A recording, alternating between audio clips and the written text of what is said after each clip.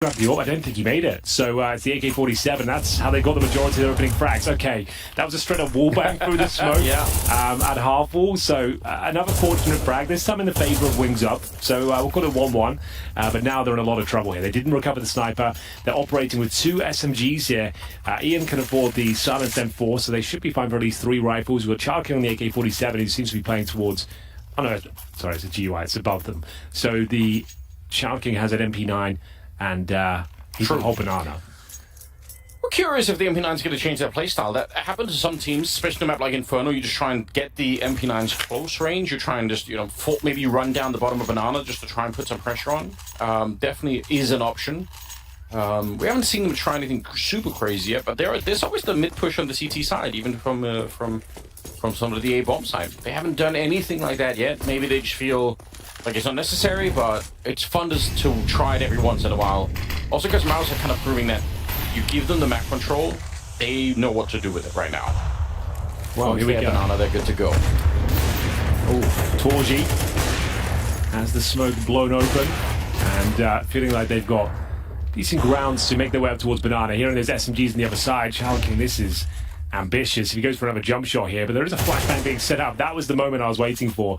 Shui, sort of player that can hit those, and yeah, I'm not sure that was the maneuver. A solo MP9 swinging around off the back of one flashbang, like even with an M4, I think that would have been difficult to pull off. Yeah, you see, it was a great flashbang, and it doesn't even make a difference because there's so many targets out there, unfortunately. I think he hit the chicken with does the chicken affect it? Does it actually slow the smoke down? I guess it does, because we just saw it happen. Yeah. Okay. Something to really keep in mind, leave the chickens alone. And there's actually like a perfect little gap for gas. Flashbangs going over. It's going to be an apt pop. And there's gas and flying. So that smoke actually a bit of an issue here. Stacking towards the quad. An old school maneuver. It's actually paying out for them. They have to get back to a 2-on-2 though. Torji, he just seemed to be reading them like a book though. 3 kills found. Actually, 4 kills found. He's gone for the ace as well. Beautiful round from Torji. Absolutely dominates them with the AWP. They did not need to peak all of that. They were in such a great position, but it's, a little bit of a callback to that game that we saw yesterday between Tyloo and Lin Vision.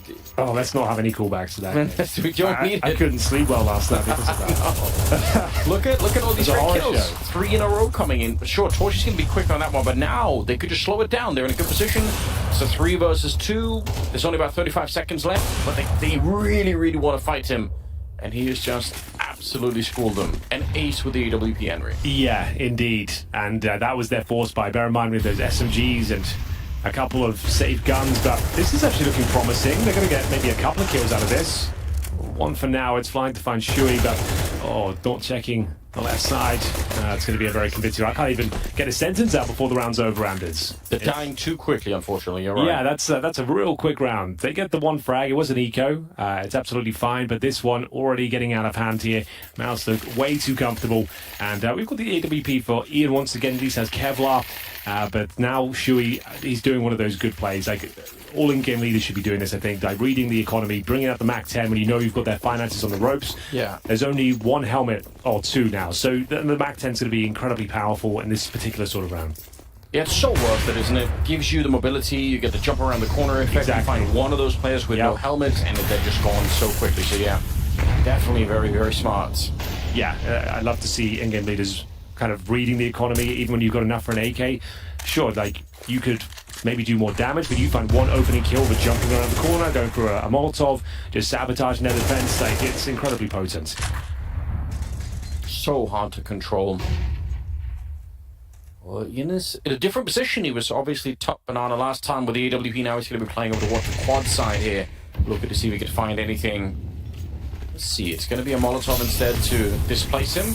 Okay, I was interested to see how teams are going to start deploying that Molotov towards the quad. You can't do it the same way you used to be in a CSGO because the walls are so much higher. Yeah. So it's a run and jump, bounce it, deep towards quad side. And for now, a 5-on-5. Just trying to remove that CT vision once again. Making sure they have nothing to worry. You see they have no information towards Banana, nothing really towards top or middle. Ian is there watching Boiler Room, but he has no idea they're making their way towards Arsh.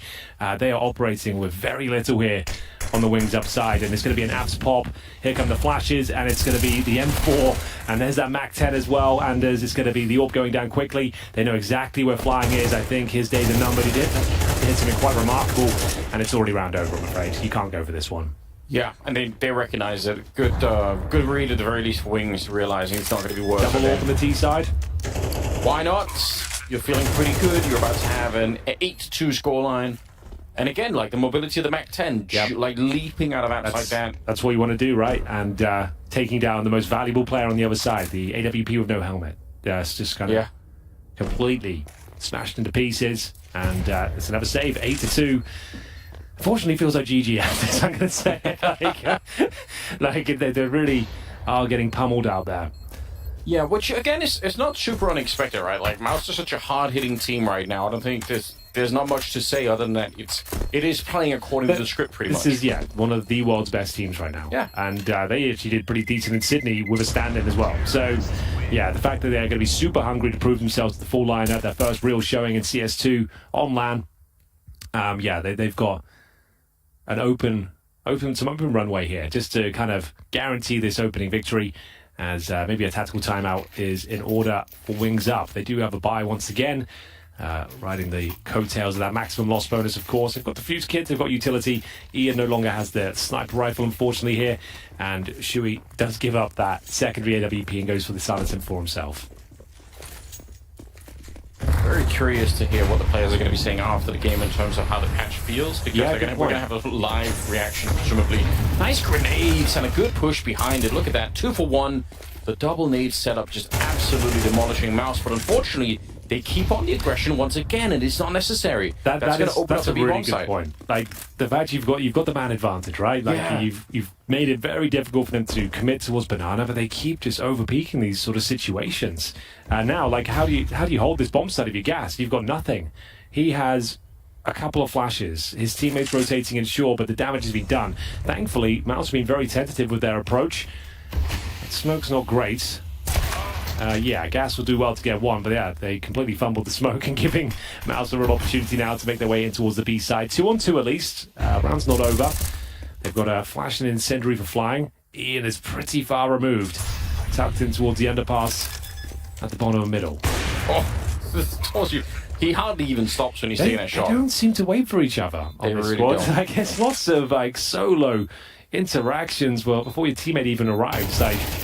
I assume Ian maybe for a flashbang over the top or something like that, but they didn't really seem to work in tandem, as Torgy and co absolutely mow them down once again.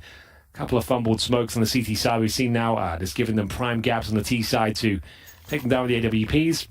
It's final round of the first half. It feels like we're going for about 5 minutes here. To be honest, it's probably like a bit of an eye-opening experience for Wings Up too, because if you're used to playing regionally in a space where you can do that, like you can go for more of the one, like I'm alone, but I'm going to try and take the fight. Maybe I'll get a double kill myself. It's going to be great. It's very different if you're suddenly up against a team that's got all the protocols in place for train potential. Get away with it. Yeah, you just can't. This is the only round that really worked for them. The quad boost. They seem to make this look quite easy for themselves, but the thing is, once you've deployed it once, it's commonly pre-fired in the following rounds. So you can also get wallbanged as well. So trying to take as much aggro as they can from that boosted player. It's for them towards middle, but Shui just making light work of the initial frag here. So do they pre-fire the quad position? They have enough players there to justify a decent fight here, and here we go. It's going to be gas to open things up. The thing is, I think they've spotted the boosted player now, so he needs to get the hell out of there.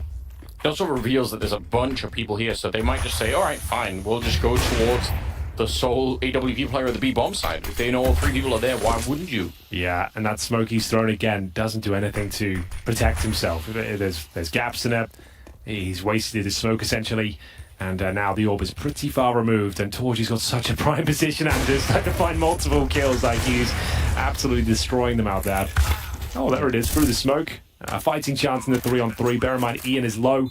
And in terms of kits, and there's nothing. And a couple of flashbangs, I think they have to go for it. Well, it's the last round. They definitely do. My own thing. I stated that. You're not wrong. Torgy ends the first half at 14-3, by the way. One of them, obviously, he had the ace and everything. So we'll see. They're trying to break their way through, but instant kills are coming in. Ian very low on health already. He's going to go down. A very, very powerful first half scoreline here for MOUZ. As we kind of did expect was going to happen, but, MOUZ living up to the hype a little bit, I suppose. A 10-2 lead for them. Anyone who's not aware as well, from what I gather, Wings are playing with 2 stand-ins. So they were already on the back foot coming into this matchup. So Yeah, I'm not sure what we were expecting. This is probably par for the course, though, all things considered. 10-2, really couldn't ask for much more here from MOUZ Sports. Win the pistol, it is literally GG. So we'll see, though. If they can find maybe win the pistol themselves, wings up, and they get up to like 5-6 rounds, I think that's mission accomplished. I just have a good showing in terms of win some important clutches, like see if you can apply some pressure here, make them look uncomfortable at times. That's what we're looking for now. There isn't much else to say. I mean, like we've covered everything already. So exactly. I mean, you have to say wait and see how it plays out. Yeah, I think this is again what I was really hoping for, and I guess the same I was really hoping for with Linvision and Tyler was to see, so a little bit more individual stuff, right? And it just promised when you're getting beat this hard in an MR12 format, you might not even have many rounds or even any space to really get yourself warmed up. Like you're just showing up and it's just boom, it's over in no time flat. So hopefully Wings, it'll be cool to see them win the pistol just to get a sense of how they're like individually. I'd appreciate that. Let's give a fighting chance in this pistol then. Ladies and gents, second half, Wings up with a smoke and a couple of flashes. Any upgraded pistols in the mix? I don't think so. Kevlar otherwise, and here's the flashbang. Note this one down. Very meta flashbang towards Banana using that red sign. And they're not going to need it. Didn't think they actually... Oh, a decoy. And bear in mind, decoys have been adjusted now, Anders. They actually interact with smokes. Not to a massive effect, but... I love it. Just to note, I'm a big decoy fan myself. Speaking of meta flashes, that's the God flash as well being set up. And they're just going to go for the contact play. The thing is, Frozen's going to smoke them out. They've got the Julies to deal with up top. And sometimes they get a little bit out of hand. That P2000's going to have to do God's work here. And it's Frozen delivering the goods. A couple of kills. Keeps the round competitive here. 3 versus 3, but advantage Wings up. And it looked like Frozen didn't even see one of those two players that he shot, maybe just through the smoke. So that might have been a little bit fortunate. We'll see how the retake's going to be. So he's up first. Merrick is here, missing a couple of the Glock shots, and a bullet to his head will end him. They spotted out gas back here. Oh, he could have just stayed tucked in, but he wanted to take a peek. He'd already been found out. Leaves flying on his own in a 1 versus 3 to try and hold on to this one and really give themselves any chance to have their mark on the second half. But Jim Pat's going to be taking him down, and instead... It's a strong start for MOUZ. It's a pretty convincing retake. They got the bomb planted. We always say that's a minor victory in itself. You can bring out the Galils, which they certainly will in the next round here. It's 11-2. They're 1 away from that point. And unfortunately, there's not much to speculate anymore. This is MOUZ Sports on cruise control, as we will see them go with a massive lead into the second half. And it was a decent opening here. Like I said, they had the advantage at 1 point, but it's just the individual form is shining through. Frozen did more than enough there, kept it to a 3 versus 3, and they just retake in a very, very convincing manner here. I think, again, it's another element of the same sort of symptom we were talking about earlier with Gas back there. Probably regionally, the teams they're used to playing, he could take that peak and it'd be fine. Maybe they're not quite looking. Maybe they're not going to be, hitting the shot quite as quickly. But at this level, a little bit of impatience, and you're just getting blown up. And if he's stuck back there, even if they know that he's there, it's just time that MOUZ have to waste, running back there to find him. Maybe they can't get a defuse easily. But you can tell that Wings are they're just not experienced at that kind of pushback. Hey, I would say more often than not, most teams win this second round forced by the T side. I haven't got a ton of info on Inferno because it's just never played anymore for some reason. We've commentated a lot of CS2 in the last couple of weeks, and it just seems to be a bit of an anomaly that Inferno is brought through to the map pool. But we're going to see Galils, as mentioned, a Tech 9 for Marek. It goes without saying, ladies and gents, they need this round. Best of 1. You could go down to lower bracket. You'll play against one of the other losers today. But tournament life on the line. If you give this best of 1 up, it has to be nothing but wins going forward. Otherwise, you go out on day 1. It's the start of Group B. On day 2 here at CAC 2023. So, Group of death. It is the group of death. That's more than fair. Just hiding inside of the smoke there. So we're waiting. Not going to find anyone yet. Smoke's going to be, just as it clears. What a flashbang to set it up. That's a cool little trick. Fortunately trying to get it back there. Line up for him. Oh, no. They had the opening, but instead it's the quad kill to swing it back, and he's looking for one more ace. He's already had one of them, Henry. Could he line up a second in the game? I think Flying is going to maybe deny it for him by running the other way. He's going to have like a 2.0 rating after this game. Why not? If they keep this clean enough and they win up 13-2, yeah, he's going to have an unbelievable rating.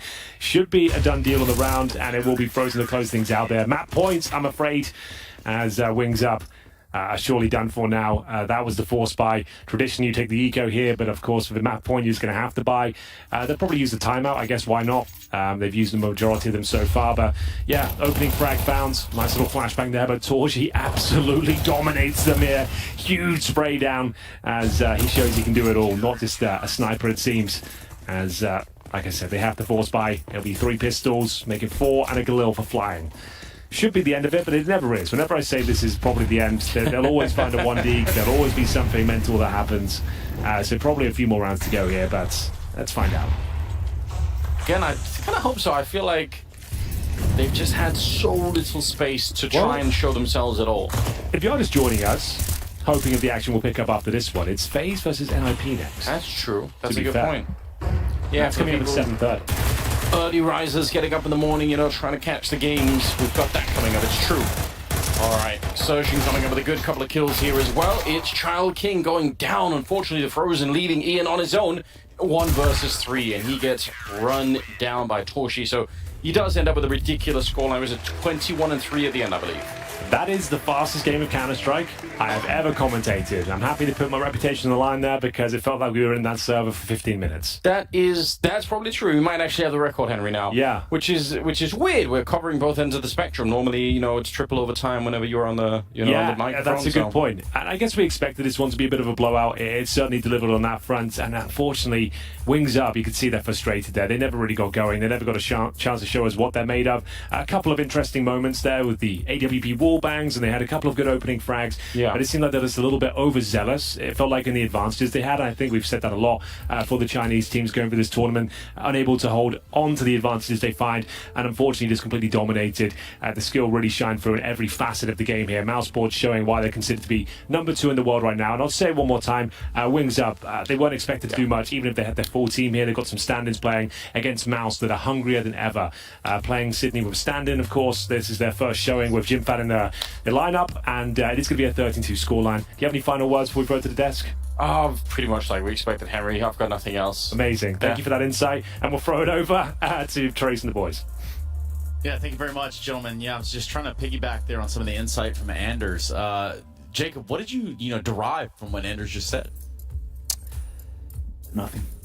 Same. All right. Also, kind of what we got in this series, a non-starter. Nothing, yeah. Unfortunate reality here for Wings Up. MOUZ do kind of trounce all over them, Blood. Yeah, we did say this could be a learning experience, and I do really hope they learned what not to do in certain scenarios. Like Henry pointed out as well, they were just they felt very discombobulated, disconnected in how they're taking these peaks. And firstly, let's talk about Torji. He went 21-3. Sure. Were some of those kills for free? Yes, they were, but he still got them, and that's a good sign. You look at his team, and you're looking at players like the Exertions of the world, Jimpat, and of course Frozen, who had a great start to the game, to be the ones really dropping that 2.0 rating. But if Torji is going to be feeling comfy against the best of 3 they're going to be playing later on today against maybe the NIP or FaZe, that's a good sign for MOUZ. They look great. It was a good start for MOUZ. I think we kind of got what we expected, and there's something to be said about that. In the sense that often we find ourselves standing on the death trace, and we have a theory, we have an idea of how the game is going to play out, and often we're wrong. Often something is going to happen that we didn't really see coming, and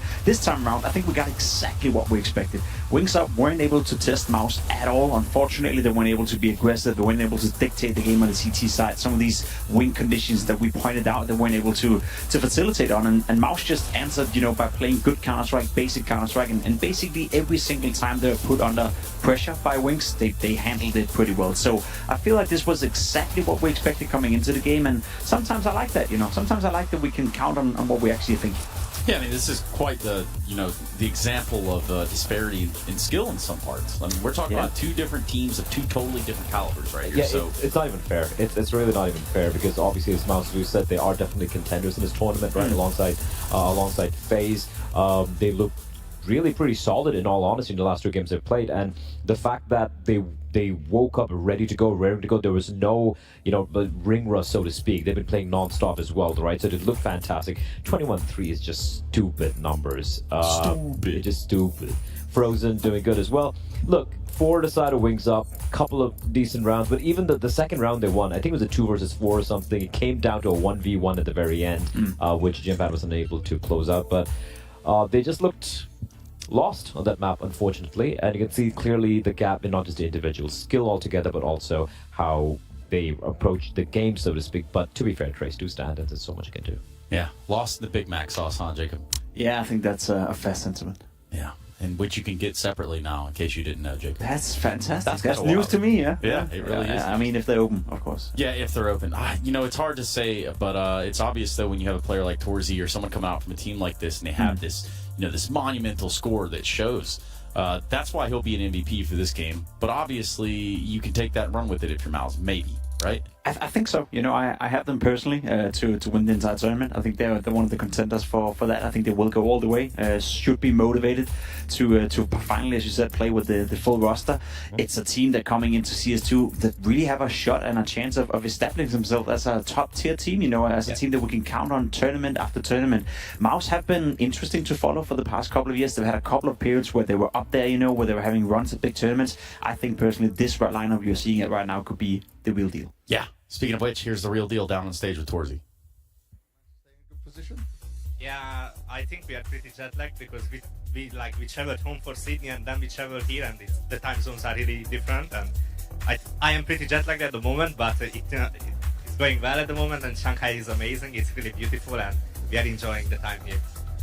刚刚也是说到，他今天表现非常好，然后手感也非常火热，然后同时就是他们来的这里没有感受到就是时差嘛，就没有感觉到很累嘛。然后他就说就是之前也是飞到悉尼，然后再飞回家，然后再飞过来，的确是还挺累的。不过他非常喜欢上海，然后在这里打也感觉非常开心。 Now, in terms of enjoying Shanghai, though, it's all about the Counter-Strike right now. So this was obviously an opponent we expect you to be able to win against, right? And you do it very convincingly. But you've got to look at the likes of FAZE, right, and NIP right now. This group's a bit tougher than the other group. How are you feeling overall? How do you feel your chances are for MOUZ? Yeah, I think we have a good chance. I mean, we really want to start from semi-finals.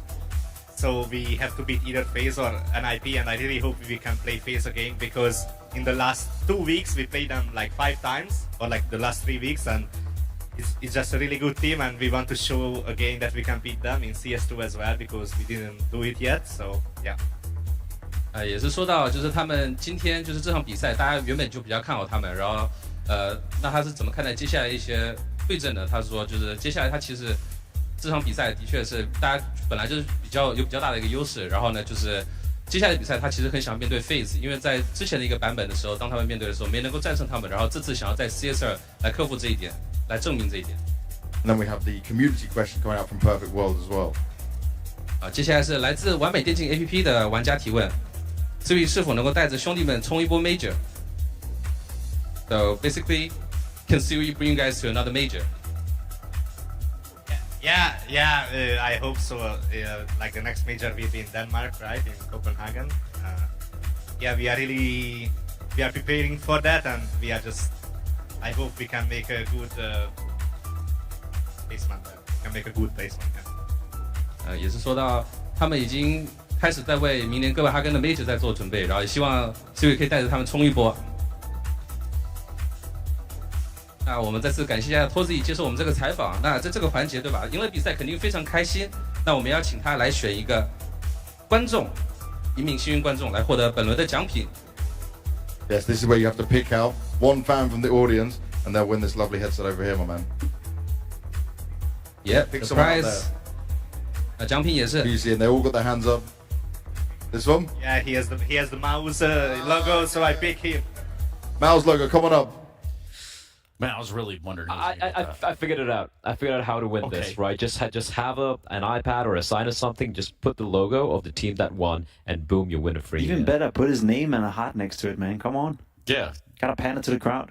Or pan it to the player, I guess. Other way around. Yeah, I was about to say. Hand it to the player. Yeah. The other way around. Yeah, obviously cool stuff going on over there. And we are here kind of just putting a bow on this one. I think it's pretty much done and dusted about the time it started, huh, Blay? Yeah, pretty much. But round 8 gave you hope? No, it didn't give me hope, actually. It's a round which I'm like, yeah, this one's done. This one's a Dunzo, the Dunzo Washington, as we're going to be sticking with. All right, so this is basically an ace for Torzy. Just look at how they're feeding him. Listen, it's a 3v2. It was actually a 4v2. He takes on Gas. Why? Like, literally, why? You know where he is. This is the most egregious move coming in there. it's a 2v2, still a chance. They give him the kill, and then of course a good read from Torzi. He knows that the final player is coming in from B, probably going to be coming in from mid or from Arch. But Yeah. you can't do these plays. You might get away with it, playing in the domestic regions and whatnot, but here absolutely not. Torzi showing, basically teaching them a rough lesson. The thing about it is, it could be avoided in so many different instances right here. You could have peeked in Boiler together if you wanted to. Yeah, you could have grouped up on him, and at worst case, you would have had a trade and you had a 2v1. So I agree with you, but it's rounds like that, in situations like that if your wings up, you got to look at that and think, okay, next time we'll play, when we go up against NIP or FAZE later today in the elimination Let's game, not do that. Let's not do that. That's a win condition. I mean, we even had that one round where he's tucked inside of Cubby towards brackets, and 4Guy just come charging out mid. Not one trade. The spacing was all over the place, just lining up together. I mean, I think that's a general thing, though, from what I've seen so far in this tournament. We saw it a bit with Tyloo yesterday as well, Yes. and Lin Vision. The general common sense of spacing within Asian Counter-Strike seems to be a little bit disconnected, at least to the way you do it in European Counter-Strike, where it's a lot about the individual. Either you win your duel or you lose your duel, and that's it, round over, done, dusted. Whereas you could space it way, way better. You could, play the trade potential. You could play the trade percentage so as well, and I think that's maybe a cultural difference in the way you approach Counter-Strike. And once upon a time, I could have said, you had a lot of mixed liners, and Tyloo had Bentet and whatnot, extra playing for them. So I'm like, maybe it was a language comms issue. Sure. There's no excuse here. They're all coming the same language altogether. So it's more like, do you want to coach them? Maybe, pimp. They can afford me, yeah, sure. If they can afford you. Nice. I don't want to know what that number is, but I do want to go to a break so that we can kind of get to the bottom of that. Off air, of course. So what we will do is go to one of those. We'll come back. We're going to have FaZe versus NiP in a best of one on LAN on CS2. Holy smokes. We'll be right back. Hello everyone, welcome to the interview section for CAC 2023. We have Frozen here. Can you maybe just say hi to the camera? Hello guys. First of all, let's welcome back the defending champion. It's been 4 years. It's been quite a while, right? How does it feel to be back here again? It feels amazing. I've been looking forward coming back to China. I think last time I was here, it was my first time, and I enjoyed it very much. And I just think now it's gonna be way more enjoyable. So what has that been like? As long as you've been here 4 years ago, and then you're here again, but with different teammates. How have things changed for you? Yeah, I mean, there was few lineups over the time, I think. Since 4 years ago. I mean, now we have the academy lineup. I'm with the young boys, so I think we're just having a lot of fun. We're a high energy team, and it just feels like a school trip most of the times coming to the tournaments. So yeah, I mean, it's just enjoyable. It's enjoyable to play. Do you somewhat feel like you're the older parent that has to take care of maybe sometimes, but I think I'm pretty goofy myself, so okay. I think I can fit in pretty good. Do you think there's any team here that can match your energy, your team's energy level? I don't think so, honestly. I think we are a little HDHD, I would say. Do you guys get more pumped up on stage? Yeah, on stage, or? Me personally, I think I can feed off the crowd. It just feels good to hear the people in the back. But I think at the end of the day, for me, it doesn't really matter if it's the crowd or not. But I think more for the team environment, I think it helps to get the energy from the crowd. Among other things, Sui came as the runner-up of the major, right? Since he joined the team, what kind of changes has he brought about? I think Shui, when he came, obviously brought a little bit of his system from Gamer Legion, but I think we as well tried to kind of keep the identity that we already had, so some of the stuff stayed. He came in, added some new stuff. We got used to how he wants to work, how he's calling in the game. It's not like we deleted everything and started from the scratch. I think the type of IGL he is, he just fitted in instantly from the start. It was pretty easy. So was a lot of systems established from maybe the MOUZ NXT days, so that maybe some of the teammates were kind of familiar with it, or he was able to just come in and be he figures out what everyone needs, and then he just makes it work for everyone? I think it's more of the case where he has to figure out people, because as you said, they had some certain system in academy already, right? But then he went to Gamer Legion, where I don't think he would basically do one-to-one things. He also probably had to figure out people who is acting in what way, and what player needs what.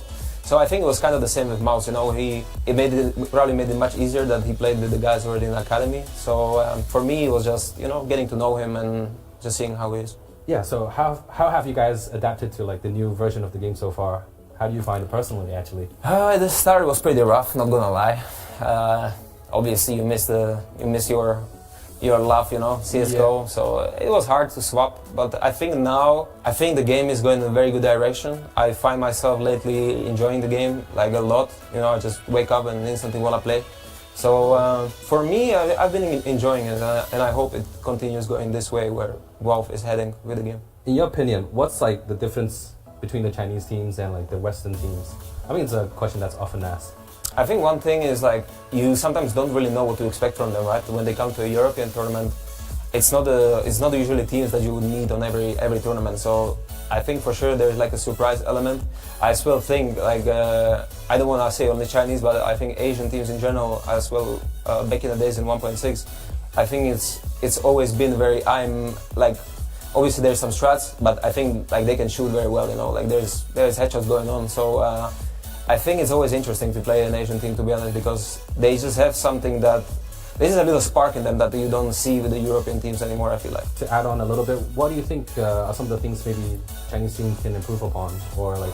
I feel like it's obviously probably easier said than done because I think it's kind of a little bit of the same situation with Brazil, for example, where you guys are a little bit forced to play against the same teams. Obviously, there's options to go bootcamp to Europe here and there. But I think just missing out on actually practicing against the Tier 1 competition is something that makes the improvement fast, I feel like. So, I mean, for now, as I said, it's easier said than done, so I cannot really pick up get better at this, get better at this. I think from what level the Asian scene is at, I think they're doing very good, to be honest.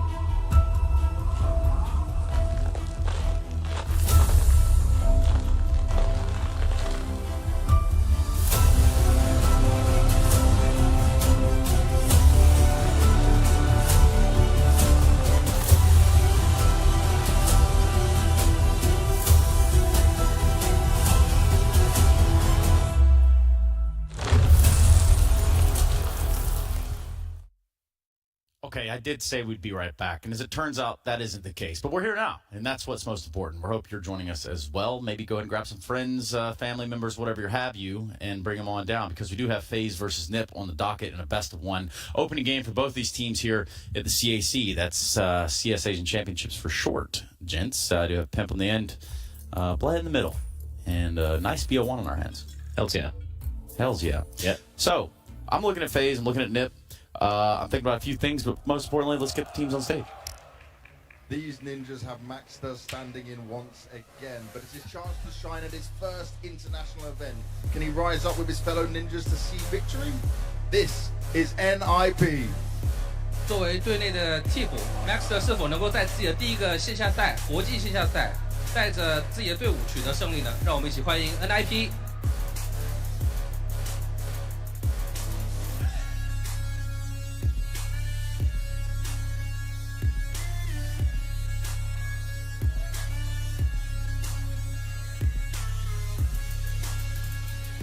NIP, you can sit down.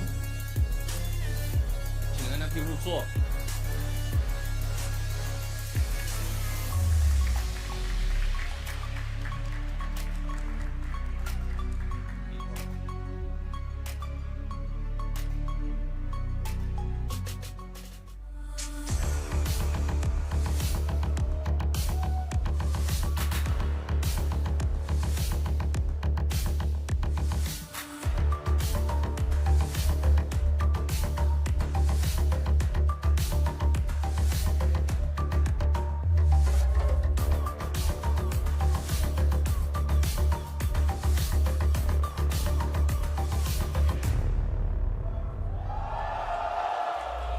Back-to-back tournament wins here in the new version of Counter-Strike. The undisputed best in the world looking for another gold, this time in Shanghai. Give it up for FAZE Clan! 目前世界排名第1的队伍，在连续取得2个比赛的冠军之后，来到了上海，剑指第3冠。让我们一起欢迎 FAZE。FAZE, you can take your seats. 请 FAZE 站队入座。 Yeah, FAZE, sit down. No, I'm kidding. That was a little aggressive. I didn't mean it like that. What I am saying, though, is they do have to sit down. They do have to sit down to play the game. Absolutely. That's kind of how it works out. Okay, so let's get into this one. Yes, FAZE come through here. They have a couple tournament victories underneath their belt, and then a lot of question marks outside of that. Jacob, what is the most peculiar thing about FaZe Clan in this moment that you can think of? I think it's the fact that they have come together, you know, into Counter-Strike 2 and have played so well. Again, we're still early into the days of CS2. We haven't seen all the teams play at big LAN events just yet. But so far, FaZe is the best we have to offer when it comes to Counter-Strike 2.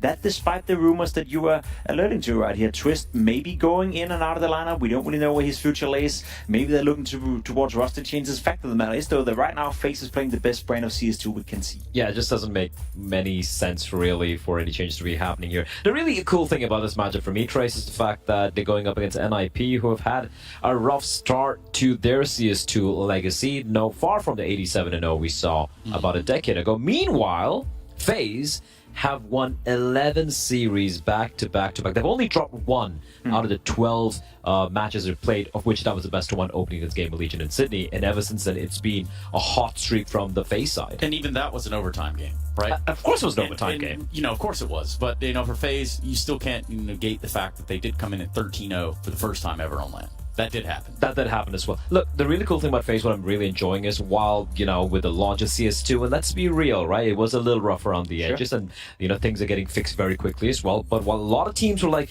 we're feeling uncomfortable about this or not really putting in the reps when it comes to officials grinding it out online or, you know, just being motivated, so to speak, FaZe are like, hell yeah, this is great. We're gonna play hard, and it's showing in the results. Yeah, I think it's underestimated. They also have some of the, you know, dare I say, biggest nerds in the game on the server. You know, you have a guy like Rubs who's just nerding out the game in the best possible way you can imagine, right? He's a geek in the best sense you can think of. He likes to nerd it out. He likes to figure it all out. He's helping even Valve right now, you know, fixing some of those updates, providing feedback. So does Twist. He's been very vocal on Twitter as well with certain, you know, things he would like changed as well. So for me, it feels like it's a team right now that has gotten that second win, second energy. They were getting a little bit tired of CSGO. They knew CS2 was coming out. We didn't see the best of FaZe the past 6 months, but coming into this game, Twist is ignited again, Rubs is definitely ignited, Rain is playing solid Counter-Strike, Kerrigan seems to be calling, and Brokey is one of the highest rated players we have as of right now in CS2. So it's all just coming together, Trace. There is a bit of a reinvigoration that happens with a new version of the game.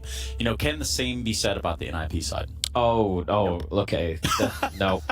Just no. Okay, well. It's a big question mark. Now let's address the elephant, the rhino, the hippopotamus in the room here. Trace. I mean, they're all big animals, right? So why not switch it around?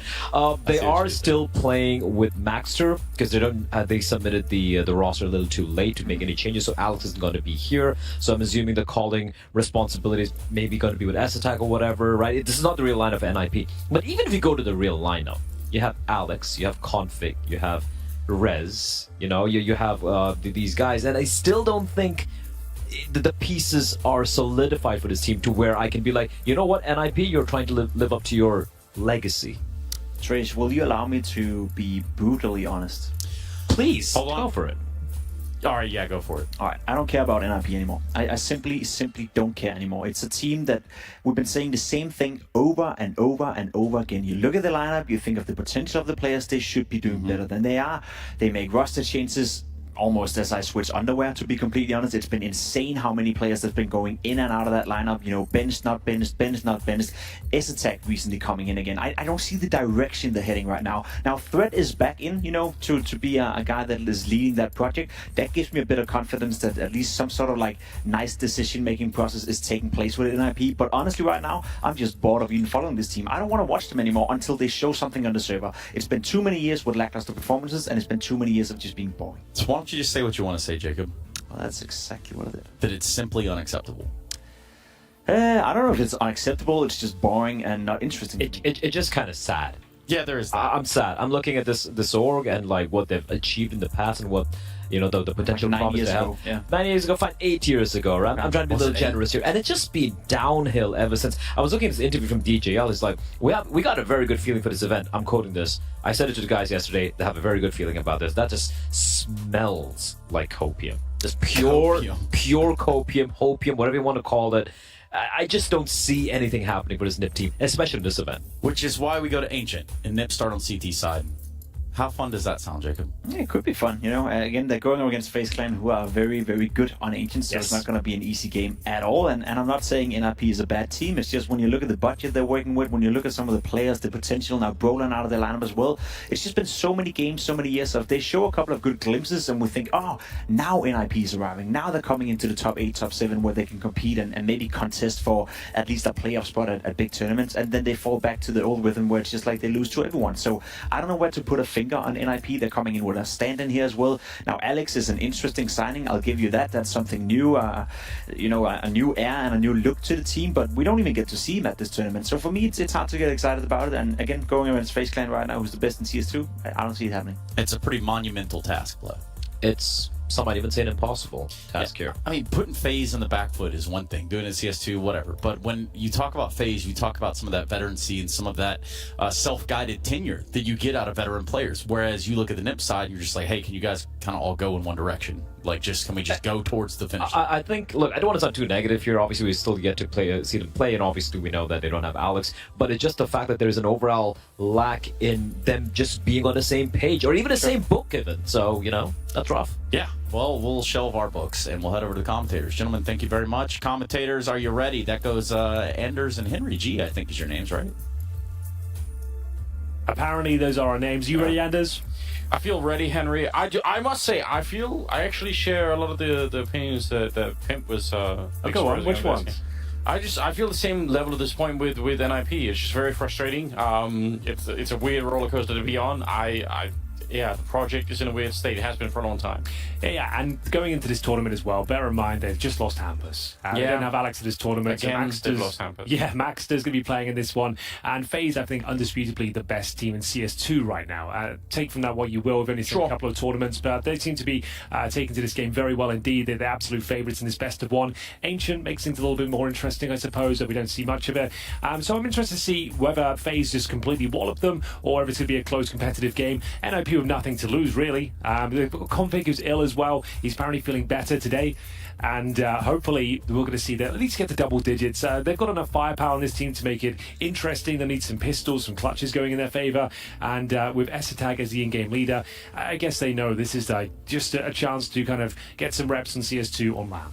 Yeah, and that probably has to be a little bit of a takeaway. Also, I guess that is an interesting point to bring up. S-Tag kind of showing that he can do everything. Like, literally he's done every single role in the game now. That's true. Like, he's one of the most selfless players I've ever worked with. Like, he's fantastic, great attitude, and he's happy to do anything, whether it's entry fragging or being in-game leading.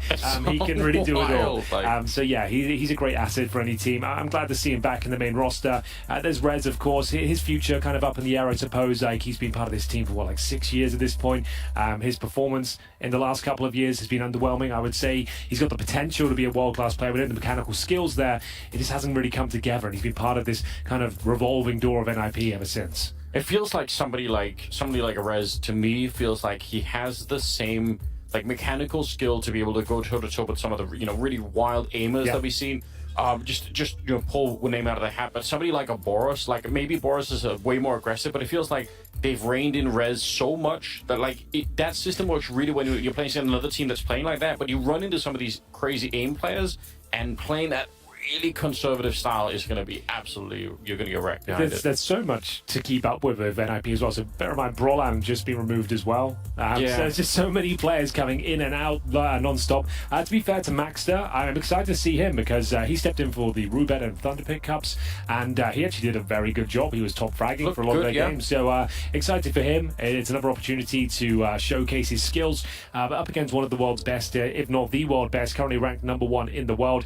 We've got FaZe in incredible form.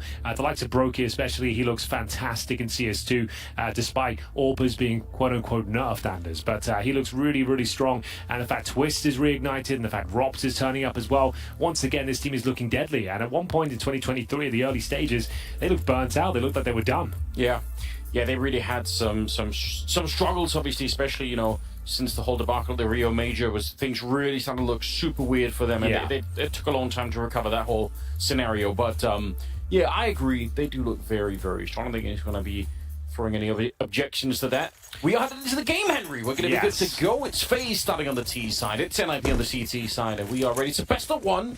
So I guess in that sense also there might be a little bit of a bonus to NIP that they have to win a couple of really crucial rounds, pistol rounds, you know, win a couple of conversion rounds too, and maybe you're going to be in a good position after all. So, T-side start for FaZe. Considered to be a T-sided map. NIP, I think, opted to choose the CT forces here. They've got a diffuse kit on the back of Hetrick. He's got a couple of flashes as well. Not much utility on the CT side, but we have got plenty for FaZe. Rain with the Molotov, smoke, and flash set piece being deployed. He's got the flash in hand right now, so he's going to try and get them some control of the ramp by the looks of things, but it's all quiet on the western front for now. We are going to see a rotation in towards the speed bomb side. Looks like a smoke for sure, Molotov for long potentially, as we get ready for FaZe to pound towards the B side. It will be Maxter and Rez to defend. Yeah, second smoke as well coming up towards the cave, so only really one position that they really have to check, and you can see Carrigan's running up close. This is really well designed, but they're ready and waiting. Hetrick in a good position to stop Carrigan.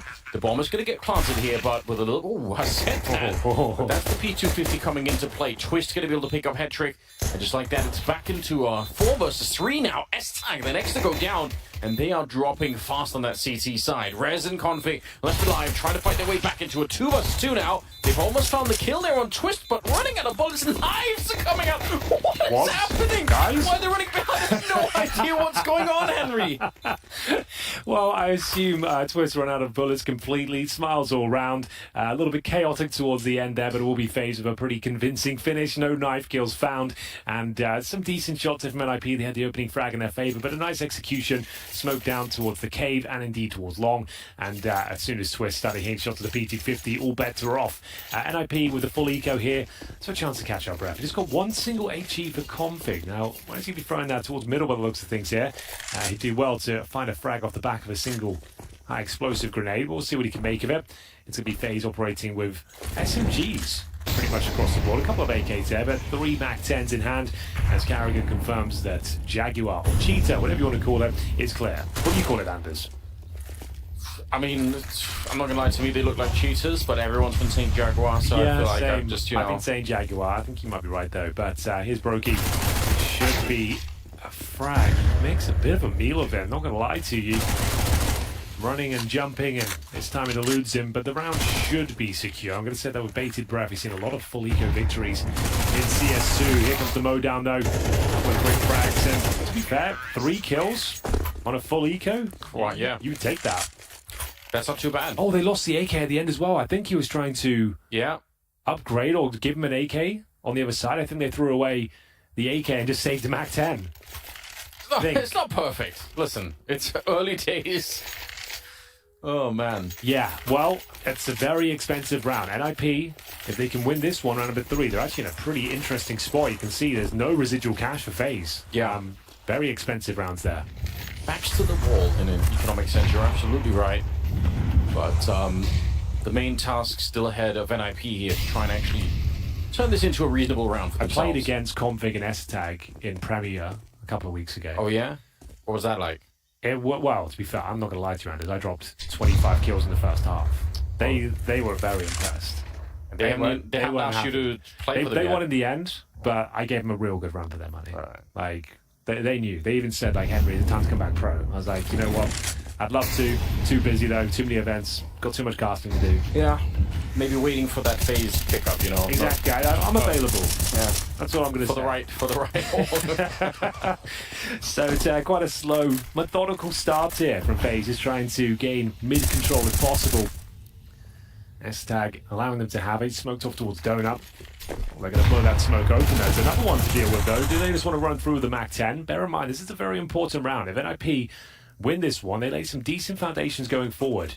Passive hold. NIP watching the red room back from the B lanes. There's going to be maybe an A split here. We'll see. Time will tell. They know Hedrick now defending that area. Smoked off, and this is looking quite promising. S-Tag does well to get 1.5 kills, but now Hedrick to be tested as you want to push through the smoke.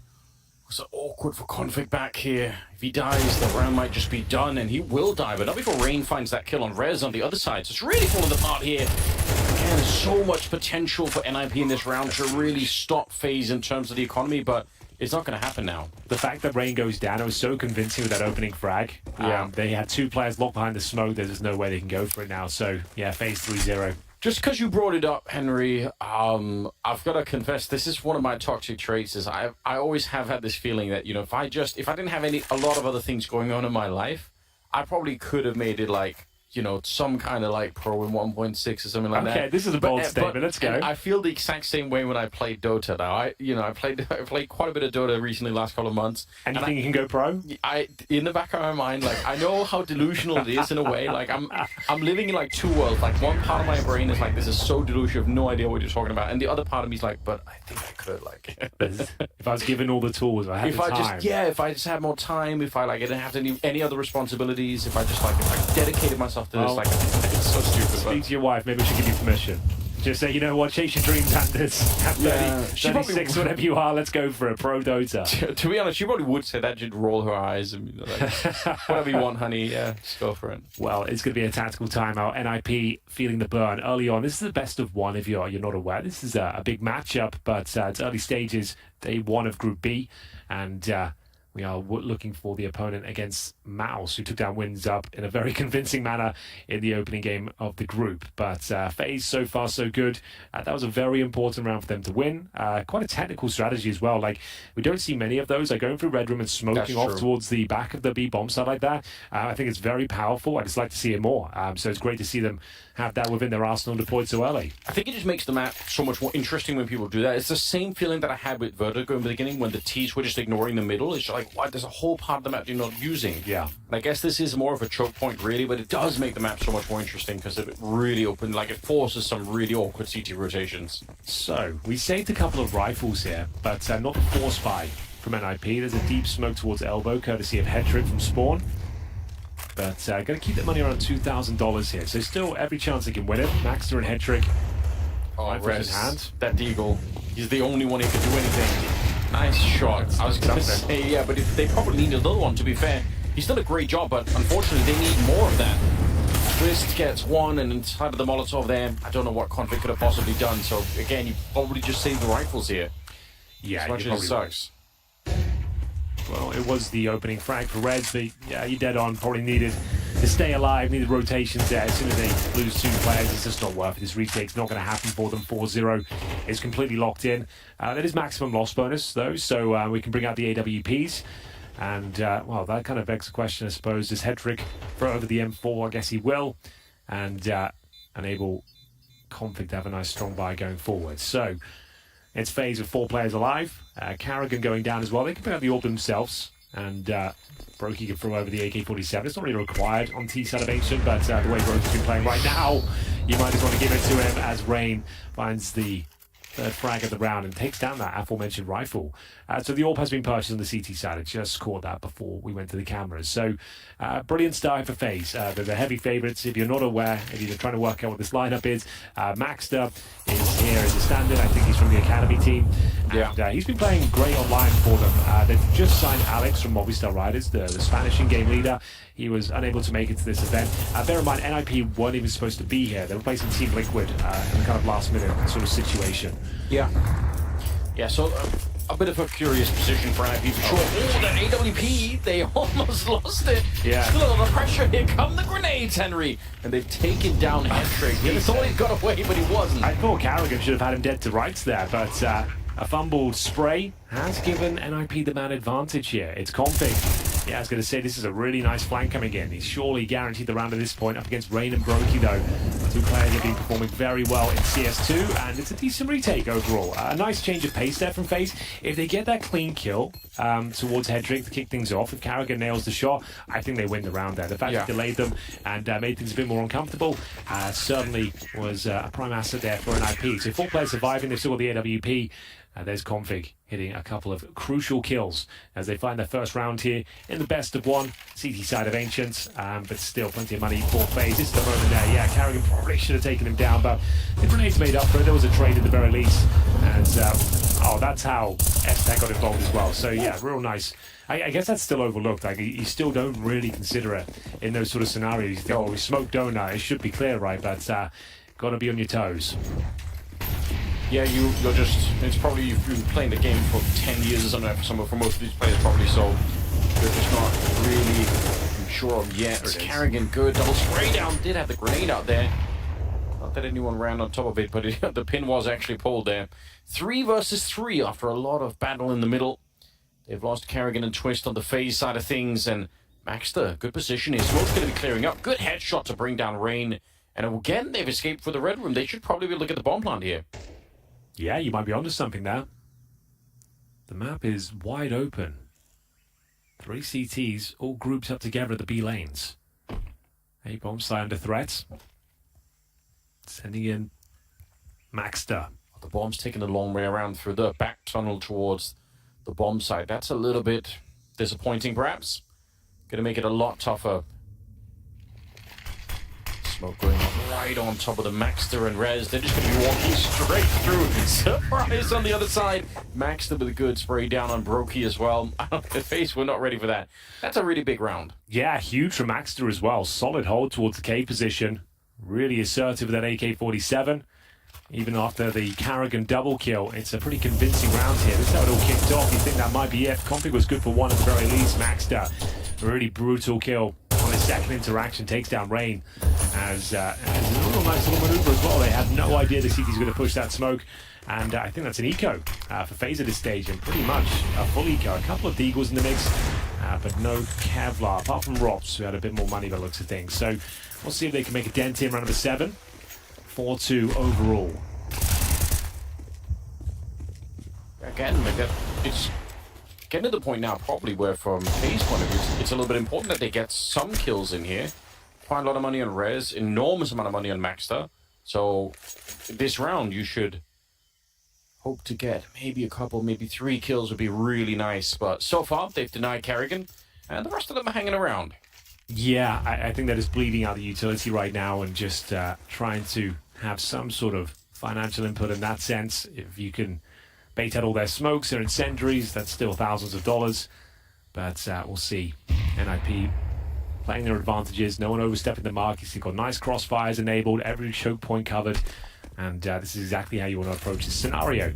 Just making sure they make things as uncomfortable as possible. Smoke's not ideal. It'll work though. Improvise it into a bit of a one-way. Exactly, right? Like, it's still fine. It's not like it's going to lose you the round or anything. Twist, trying to shoot through. Playing battleships, as I like to say, Henry, you know? Don't really know where the bullet's landing on the other side, but... Yeah, I see what you mean. I haven't played battleships for a while. And, I don't think many people have, to be honest. It's going to be Max. It's a bit of a boomer reference, I'm not going to lie. Building his confidence here. All of these frags, even against the eco players, like for an inexperienced younger player, this is very, very good news for him. Like, he's going to be in the zone now. In the best of one, he can put his best foot forward. And like I said online, he was absolutely doing work. He was top fragging at times as well. So a great chance to showcase his talents and show what he's capable of. As we have a technical pause here, it's the early stages, bear in mind, best of one. So you just want to make sure you've got everything covered. Everything's good to go. Yeah, luckily there were no patch issues. We're a little bit worried about that coming into work today. Yeah, because you never know. It was quite a significant patch, right? So the problem is, historically with Counter-Strike, when they release a big patch, there's normally some sort of oversight, like one weapon will be buffed or like there'll be some sort of anomaly. Yeah. I haven't noticed any issues today. Or even just the server infrastructure of the people running the tournament. You never know. It's not always clear how is that updated. Like, is it all going to work out? Maybe they have like some arcane setup that doesn't update quite properly, and it's all a bit confusing. Just to reiterate, we are playing the new patch as well, which Yes. is pretty remarkable. Honestly, you don't really see that too often. Pretty exciting. I think it's great news though, because again, like Valve are trying to essentially patch this game all the way up into the major. You have to assume. Yes. So why not just get I'm glad that the tournament is doing that immediately. And yeah, right. We need to get some data on Yes. this patch and to see what it's all about. So, haven't seen any complaints from any players after the first game, and looks like the thumbs up are coming through. We should be good to go momentarily. It looks like it's probably just a headset issue, I would imagine. Something trivial like that. But yeah, welcome guys. This is day 2, CAC 2023. This is the start of Group B.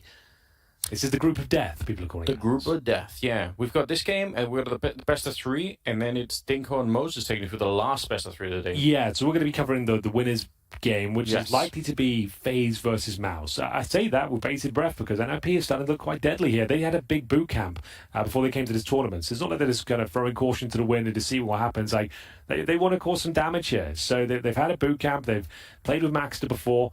S-Tag is in-game leader. He's been doing that online for them the last few weeks. So it's not like it's a complete mixed bag here. It'd be nice to have Alex in the first showing, but you know what? This is the deal. They're going to make it work.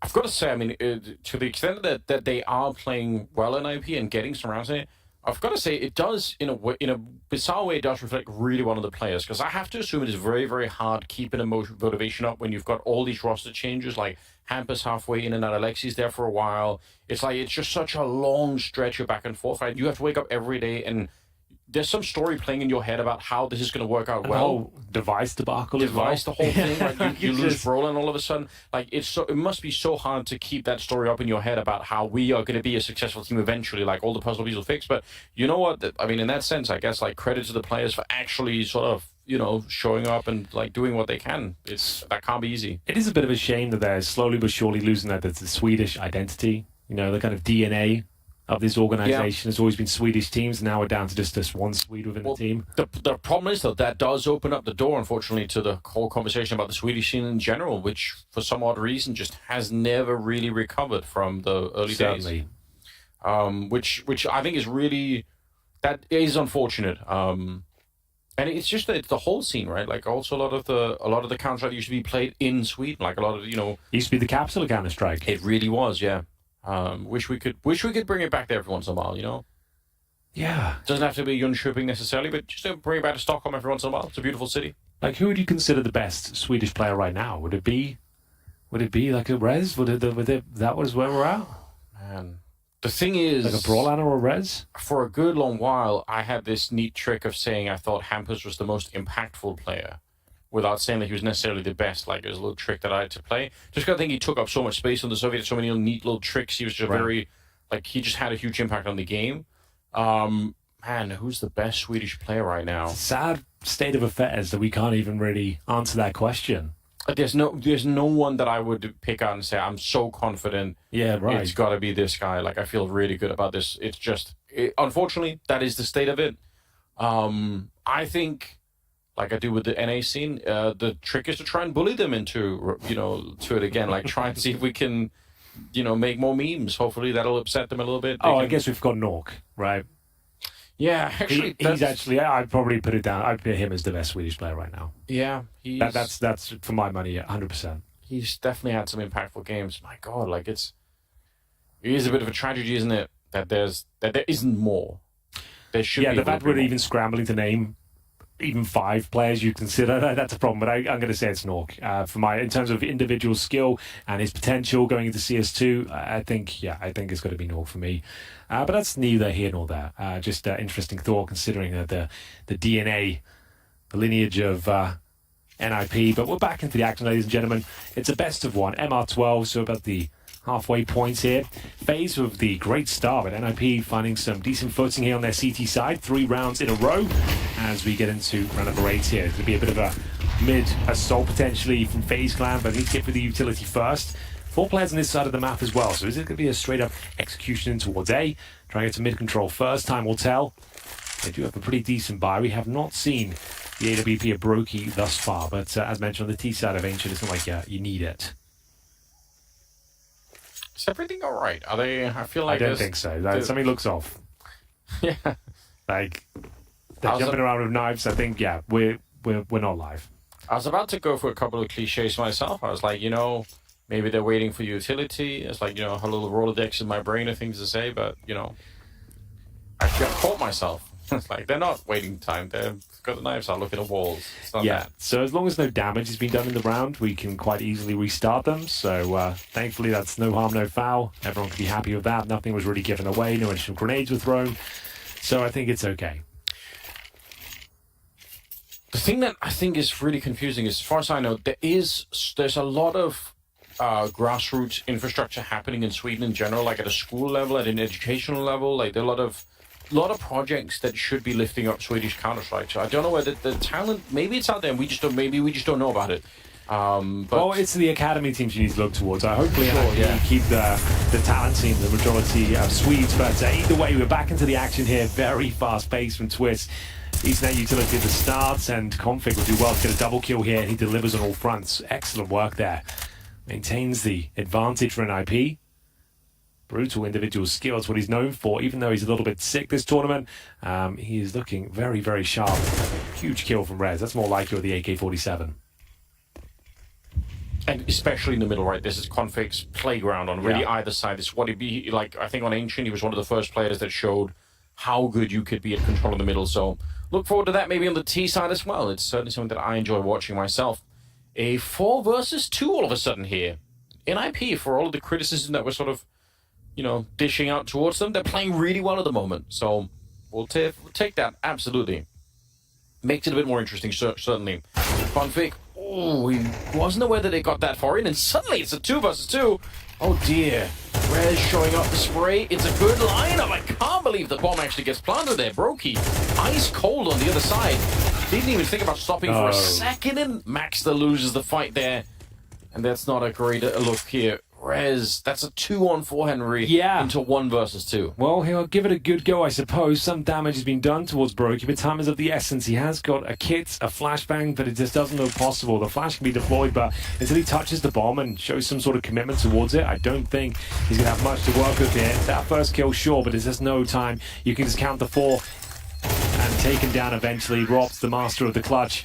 We'll find FaZe there next, and you're right, that's kind of disappointing for an IP. A 4 versus 2, and they barely find any further kills at that point. Excellent work there from FaZe. It's Brokey and Robs working in tandem there to dismantle the A defense.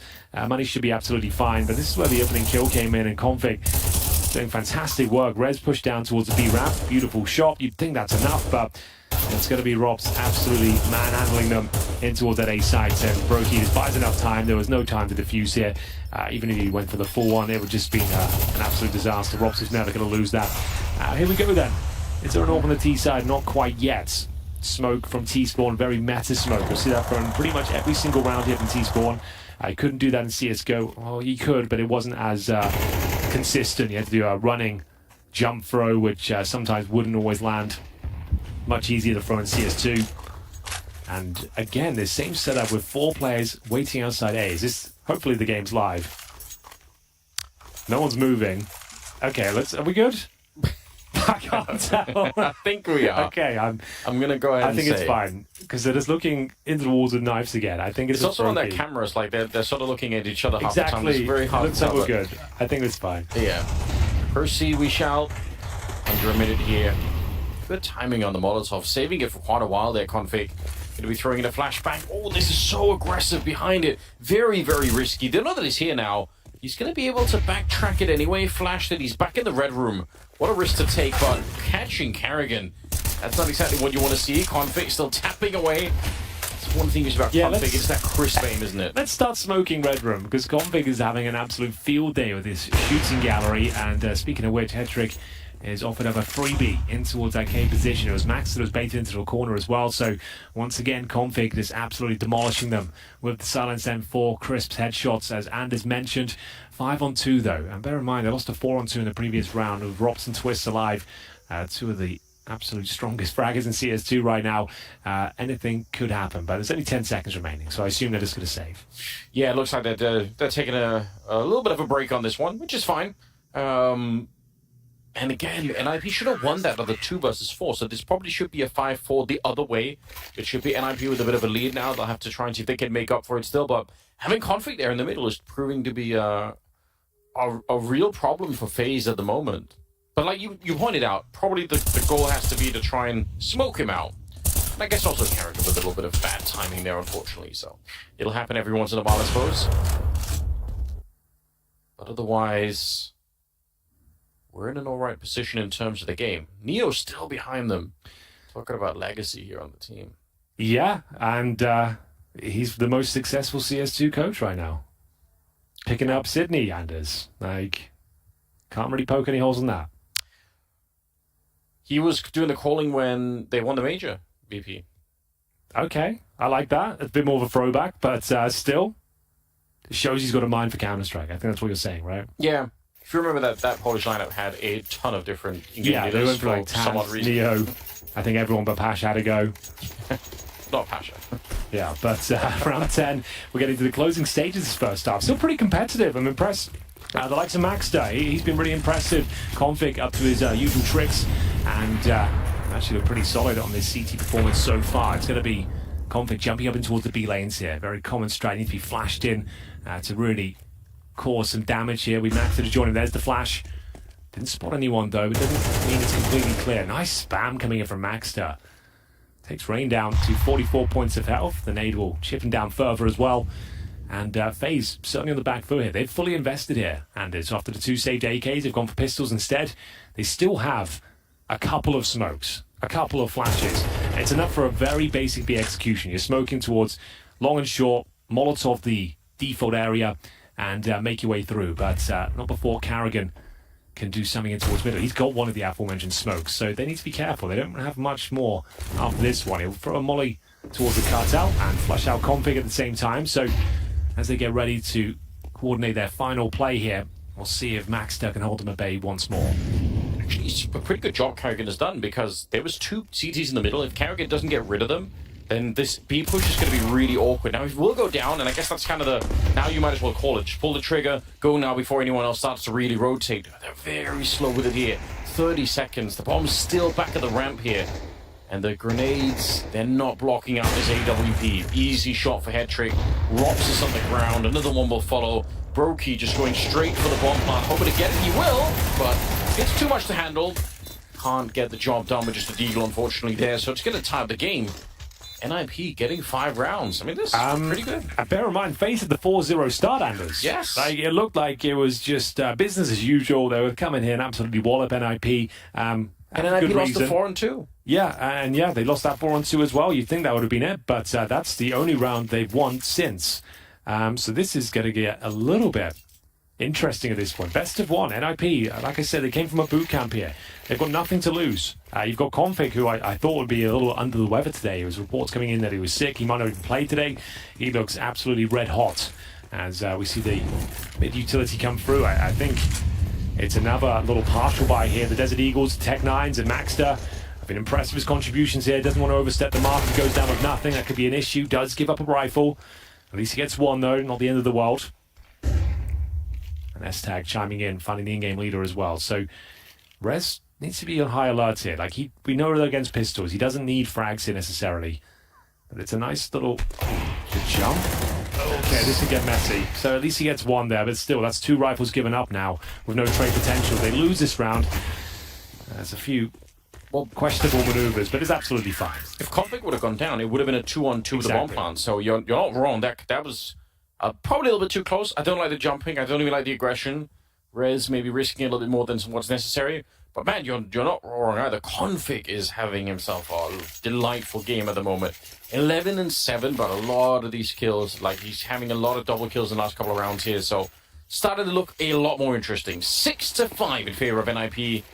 And we're going into round number 12. Oh, yes, indeed. Last of the half. NIP have already taken 50% of the rounds available here. FaZe looking a little bit out of their depth, especially in the 1v1 duels. They're getting absolutely wrecked by Config.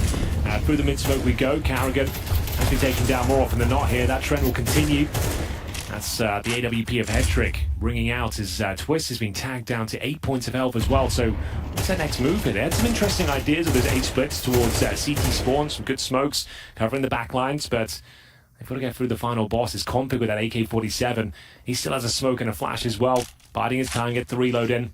And it's up to Brokey to try and find him here. But it looks like he's just got too much to handle, and he will be dropped as well. Config continues his rampage here on Ancient. A little bit surprised, but because they're doubling up, Rez is going to be able to trade it. Rain probably dead in this moment. Yeah, just not a great fight around the sign there. Rops, all of his teammates that were meant to create an opening for him, they're all dead across the map, so just him to try and pick it up. 1 versus 4. If you get the bomb plant down, it could be interesting, but it's a stretch. Yeah, they can allow him to plant as well. You don't really want to throw bodies at this to try and deny it. It's the last round. Money's not an issue. Let him plant and just take it back as a 4-man unit. Then you've got a 100% chance of winning the round, honestly. If you try and deny things and just try and take some risks, it's not really worth it. They know it's going to be a B finish here, so Robs, sure, he might find a couple of kills. I just don't see a world where he can actually do much of this. It all starts here. Excellent work there from Rez as well. I'm really happy with that half. And to be honest with you, from NIP, after going down 0-4, they show great character, and the individuals started to shine. Some solid CT defenses there, good reactions, and didn't really have to work too hard for it. It just looked like the better, well-rounded squad. And 7-5, considering the way it started, I think you take that all day long. Like, this is high alert now for FaZe. They lose the pistol. They're in a pretty sticky situation. Absolutely, yeah. I'm really impressed too. Must say, we've spent a fair bit of time talking about the potential failures of NIP, and it's turned out well. There's just so many caveats coming into this tournament, right? Like, you haven't got your in-game leader. You've just removed Brawlan. You've just removed Hampus. Config sick. There's just so much to speak about. Alex is coming in soon. Like, it's a whole... Yeah, it's just a lot. But you can't really ask for much more than that. We kind of question whether Rez will be able to turn up here. He's actually top fragging on the server right now. Like, he's had some fantastic little pushes down towards the B ramp and hit some great shots, got lots of information. And 7-5. And it's a T-sided map. So the fact that they can win this pistol and potentially put FaZe on a full eco, that could be 9-5. So we'll see what happens here. Very, very important one here in the second half. We'll have a look at the buys. Carrigan with the utilities. You might expect a couple of flashes and a diffuse kit. That's about it for the CTs. And then for NIP, we have 1 smoke for S-Tag and a flash himself. Bear in mind, he's the in-game leader for this event, we assume, considering that was a setup online. But yeah, just 1 single smoke here. We're seeing a lot of teams just throw the smoke in CT spawn, flash over, and get the bomb down in towards A. Rez continues to impress here. The P250, a beautiful shot towards Twist, gives him a taste of his own medicine. And Twist had the jump on them. He knew Brokey, totally peeking. I don't even know how he gets the shot there. Looked like he was halfway behind the wall, but either way, 4 versus 4 going to be the scenario now. Carrigan calling it in, since quite a few people coming towards the bomb site here. Config's found a kill in the middle. He's just locking it down. 2 headshots to bring it through. Carrigan going to get run over, and Rain looking for Config, but it is too late.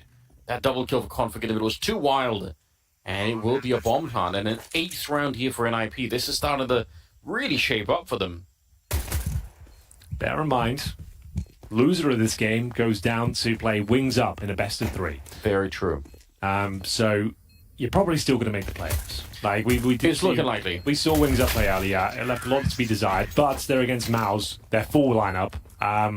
They didn't really get a chance to get going. It was a 25-minute game, I think Blair told me. And that was with like 5 timeouts as well. So they didn't really get a chance to show us what they're really made of. But just to note that, loser will be playing them. Winner plays against MOUZ in the upper bracket final. And in the upper bracket final, if you win that best of 3, you go straight to the semis. If you lose it, you're in the quarters. So if you just win this best of 1, you're in the playoffs. Yeah. That's pretty much all you need to know. Great position to be in, really. All right. Like I said, presumably it would be a full eco if they lost the pistol landers. I'm not sure I love this call. They've gone for the force buy here. It puts a lot of pressure. This is opening the door for a 3-0 start now. Trying to take a sneak through the middle. It's Twist to go down. Max with a long spray, but eventually finds the shot, and they can't even really respond that easily. Some deagle shots in the middle again. Rain has had a really rough game. He's Like, 3 and 12. I think if you maybe brought a scout into this equation with the pistols, like maybe that would make sense. Like get some damage towards middle, get some tags going off, then Sure. maybe the Deagles can shine. But Deagles pretty much across the board in just an MP9. I just trying to work out on a map like Ancient where you're finding these 1Ds. There's not that many like open jewels available. Every choke point's normally smoked off. There's a lot of pressure, a lot of manpower coming towards you. So yeah, if they make this one work, I'll be thoroughly impressed. It's not the best start though as Twist, one of the talisman. FaZe Clan, he's gone down early. It's going to be Rain and Carrigan to follow shortly after. Beautiful sequence from Headtrick. And 5-on-2. Bear in mind, to reiterate, forced by. So full eco after this one. It'll be 9-5 and presumably 10. Roki, though, fighting for this round. There's still a slight chance we can find a couple more. Yeah. That window's closing on him pretty quickly, but, you know, he's a dangerous player. So commanding a little bit of respect in that one. I think he, in terms of rating, he's one of the absolute best in CS2, at least on LAN right now. So makes sense. He didn't get a chance to show us the AWP at all on the T side. They just didn't have the finances, or maybe didn't really want it. He'll have to bring it out. He's got a spot named after him, after all. So, I'm going to make this point. It's going to feel like really uncharitable, but this is perhaps one of the more frustrating experiences following the NIP project, is that every once in a while this stuff will happen where you think, oh, I think actually, I think it's just more of a psychological thing here. Like I said, they've got nothing to lose. Yeah, like maybe in this that's particular outing, right? It's just like they can actually enjoy themselves. Config can be let off the leash, you know, and that's where he plays his best CS. Like hands down, I don't think anyone would argue with that.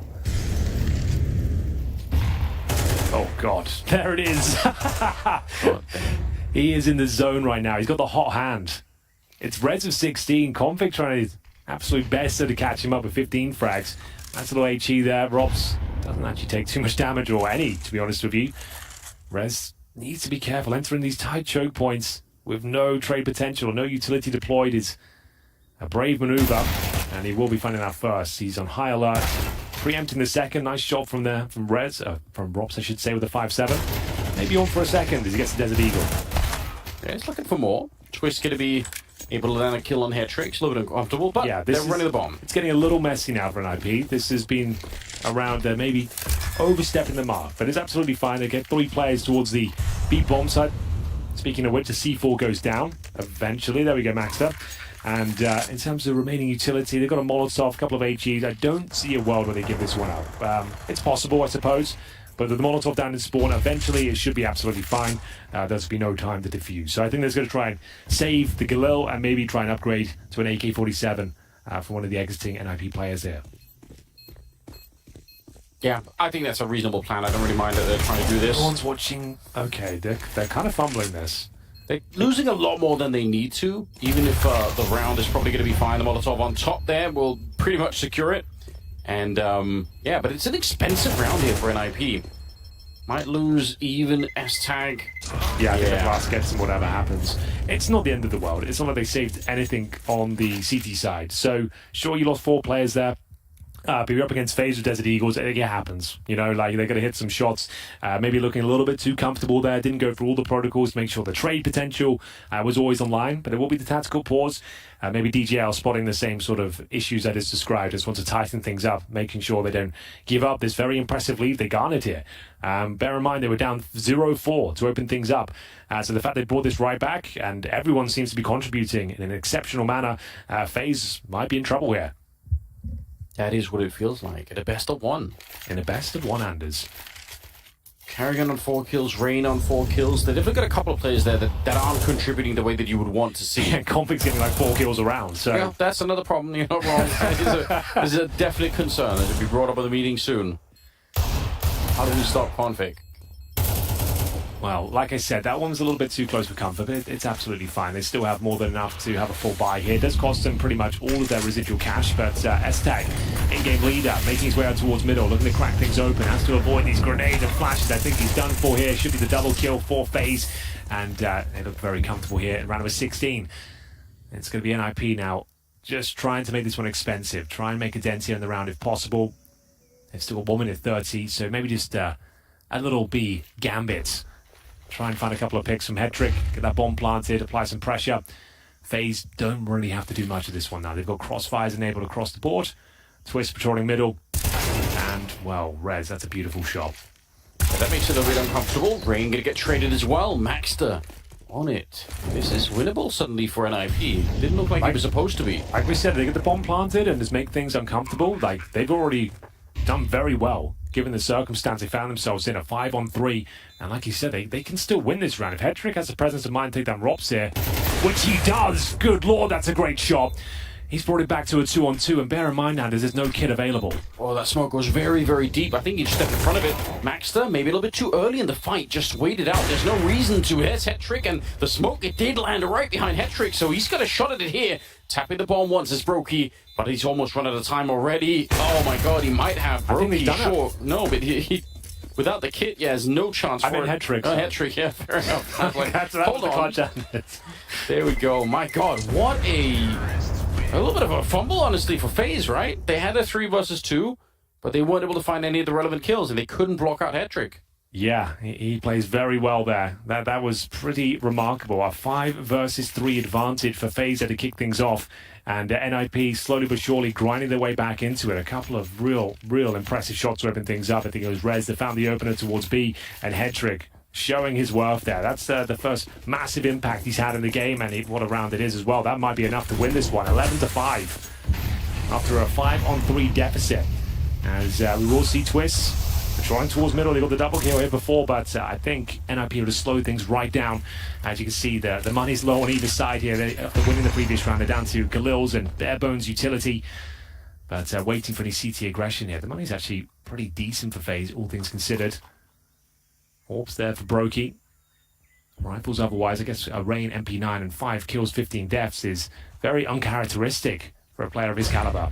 Yeah, it is all of the speed behind this one. They really wanted to see if they could run it down, but Rain's also going to get one, so Carrigan and Rain, the two people that we've been criticizing a little bit here on FaZe, each of them picking up a kill at the start of the round.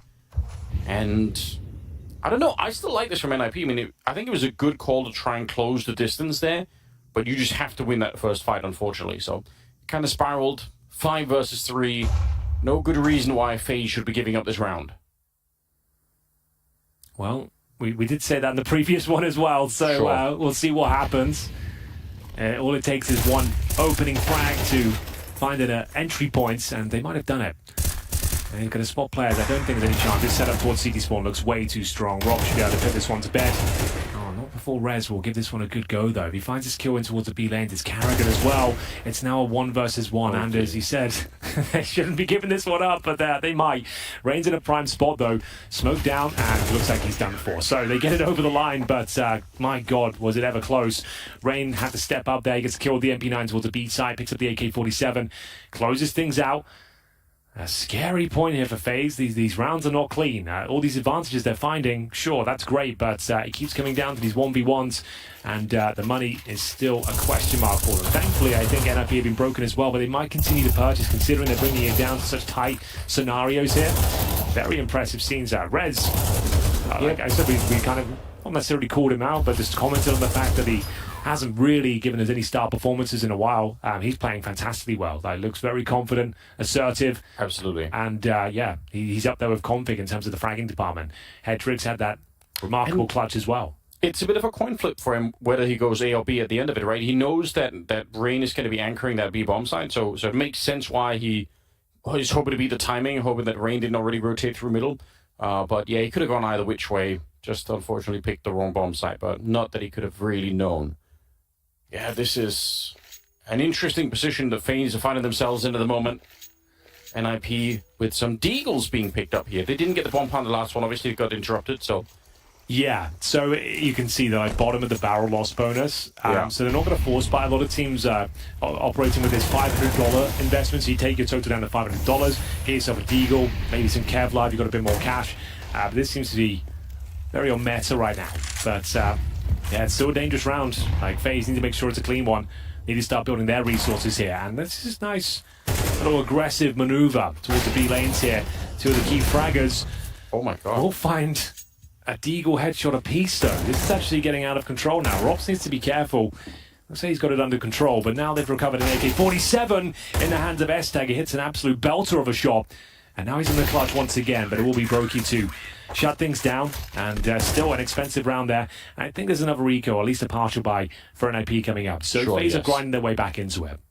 Yeah, this is the lifeline that they were really looking for, and the rollback, I guess, is not that long when you think about it. If they can win a couple of rounds like this, it should be looking a bit better, and they're going to start to accumulate some money on that side as well, hopefully. Brokey's got the AWP, something to really look forward to, some with the auto shotgun there, but obviously we all want to see him with the AWP. That's where the fun really happens. So yeah, pretty much a full eco here. FAZE back in this game.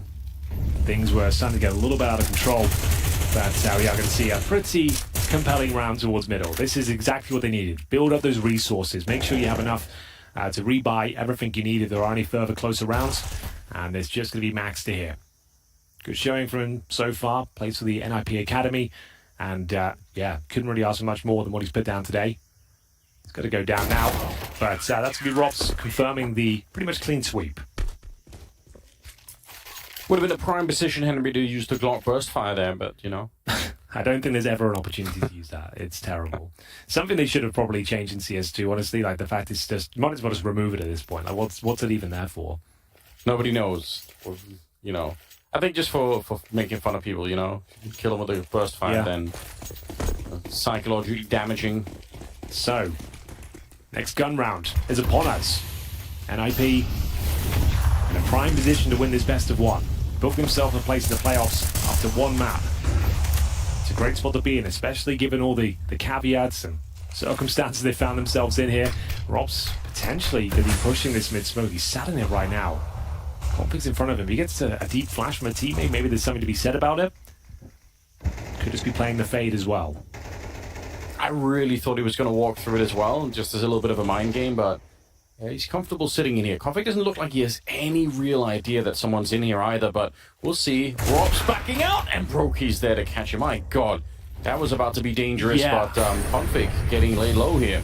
Yeah, great protocols in place, and Rain's starting to come to life now. Not quite good enough for the hat trick, but job has been done, as only Rez remains with 3 points of health.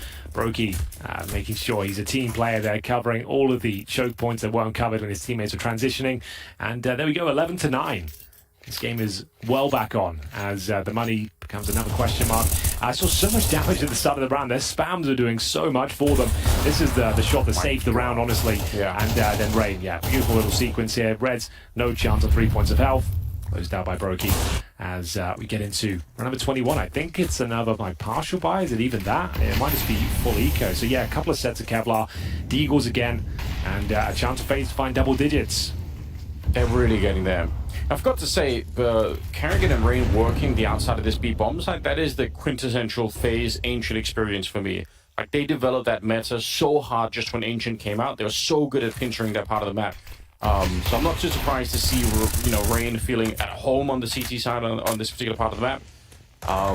It's changed a little bit. It's become, maybe a little bit more risky to try and do it on the CT side, but still, I expect that they're going to be feeling good with it. Rob's in the middle finding Config, so he's a couple of rounds here without getting the multi-frags in.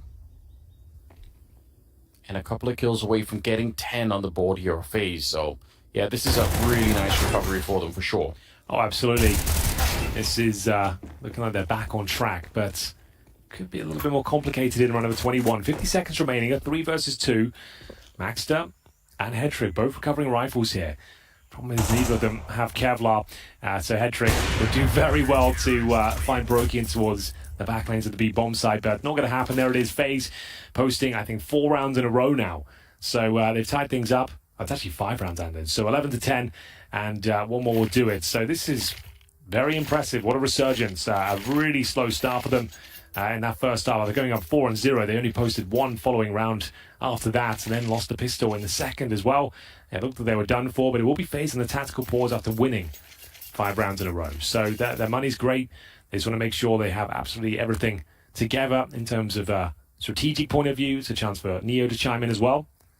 But just looking at the opening duels, it's actually twisted at the very top with 5 and 3 in his favour. Config, who's doing God's work in that first half, he's 3-1. Hetrick 3-0 in opening duels as well. So it feels like pretty much everyone is turning up into some facet of the game, as we've seen everyone have their moments. Rain with that slower start, but on the CT side, he's looking much better. He's getting there, yeah, slowly but surely. This is Well, it's crunch time now for Yeah. NIP. If they want to close this out before FaZe really are fully woken up, then it has to be pretty swift ending for them here. Otherwise, they could be looking back on this match thinking, my God, we had an opportunity to really bring them down, but we just couldn't quite capitalize on it. Which again, strange circumstances for NIP coming into this one, but it's just when you see how well they played, you want to see them finish what they started. Well, here we go. The all-important round. Will it be NIP posting map points, or will FaZe tie things up? Money still a massive problem for NIP here, and they've lost Config to kick things off. Stag at least pulls one back. He'll find Robs. So 4-4. Technically favors the T side. Perez is down to 33 points of health, though. Battered and bruised outside the double doors here at the T ramp. And the bomb is towards elbow and middle. 1 minute remaining. In terms of utility, they still have, I say still, they've got one smoke remaining and a few flashbangs. This is going to come down to brute force. And Twists, they need to get by first. Got the AK-47 towards Red Room, joined by Rain as well. And we'll see if this is where the next frag comes in. Head trick gives them the advantage.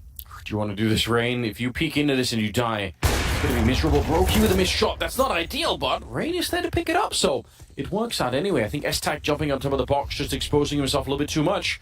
They're making them wrap around, but there's 30 seconds. By the time they get here, they can't really be slowed down too much. And Carrigan, classic pickup for him on the AUG. Been proven pretty good so far in CS2, you've got to say.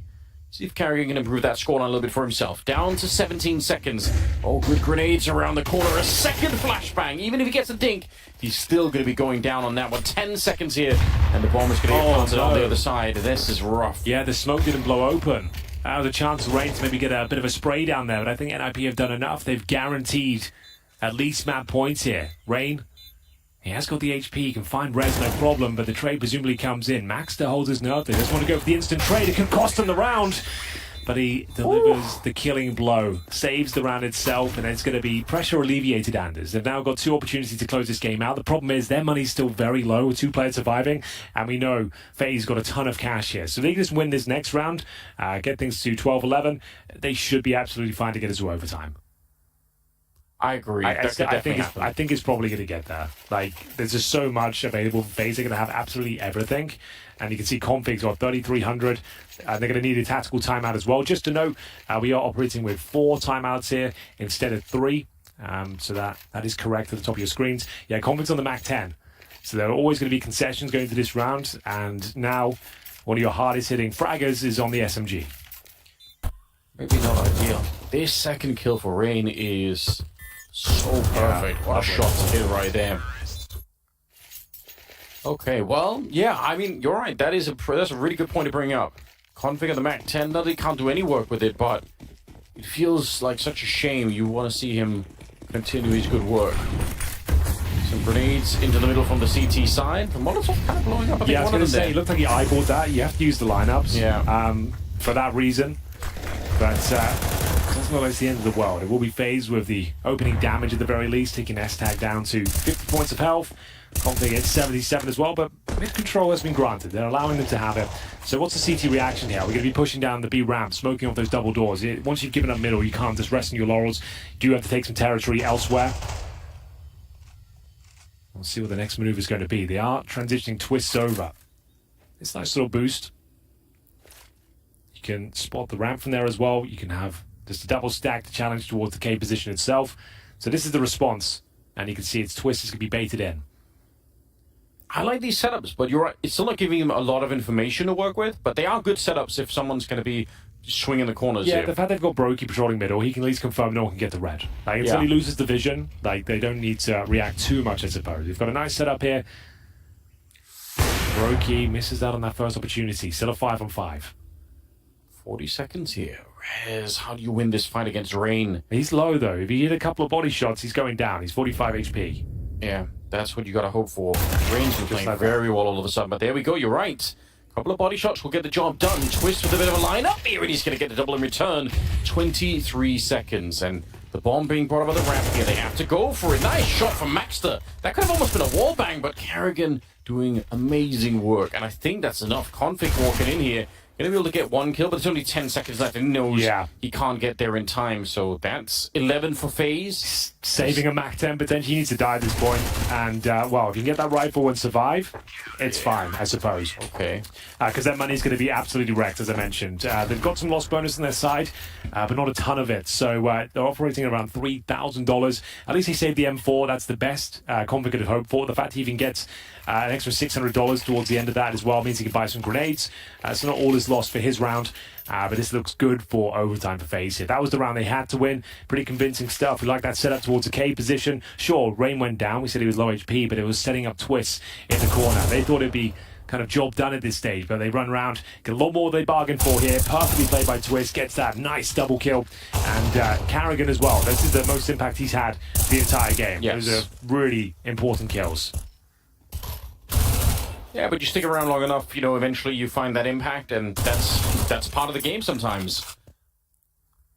All the rounds, Henry. Maybe even with a chance of overtime. I mean, a strong chance of overtime here.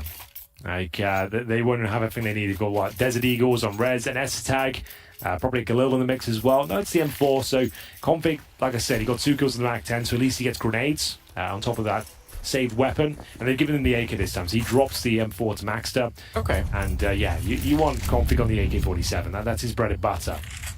Yeah, I would agree with that. Low-key, setting up there. S-Tag going down, see if Rez can do anything. A little bit of grenade to maybe offset him, and Carrigan, it's the right call here. Put down the smoke.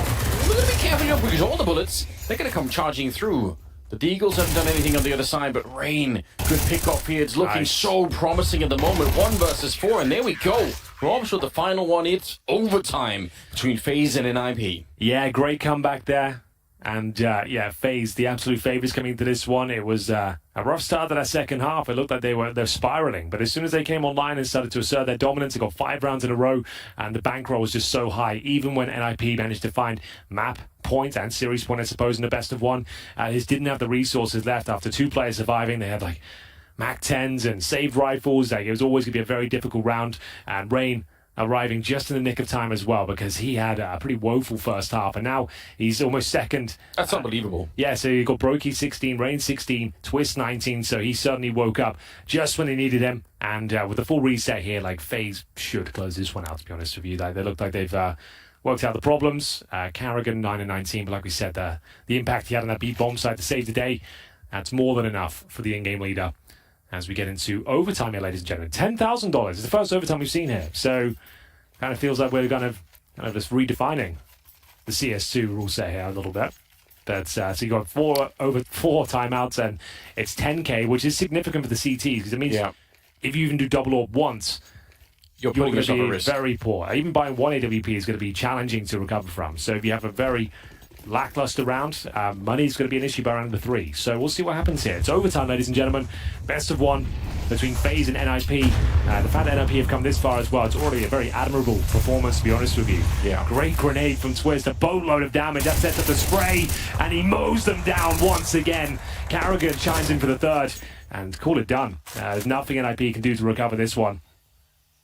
That's beautiful. Twist did like 100 damage with the grenade before this swung around, and he knew it as well. So assertive with the spray. And bear in mind, on the new patch as well now, some people are saying, like, I don't think it's been tested a ton yet. It's probably the first couple of pro games. Yeah, people just waking up in Europe. Should feel better because the traces are more aligned to what actually is going on the server now. I hope so.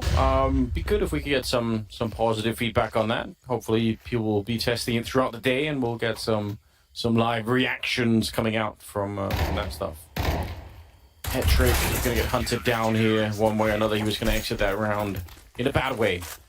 Man, the opportunity to win this game is slipping out of NIP's hands. They might end up looking back on this, maybe not too sad. I mean, they still really put FaZe to the test here, but still. This is the number 1 team in CS2 right now. Yeah, exactly. Literally ranked number 1 in the world. You're playing with multiple stand-ins, and like everything's a bit of a mess. You've got to play wings up in the lower bracket. So even if they lose this one, like, they put up a hell of a showing here. Like, this is still like they can leave the server, their heads held high, and they should make the playoffs still. I would say I don't see in a best-of-3 environment the wings up take them.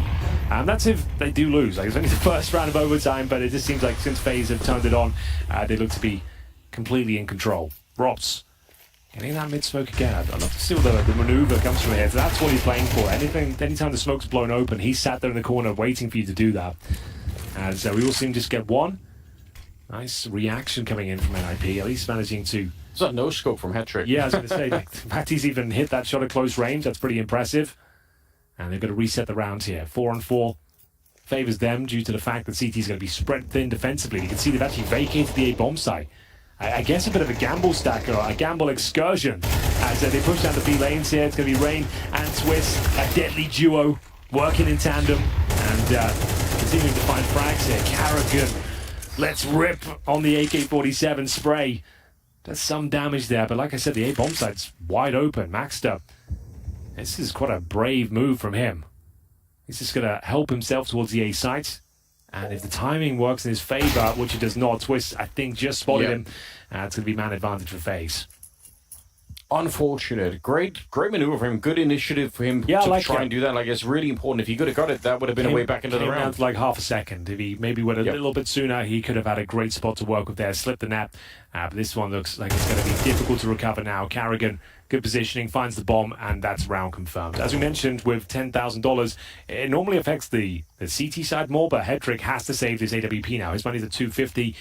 Loss bonus won't be amazing, so they definitely want to take him down. Hetrick doesn't even want to fire off a shot here. He just wants to be undetected if possible. Now they're going to hunt him for sure. They definitely want to take him down. It's worth it, but I don't think they'll find him.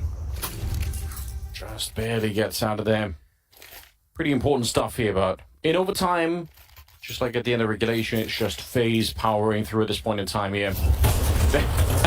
Okay, I was going to say, like, Rops looked like he was good for like a big spray down there. I guess that is unlucky.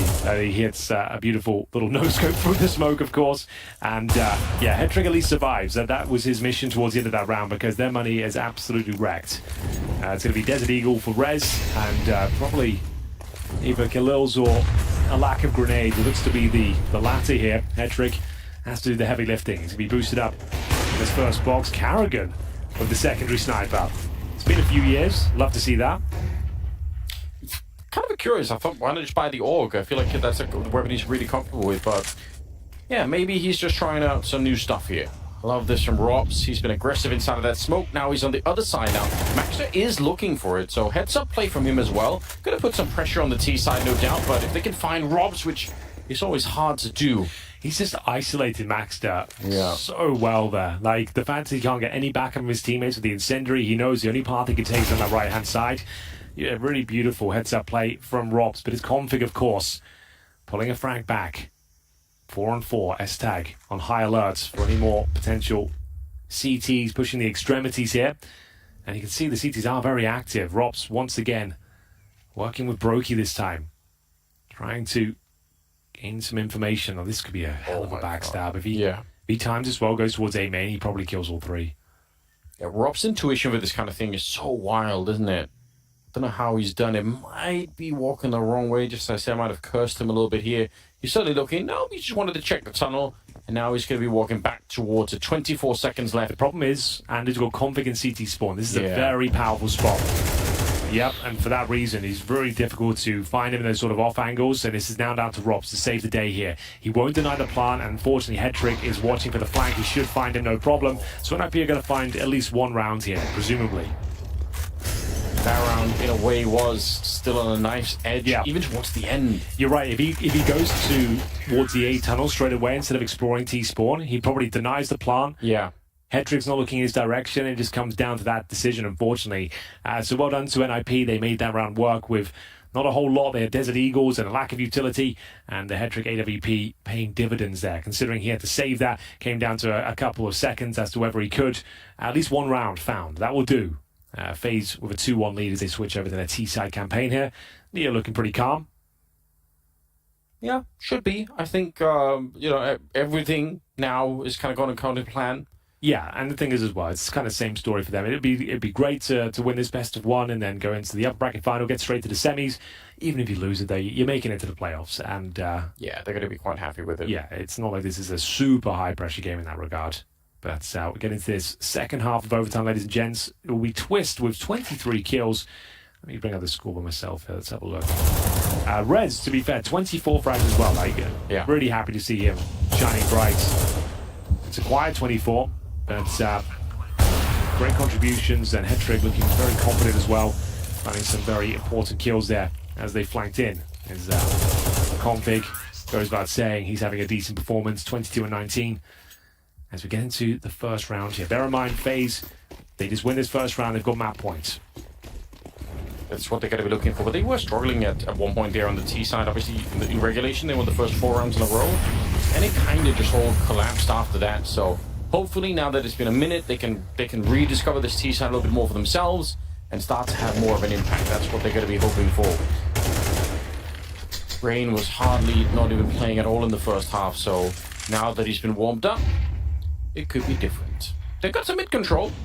One of the things that eluded them in the past because they kept running into Config and he would just get double kill after double kill. So he's still lurking around for it. He's still looking for that way in.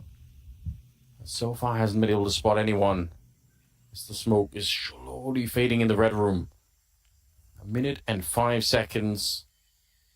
And only really Config in a position to, I think, engage in any kind of battle at the moment. But even he's being careful. Nobody wants to make a mistake right now on the NIP side. Yeah, well, it's all the line now. 50 seconds remaining. FaZe starting to coordinate themselves back in towards the B side of the map. Rain is low. Carrigan holding the double doors, aware of potential aggression here. But Rez is doing a bit of a Carrigan himself. This is what Carrigan's known for. You hold the corner itself, smoke in hand. As soon as you get any contact, drop that smoke. And it's a very powerful one, Anders. With 30 seconds remaining, I think you just have to push through it. There won't be enough time otherwise. You can't wait this one out. Yeah. Very risky. Maybe an even better smoke. I think on the other side towards the cave there. Yeah, they're going to try and blow it up and run their way through. Config with the spray down. 3 kills. And Rez with a double of his own. And that is the end of it here. FaZe getting wrecked in the round now. It's tied up again. Yeah, just quite a telegraph finish there. And Rez with the perfect solution for the defense. The fact he's got that smoke, he's held on to it this entire time. They opted for the incendiaries at the start, which did significant damage to the likes of Rainy to try to cross over towards the Jaguar room. Really nice round there. Rez especially, he might not have got all the kills, but the fact he dropped that smoke, he guaranteed the round. So great stuff. You get that down at 30 seconds just before they execute. Yeah, you pretty much destroyed them. So it is going to be NIP on the comeback once again here. Config wanted to get stuck in early, but Brocky will be one step ahead of him. That's a bit tough, isn't it? Yeah. Especially losing Config. That's why like some teams will boost a player up there, so you have like a cleaner entry up the boxes, then you flash over, then swing. If you jump up like Config does and North waiting for you, it's a very challenging fight. But we'll see if they can... Oh, Rez, I was going to say, do you want to hold your nerve? Trigger discipline wouldn't have had much of an impact there regardless. But Carrigan, patience here. Very patient, and he's going to find the second kill as well. Leaves Hetrick in an awkward position. Get a shot at the back by Rops. And that means FaZe have got one chance here to close it out in overtime. Otherwise, it's going to be double OT. Could happen as well. Yeah, it really is a kind of 50-50 sort of scenarios. The money's absolutely fine on either side. 15-15, we do it all over again. It is first to 16 in this rule set. MR12. So what is the play? How do FaZe close this one out? We're going to see those initial smokes deployed. One towards Red Room. There's those same incendiaries. They don't seem to use the smokes this time. It's always that double incendiary. You can run through it, but you'll take about 50 damage. And that means you're very squishy. And Rez will be dropped first after Hetrick hits the initial AWP shot there. It's only into the thigh. So it's down to Max here, playing that cave position. He's done very well to bring it back to a 4 versus 3, but it's scrappy. It's unclear who's going to be taking this round, but it looks like double overtime might be locked in at this stage as Rops, the last player remaining here. 3 versus 1, he is the clutch master. Don't discount him in these sort of scenarios. That smoke makes him a little bit more comfortable for an IP. And Compy to close things out. So a reset, Anders. We are going to go double overtime. They'll remain on the CT side now. And Config, yeah, he's probably quite thankful that came through, considering he went down quite early on in that second round, and it looked like there was a chance this could have all collapsed for them. But it's a full reset once again. I was getting a bit nervous, Henry. I thought maybe you lost some of that overtime magic at one point, but... Oh, no, it's still here, baby. Glad to see you've still got it. Yep. And it's only day 2, Anders. Plenty more overtimes to come. Don't worry about that. I was I mean, there were some great flashbangs being thrown from the NIP side to really make that hard for the FaZe players that were on the bomb side. You know, at the end of that round, you could tell they were so flashed at the end of it. So, good use of the grenade. Appreciate that. Config now even overtaking Rez with 28 kills. Yeah, 3,000 damage. Good scenes. Great stuff. Impressive. Considering Config's ill as well, there was a question mark as to whether he could even play today. So, yeah, remarkable for him. Really great showing. Rez, again, just the fact he's posting 27 kills, that's wonderful to see. And here we go. Overtime number 2. NIP's running on the CT side here. No real change in the setup. An Orc for S-Tag, and Hedrick still in the AWP. Brokey will bring his out on the T side as well. Didn't really get many chances to show his own regulation because the finances were so burnt out.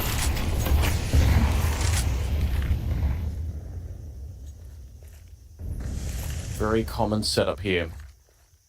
One player just playing outside, you can see Rain, and the other 4 across the map.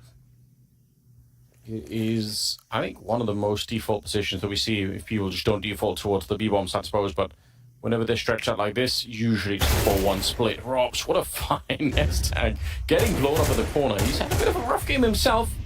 Probably a lot on his shoulders right now, I suppose, but yeah, 11 kills to his name as we head into the first round of double overtime. Rain with some furious spray back here, but he's not really able to connect with anyone on the other side. I think Rez is taking a bit of damage, but that's about it. And they got mid control on the FaZe side of things, so yeah, this is starting to shape up to be a bit of a round, although Rez will find a kill and he can escape, so Maxter, do you want to follow with? You've got to be careful, you're out here on your own at the moment. Config goes down, and Maxter, the timing, he might get shot in the back. Oh dear, it's not exactly perfect. Robs and Rain coming around the corner, leaving just Hedrick on his own. My, oh my. It's going to be poor old Hedrick here, and presumably the bomb goes towards B with Brokey managing to find all the information required here. Confirms the bomb site's wide open. So yeah, bomb to be planted, and we will have Hedrick presumably saving the AWP. Just for the reasons we mentioned that is that it's Still 10k. Start money is normally 12,500 to alleviate the problem if you get a double AWP set up. You could be on pistols in the 3rd round, but he has to save the weapon. There's no other choice, I'm afraid. So we'll see whether that's going to come through. There's not much of a hunt coming in here, but for now, Hedrick holds towards T-spawn. So it will be FaZe take the early lead, and Rops to do the heavy lifting. Beautiful stuff. It's quite curious to see NIP turning towards the middle so decisively. They just both got shot in the back. I guess maybe they thought it was still that 4-1 split, and as soon as they find Rain on that side, they just thought, okay, that's it, like we're all good to go. But definitely a bit of a slip up in the hole there outside of the B bomb side, unfortunately for NIP. Well, there we go. FaZe with the lead once again. They had a promising start in the first overtime endeavor, but we'll see if they can hold on to it here. Looking for the second round now. Bear in mind, the money will be low. If they can find this cleanly, take all 5 members down, they might be able to find that 3-0 as well. So, Brokey's still in the AWP. Carrigan, slowly but surely, starting to find some kills, some impact as well, as we head towards another A-lean here from FaZe. Seem more than happy to run for the utility. A bombardment of grenades, though, does over 100 damage towards Rain and Carrigan. And that might just force them to reassess their plan at this stage, because if they want to take middle, they've now got 2 players with the walking wounded. It's not perfect. It's not ideal, and they're starting to transition back in towards B. So it might just be a little set piece to close things out here. There's a couple of smokes down, trying to overwhelm the defense. We've got maxed up. He's in towards that cave position. He'll be joined by Rez this time. They've done a solid job throughout this showing on Ancient. And you can see, yeah, this will be the execution hand. As you can see them juggling the utility here. So expect more of the same. The smokes where you might expect them. Molotov down towards the default pillar. And then trying to break their way through the defense here. Now, Rez, he had that smoke before that was so powerful. It's a different setup this time. Yeah, we have to be maxed to put down a defensive smoke, but he might not have the time for it. Oh, definitely not now. They're really far back. They're going to find out very late what's happening. Maxter was shot. Even if he's flashed, he does get the double kill.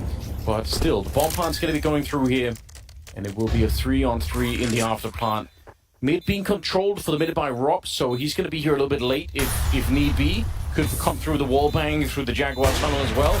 Good shot, but traded immediately. Twist. Oh, he's going to line them up. That's a quad kill in the round, Henry. Yeah, super sick finish as well. Ice cold from Twist. Really comfortable. He knew exactly what he was up against there. Converts the shots, and that's going to be 2-0 for FaZe in their T-side campaign here in double overtime. Nice little execution to close things out as well. Like I said, Maxter, he's been doing very good work here towards the B side of the map, but Twist just too strong. Look at this finish as well. Look how assertive he is on the second. Quick as a whip. Twice as deadly, as we will see him enter the final round here of the first half of double overtime. The money should be in a questionable spot. Yeah, S-Tag's down to the MP9. You can see a distinct lack of utility. Rez has no grenades to speak of. No kits available, Anders. Hedrick has got the AWP. Would just be a very difficult round to convert for the Ninjas. Brokey off to a good start here, picking up Hedrick. A look at Carrigan, a bit of a mission. This is the sort of stuff that he's just so interesting to watch, but he will get caught by Rez, unfortunately. I was going to say, Carrigan, sometimes he can be a bit of an elusive player. You let him loose on the map, and he can do some tricks, but found instead in Brokey. He sees the shadow on the ground, so he's able to pick up the kill. Otherwise, very unfavorable fight there. Rain going to be catching Maxter, and now it's S-Tag with just an MP9. Not much he could do in this one, unfortunately. FaZe looking really good all of a sudden. It's the final frag to find, as S-Tag is playing for stats here. I'm afraid there's literally less than 1% chance he wins this, I would give him. So smoked off, Brokey will find him, and it will be 3-0. Could be a bit of a death sentence here for NIP. They need to coordinate the perfect half on their T side now as well. Bear in mind they're in a compromised position as a squad. Don't have the actual in-game leader, Alex, here. Not that they've really played with him. They've been boot camping with this lineup, I think, for this event. But stand-ins are plenty, and just they've turned up today. The fact they're in double overtime with FaZe, the #1 team in the world, especially in CS2 right now, the fact that they're even going double overtime has been very impressive. They've made them sweat. They made them work for it. It's probably over now. I don't see a world where they get the 3-0 back in response, but more than willing to see it happen. Would like to, in a way, just see what kind of skill would have to be presented to get themselves out of this mess. They're going to have to dig really, really deep, don't they? Deeper than ever, Anders, I would say. Deeper than ever. That's exactly right. I mean, Rez is playing very well. Conflict's playing well. Can't really point the finger at them. Maxter's up there too, right? Dude, like, this is a great effort. Like, no one can be embarrassed or upset they didn't win this game. Like, it's remarkable they're even making it this close. All things considered. So FaZe got some open runway now. One more round will do it. First to 19. 18-18, we do it all over again, baby. As Brokey will bring out the AWP. No double ops this time. Hedrick will have his as well. He's had his moments. 18 and 20. As we see the initial utility exchange towards mid. And 4 players for NIP here, making their way over towards this A side of the map. Carrigan gets dropped. That was at the B ramp itself. And this first interaction from Brokey could be swung on in a couple of ways, and it looks like they've done enough here. 5-on-2, you're gonna have to save. I was about to say, even in spite of the kill over at the B ramp, that's an unusually strong A setup with 2 people, one of them already boosted up, and AWP really deep on the site. Normally you don't get anything like that, but wow, they've just been completely picked apart here. NIP. Okay, if you're looking for more overtime, this is how you want to get started. Fair play. Very convincing round. They find Carrigan, who was exploring his options towards the B ramp. Then Hedrick just goes absolutely ham with the AWP there. Beautiful finish. Took everyone down with him. As I said, might have been worth saving those 2 rifles, but it's neither here nor there. Brokey would be down to $650.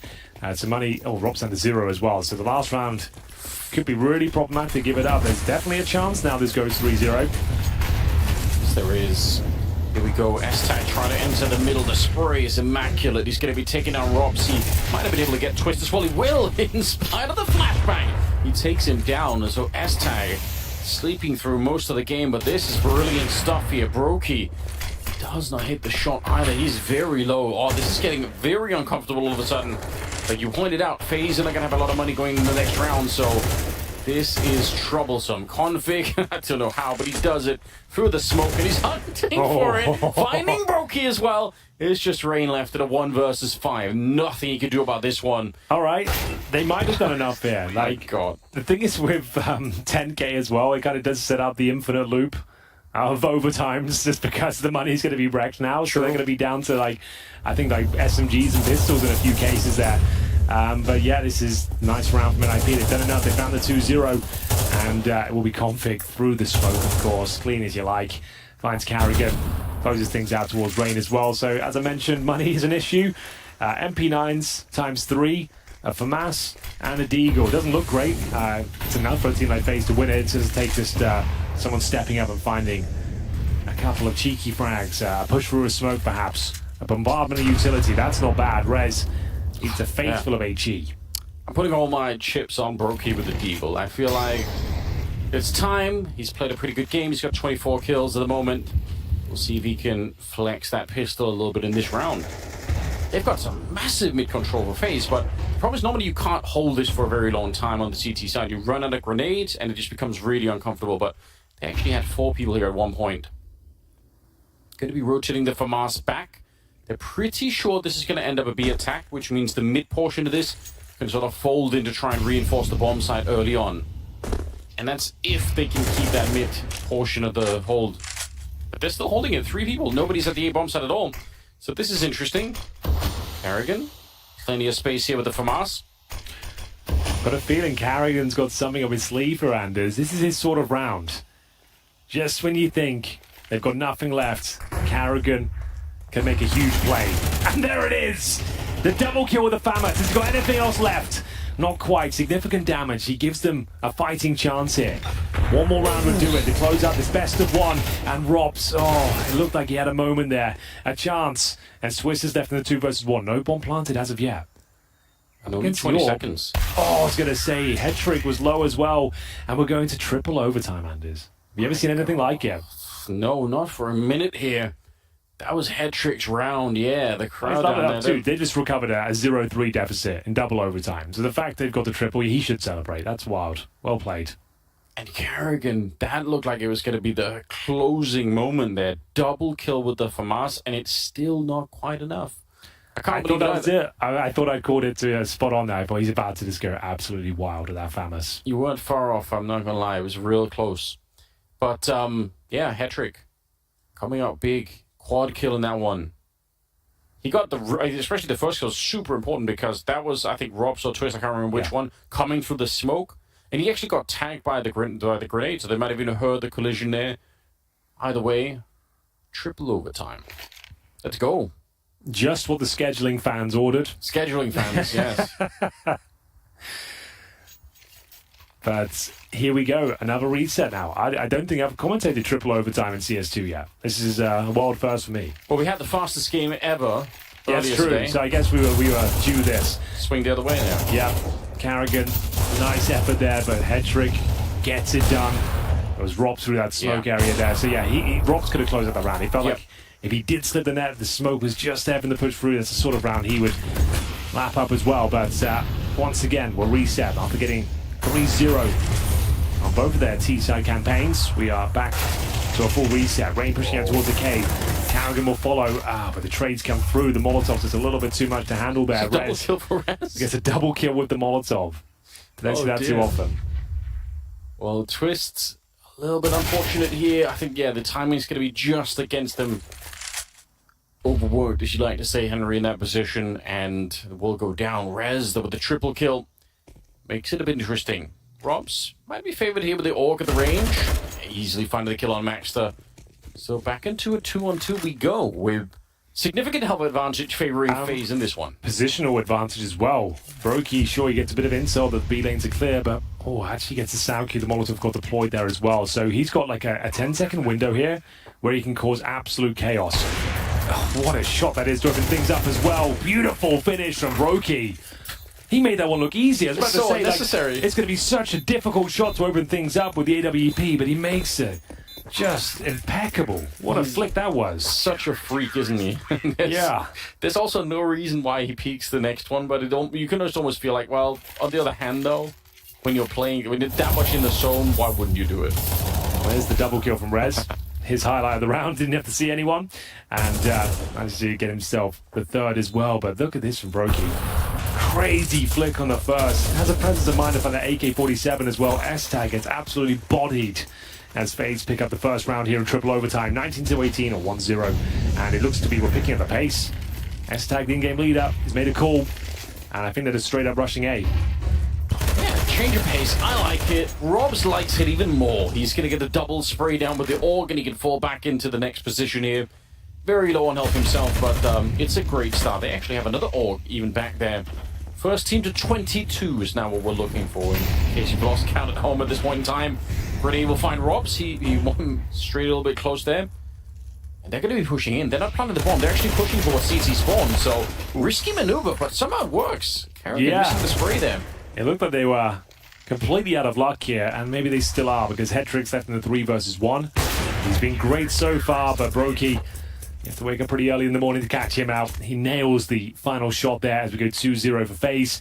And they're starting to look like their usual selves here. To open this kind of regulation of Ancient, sure, they went up 4-0, but they only found one following gun round there. Rain couldn't really contribute in any kind of promising way. So this is looking more like FAZE at least, as Brokey nailing these shots, going above and beyond for his teammates here. This one looks incredibly fast. It certainly was. As we get into the final round of the first half of triple overtime here, ladies and gentlemen. It's best of one. We wouldn't have it any other way. It's been a great game so far, and Rez looking to make the first incision here at the B round. Flashbang comes over, Carrigan applying the pressure, overlooks the beehive though and gets stung. And that will be the in-game leader removed. Rain has to try and pick up the pieces here. Brokey rotates in with the AWP, but they're dropping like flies now. Smokes down. S-Tag continues to find frag after frag as we go into a 5-on-2 here. NIP have done enough to at least get one round on the board. I think Rain peeked right into that flashbang, unfortunately, so a little bit off timing on that one. Brokey, you might as well try. I mean, you're going to be in a bad position no matter what here. Waiting for Ops, I guess, to show up on the other side. Oh, spam. The bomb is still planted. Would have been a lot of fun if somehow that could have stopped. That would have given them a fighting chance, perhaps. Yeah, Brokey back here. They've already guessed. He's a wild player for clutches, but this is too much. Low on health already, and he's going to get found by Hetrix, so yeah, one round for an IP here in the first half of the third overtime. That will do when you're 2-0 down. Sure. The fact you managed to get that one in quite a convincing manner, you take it all day long. It's a change of pace, so bear in mind in double overtime, Anders, that both teams got 3-0 on their T side. So the fact FAZE have broke serve here, I guess you could say, and finding 2 on their CT side, that's pretty massive. They are in the driving seat right now. It's their game to close out. They know it. And I think, I'm not sure, 100% sure on this, in traditional CS2 rules say you do get an extra timeout per set of overtimes. But the fact we've got 4 in regulation, I suggest you've probably just got 4 in total. Yeah, it feels that way. Speculation now. We're in deep at this point, Aaron. Yeah, I didn't prepare myself for triple overtime today, I'll be honest. Well, you should have, Henry. I should have done. You should have been. I was foolish of me. You should have known. We've been running light the last day. Like yesterday, we had best of 3, all 3 maps. There was no overtime there. Should have known what was coming. Lin Vision versus Tai Lu. Felt like overtime the whole way through. It felt like, yeah, from the pistol round, it felt like just a perpetual overtime. But we are going to see now, maybe the conclusion. This was pretty cool from Rob. The fact he even gets that frag, sure, the bomb was already planted, just like, of course he does. It's like, this is one of his sort of moves, isn't he? He knows exactly where to line it up, gets the timing perfect. As the initial smokes come down towards the red room. And flashes to be deployed by Brokey here as well. Twist to lead the charge, and there was a chance to get that first headshot here, but he's taken a lot of damage en route. S-Tag will find the first frag, and maybe the second available for Config as well. They're working in tandem from the donut, taking a bite out of FAZE here, and Maxter chiming in with the third. That should be enough to tie things up. Just one player remaining, and Robs, he's just going to sit here behind the boxes and hope he's overlooked. Yeah, this is a chance. He knows he could do something with this now. Find a couple of kills before you commit to this frag. So mad that there's not 2 players here. That'd be a luxury for him if we could actually pick it up. But yeah, unfortunately not allowed for. He probably needed that to make this a really realistic bit. 1 versus 3 still, as he's picked up the first kill. Yeah, but when it's Robs, And it's 3 versus 1. He's pinning the fear of God in them right now. You can see that they don't want to overcommit to this one. They're playing quite cagey. They want to make sure that no mistakes are presented. And this is where he thrives. When he knows he's got you in his pocket. Good catch on the bomb being back there. That does take a lot of time for him to go and pick it up here, which is unfortunate. But you're right. They are still really playing with a lot of respect on the NIP side. You can tell. He can probably walk it quite a bit here before he runs into Rez. He's got 37 kills, and I think he might have heard. Oh, Robs. No, he didn't. You're right, Henry. You're absolutely right. Still 30 seconds. And Rez turned around just at the right time. All right, a bit of a coin flip there, but that's 38 kills on Rez. Good Lord. A scary moment there. Rez goes down. I don't know. Do the wheels fall off? I think the NIP still win that round, but certainly an exciting prospect there for Robs with the trigger discipline towards middle config, I'm sure.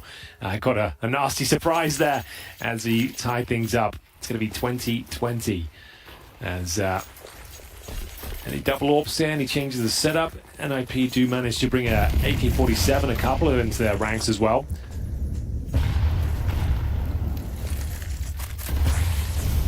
First to 22, and it's quite an open game once again. So it's the A-bomb side. Yeah, this feels like quad overtime, Anders. I'm not going to lie Let's to you. do it. Listen, we're in deep now. Yeah. Oh, hold on. Unfit pushed around here. Now, X-Tac's going to be going down, but I can't believe Robs is looking for this. How do you know to look for that?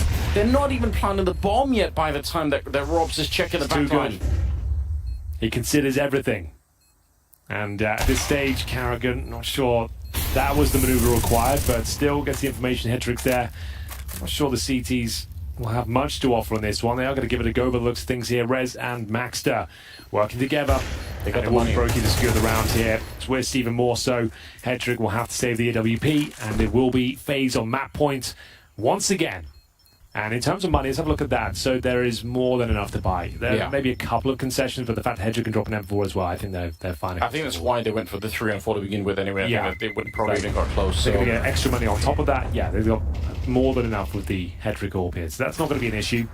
But FaZe, the point remains that they do have map and series points right now. What a game it's been, Anders.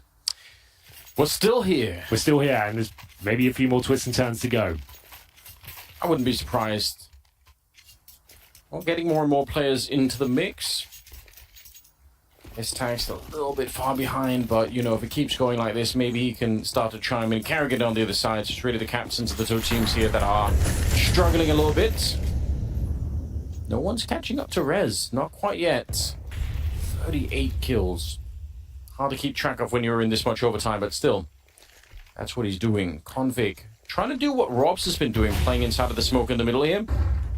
Yeah, it's an interesting idea. I guess you're just hoping the fact that Tees might blow it open and you're just there, ready to go. And you've also got the fade play as well. You'll have great positional advantage if the smoke does go down. A execution here for FaZe.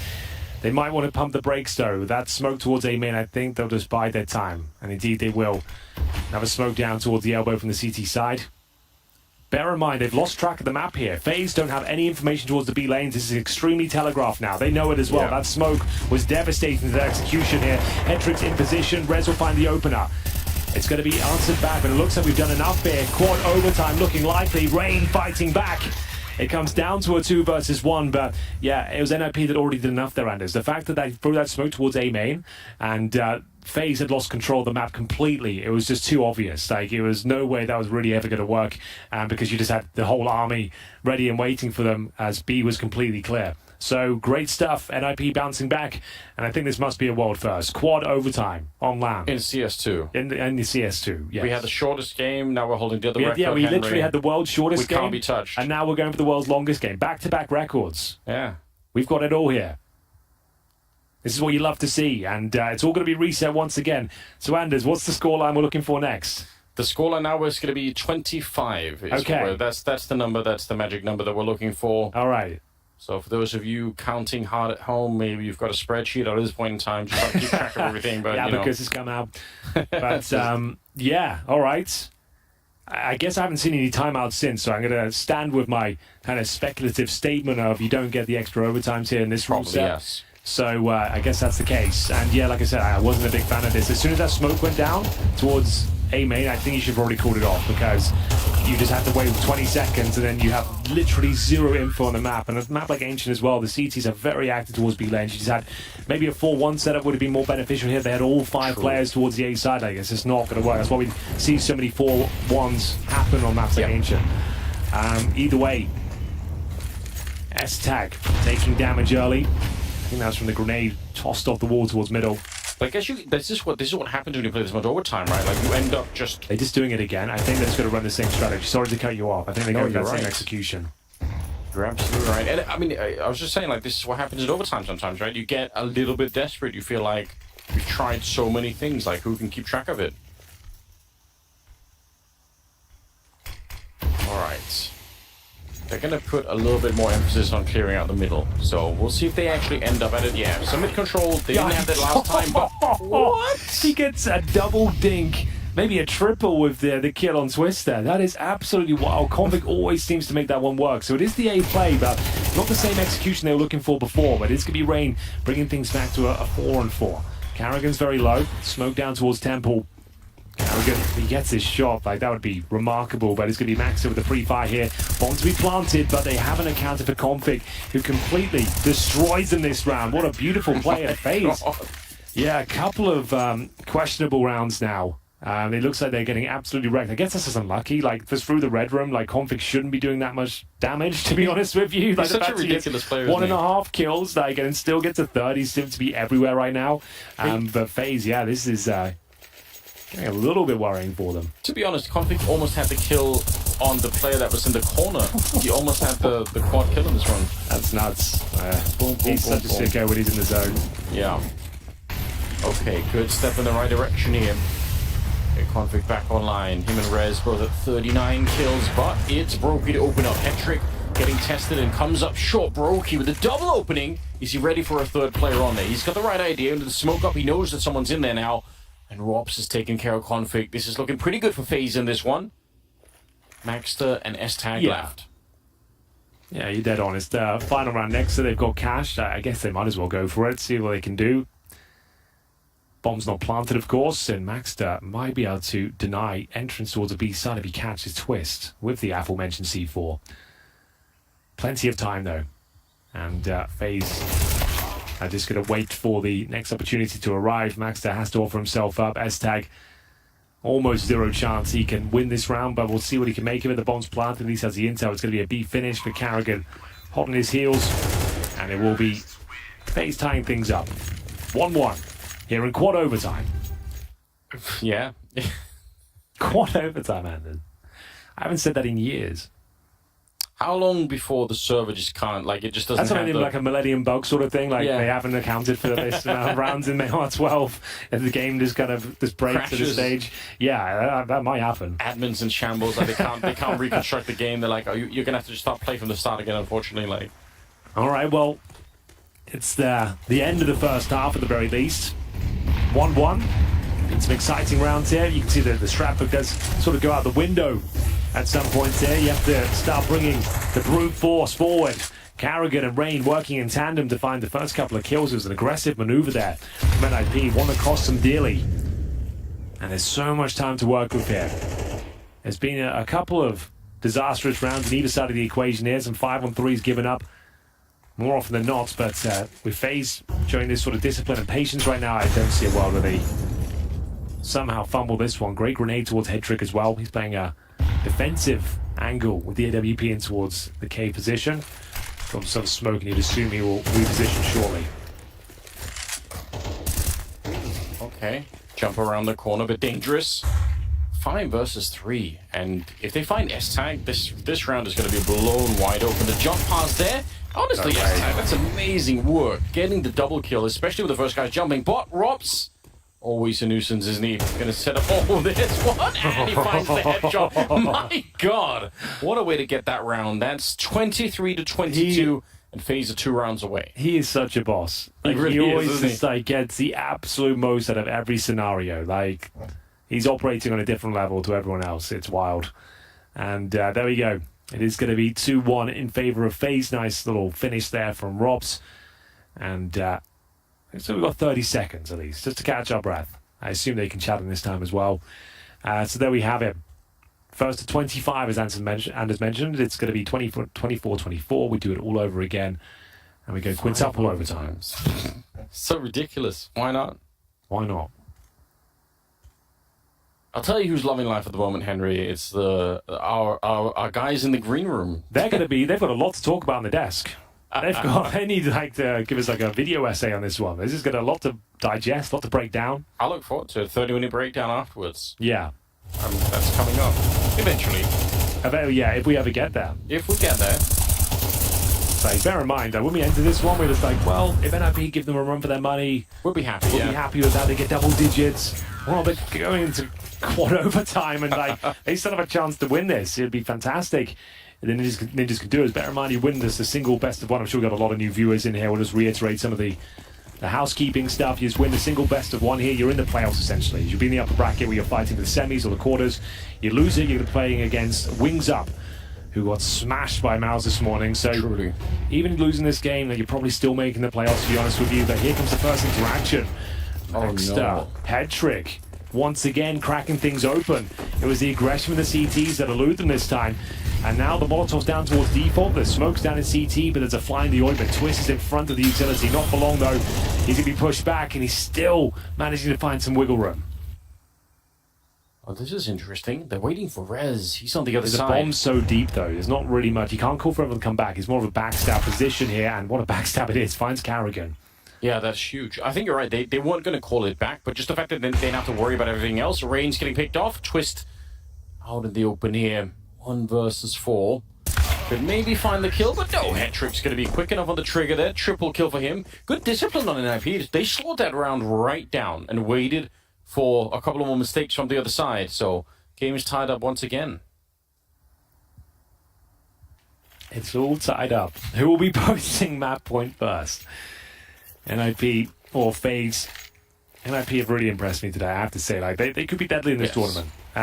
They've had a boot camp before this. Like regardless of all the silliness with the roster changes and the revolving door and about Alex isn't here, like they've got some reps with this lineup. They played a few online tournaments. We commentated them there as well.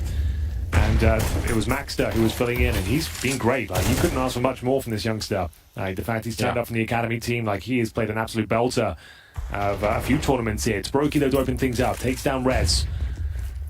Puts FaZe one step closer to map points here, but the A site is open once again. Smoke down towards Donut. They've got a real chance to get the bomb planted and bringing this round back to life. They had the 4-1 split, so once the one guy goes down outside of B, they just pull the trigger. They know they have to go right now. It makes sense, I think, and a good call for NIP to just... For the reasons we saw from FaZe, right? He needs everything outside of the map that you don't have the time to execute properly. So, here we go then. Still a fighting chance in the 4-on-3. Yes, there is. Maxter falling back, good position for play for the Alpha. They got a lot of flashbangs here on the NIP side. They could maybe slow it down. You could see they're just tossing them towards CT spawn. It's really being a little bit of annoying for FaZe. Surely missed opportunity there. Perhaps Rain gonna fin that fight. Head trick. You're surely not going to live long behind this one. I can't believe the smoke is keeping him alive. He finds the shot, and Conflict to the rescue. Coming in for the donut. Twist realizing he's out of time. I can't believe they won that one, Henry. Hetrick should have been dead when he missed the first shot, but somehow he was kept alive. He gets a double. Conflict gets a double, and now they are at match point. Hetrick pulls a rabbit from the hat. That is beautiful. Really enjoyed that. Like, he goes toe-to-toe with Brokey, the AWP there, jumps in the information, the pre-fire, his second kill as well. Just excellent work. This is the one here. Jumps up, and then best Brokey here. That's his sort of frag as well. You think Brokey would normally win that. He's so fast, so good at the flicks, so good at waiting for his opportunity. And now it's NIP once again. Map point. Can they close things out? Good flashbang. They know where Twist is residing towards that cubby. He's still a nuisance here. Can he find the double kill? This frag might decide it. Oh, S-Tag can't find him, but Maxter can. 3 versus 3. And it's Rain down to the MP9. The money is... Oh no, Hetrick! After all that! He misses the easiest shot of the game. He was running with his back turned. He could have had it. That could have been an instant victory that was right it. there. That was the GG shot. It probably was, but he can't have it back, can he? 2 versus 3 now instead. The bomb making its way towards the B-bomb site. They picked up an AK in the meantime.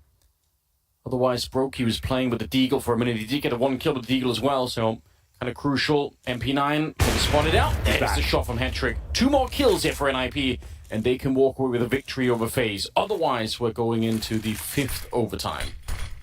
Good lord. This one's on a knife's edge. I have no idea which way it goes. We've got Brokey watching that red room CT spawn position. And you can see Hetrick, he goes for the MP9 instead. Not sure that was the maneuver. He knew he'd be up against it, the AWP. Not the best weapon for the job either, but now Maxter. Oh god, he didn't expect that. Brokey throws caution to the wind, runs through the flames, and enables a bomb plant here, and he knows he's probably done some damage here. 1 versus 1. Maxter to be tested from NIP Academy. Can he close things out against FaZe Clan? No! Carrigan takes us to quintuple overtime, Anders. We really are going all the way here. What a way that would have been to close things out. Maxter would have been the hero of the squad.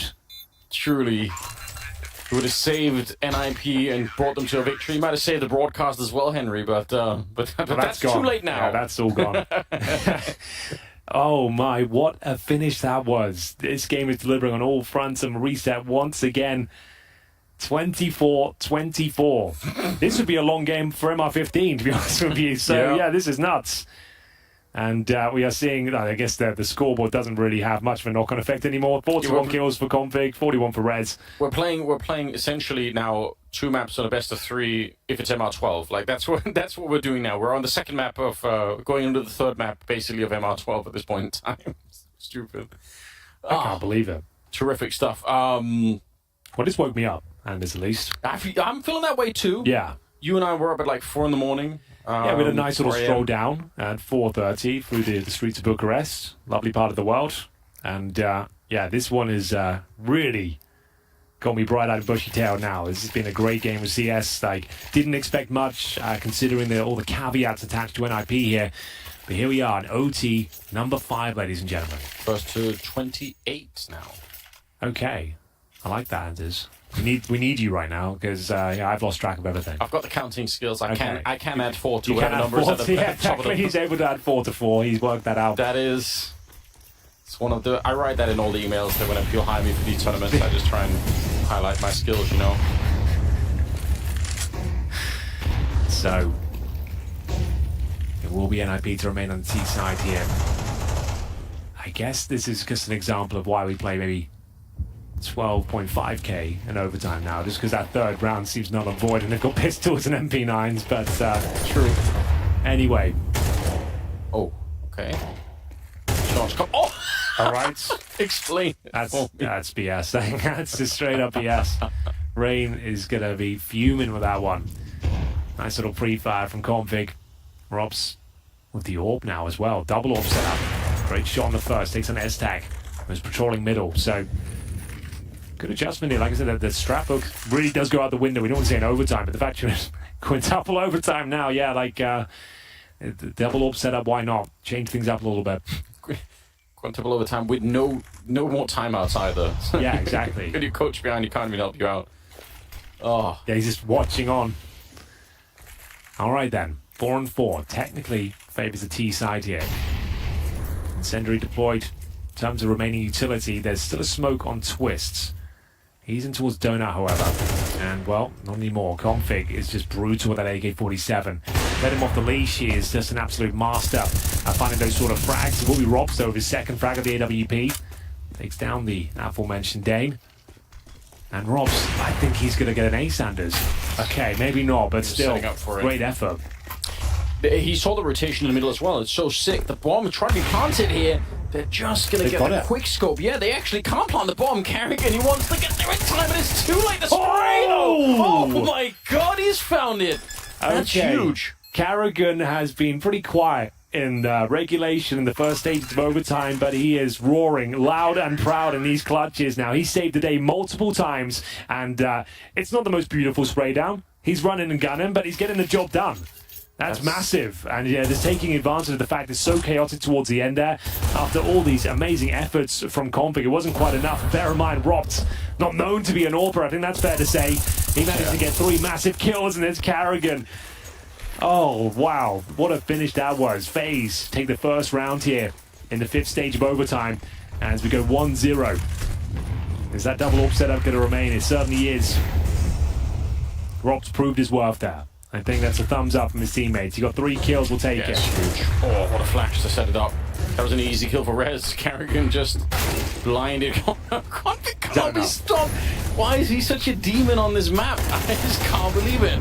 Rain's going to be going down. It's when you see it from the point of view of the person getting shot, Config's on the screen for like less than 1/10 of a second, and you're just dead. He's boom, instant headshot. It's so stupid. Well, it said in the interview he was feeling ill today, but he's been nothing but sick on the server. Nice. You like that? That's very well played, Henry. Thank you. Been crafting that for the last 10 seconds. Well, you're not wrong. Whatever meds they've given him, it's working. It's very, very impressive. Like, yeah, this is like, if you talk about like Config's heyday, it was like he was known for playing Mirage, rushing mid on the CT side. Yes, It's sort of Soto's exactly. position where he can be let off the leash, as it were. Ancient lends itself to that. Like, we've seen so many players thriving towards middle because it's just a shooting gallery. If you can time it well and you're flashed in, you're just sending in the sledgehammer to try and breach that middle area, and he does it more often than not. His aim looks absolutely sublime right now. Robs will at least maintain the AWP. Got 50 rounds of play, Anders. 50. This is a movie that's just playing in my head whenever I think of Config and what kind of player he is. I think of him as that character that Mel Gibson was playing in Lethal Weapon. Okay. Where he can like dislocate his shoulder to get out of the Sort of like straitjacket. a Maverick sort of cop. Is that what you're going with? Yeah, a bit crazy. Okay. Like you doesn't know, play by the rules, but he gets the job done. Yeah, exactly. You know, but he'll take down like half an army on his own. You know, like that's that's not a bad shout. He's a bit of a Maverick. Yeah. Something about the straitjacket too. That The knives are out. Oh. Okay. We will. This is part of the fun. This is one of the characteristics of this matchup. We've had a few like the rounds. Everyone says like knives out, stand still. I was so worried for a second. Is like the config or the actual server config that is sort of like messing. Could you imagine? Like, oh, Valve didn't count on anyone playing 5 or 6 other times. Sorry, the game just kind of bugs out after 50 rounds. Like, it's not built for that. We never thought this would happen. You brought up the Millennium bug. I can't believe it. Oh, there was a lot of drama happening at the time. Not so much for me. I was like, 12 then, I think. So, wasn't really thinking about it. I was just playing my Mario Kart. I remember, I knew quite a few people. I knew a couple of people who like, my friends' parents who had IT companies, and they were so scared that it was going to go 1999, and then it was just going to like blow up the dates. Planes would fall from the sky. Just absolutely terrified. Well, maybe it has happened. Who knows what's going on right now? Like, you'd think after 50 rounds of play, everyone's kind of headsets working and the keyboards are plugged in properly. Like, at this point, it's just a matter of closing things out. There's Max on your screen for you. I just want to give him another shout out here. Like, playing years above his experience. Like, he was brought in last minute to kind of jump in when Hampus and Brolam were removed. I can't remember exactly who for, but like in the Rubek Cup, Thunderpick as well. Not saying he carried the team, but he certainly had some very impressive performances where he was top fragging, and he's continuing that form here on LAN as well. Like, regardless if they win or lose this series, this is like a historic game. This is a memorable one now, right? This is like it's and he's getting crazy. He's getting the reps in. Like, imagine that too. Like, you get to go play in China. Like, you're sort of an unknown quantity beforehand, but now you can legitimately claim, I've got tier 1 experience in a way that like a lot of other academy players are going to have. It's going to be hard to find. Like, it's very tricky. And he's Swedish as well. And he's Swedish. I guess that's a big throwback to the initial conversation we had at the start of the day. Saving Sweden. Where are the good Swedish players? And apparently we found one of them. Great. I'm going to look at NIP Academy and to see how many Swedes they have in there. You'd think if they're going to keep the identity of the squad, that'd be one way to do it, right? Yeah, although it feels like that is such a hard thing to do with the all sort of having just one country representing the whole team. It feels like nowadays it's just like it's hard to do that anymore. I feel like maybe Astralis or one of these like can always going to keep on doing it, but it just seems like it's more and more the international lineups are powering through and showing what they could do. FaZe and MOUZ, I suppose, being prime examples of that exact thing. Let's have a look here. Roster. Do we know anything about the rest of Young Ninjas, I think he's the only player on there, apparently. He is Young Ninjas. Well, that explains a lot. That's almost he's used to carrying through. Okay, well, that kind of makes sense. It's the only option they had. I'm not sure. Maybe it's he hasn't been updated. I have no idea. But it looks like, he's the only player right now. Oh, what a player he is. We'll take it. Sorry about that. Wasn't much of an update, but we haven't got much to talk about at this stage. It looks like this technical pause could take a while. Good times. Just going to catch my breath. This a is lot of talking today. This is what we need. We still have a whole nother best of 3. We do. We have the winners game. So I guess we can go game. through that. We can go through some housekeeping. We can talk about what we've seen so far. So if you're just joining us, you're probably tuning in, seeing this ridiculous scoreline, wondering what the hell's up. This is day 2 of the CAC Championships 2023, and we open things up with MOUZ Sports playing against Wings Up. Pretty much par for the course. What we expected, like an absolute bludgeoning from the fastest game ever. 13-2. Yeah, the fastest game ever recorded in CS2. Not sure about that, but it felt like at the very least, I think it was like 25 minutes of play on Inferno. And then we moved on to this one. We thought, not more of the same, but it should be a one-sided affair considering it's FAZE with their full roster, just off the back of a epic victory over in Sydney, of course. And you'd think with NIP, with all these compromises, caveats, whatever you want to call it, like they're not the full roster, but we knew they'd turn up and give it their all. I didn't think we'd be here in this stage. In technical timeout, in quintuple overtime, and that's coming down. Oh, that's not a good sign. Oh, that's not a good sign at all. Yeah, that is definitely, that's where you can start to get real concerned, don't you? Setting up. Well, this is an experience for all. I'm telling you, Henry, this is going to be a hard record for anyone else to beat for the longest best of 1 match. Yeah, I don't know what time we started, but yeah, for sure. Like with this little surprise thrown in at the end, definitely.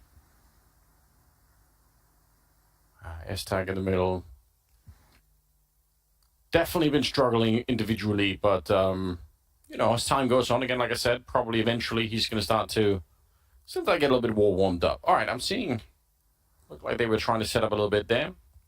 Conflict, the man of the hour, certainly for the team. Him and Rez both just playing out of control. Hopefully that will continue once we get back into it, but, yeah. Again, for Maxter, in terms of experiences, this is going to be another thing you probably have to deal with as a professional player, right? You have to deal with tech issues and then being able to sort of, get back in the game. You can't let this frustrate. It is a frustrating experience, but you can't let it get to you. Definitely. So hopefully Maxter can skip over that hurdle as well once we're in the game, which nobody knows apparently when it will be. No, it doesn't look like there's amazing scenes going down there right now. The headset's off and everyone looking pretty chill. Suggest maybe it's a PC restart, maybe need to change out the monitor. Those are the 2 things that would be like the top end of the problem pyramid. Yeah, usually a little bit. Usually it's just like a headset, like kind of TeamSpeak issue or something like that. But this sort of time going by suggested something a little bit more severe. But it's Brokey. Great performance so far. I think everyone's chimed in now. Like it was Carrigan and Rain that were the only quiet players on the server in regulation, but they've had amazing impact as we get deeper and deeper into overtime. In the past, we've had people, when they still had used the hand warmers that had like the powder inside. Some of those would explode sometimes. I wish I could go on with the story, Henry, but apparently we do have a break. Yeah, I just think in terms of us just to have reliving silly stories, Anders, we'll give this game the respect it deserves. We'll rest our voices and we'll come back as soon as the game's ready to be live. And thank you for bearing with us, ladies and gentlemen. We'll hopefully be back in a few minutes.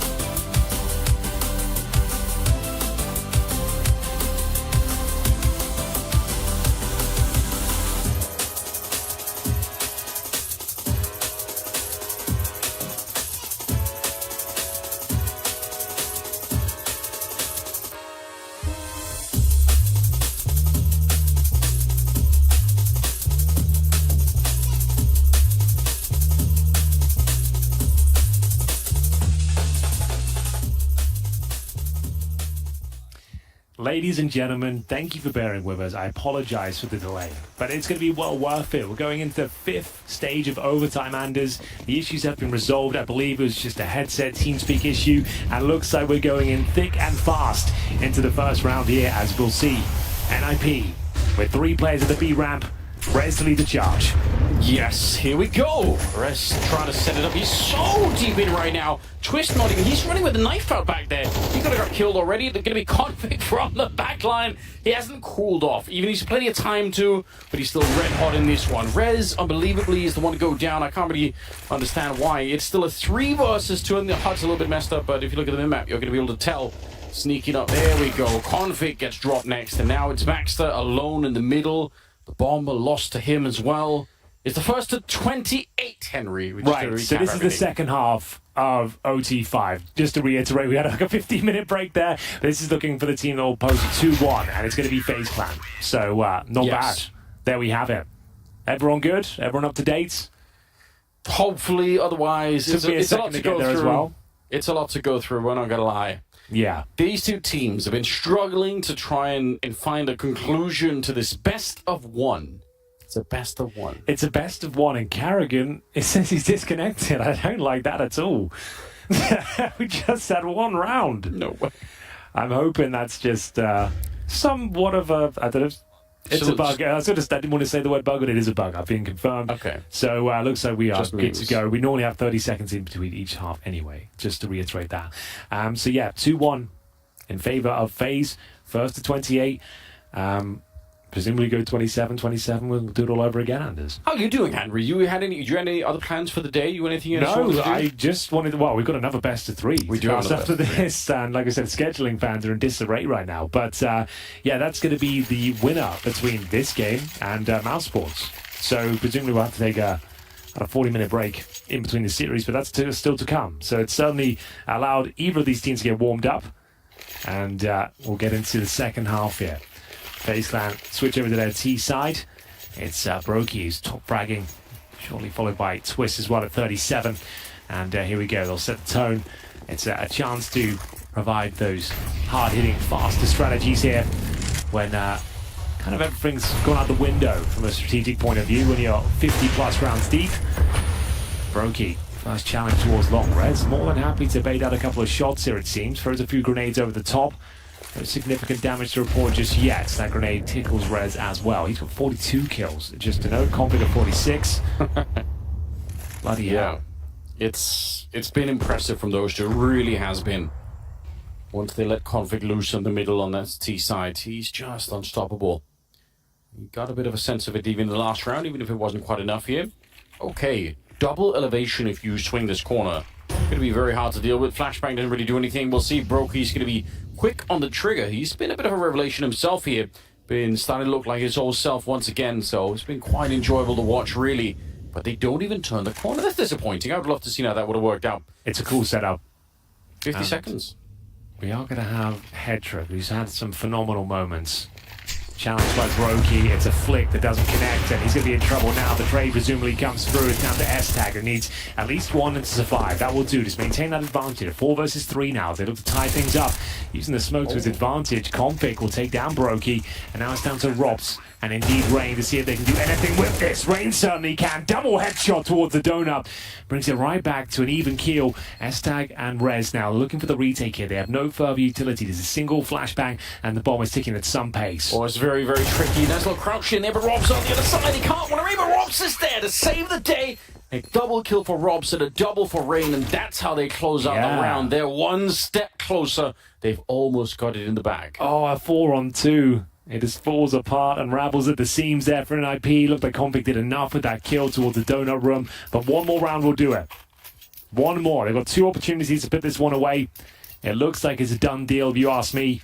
But I've been saying that since about round 22 or something. Why would you say that? I don't know. Just felt like the right thing to do. And we'll see Twist full send in towards middle, looking to close things out right here, right now. He's found amazing space towards the red room. That's the option to push even further, but the CTs are more than aware of that prospect. They've given up mid-control essentially here. Going through the motions now, pretty standard stuff. Molotov out the donut room. Flash your way in there, and it's Rain waiting for the CT aggression to come through. A very common maneuver. The smoke goes down, though. Denies him the first frag, and it's going to be...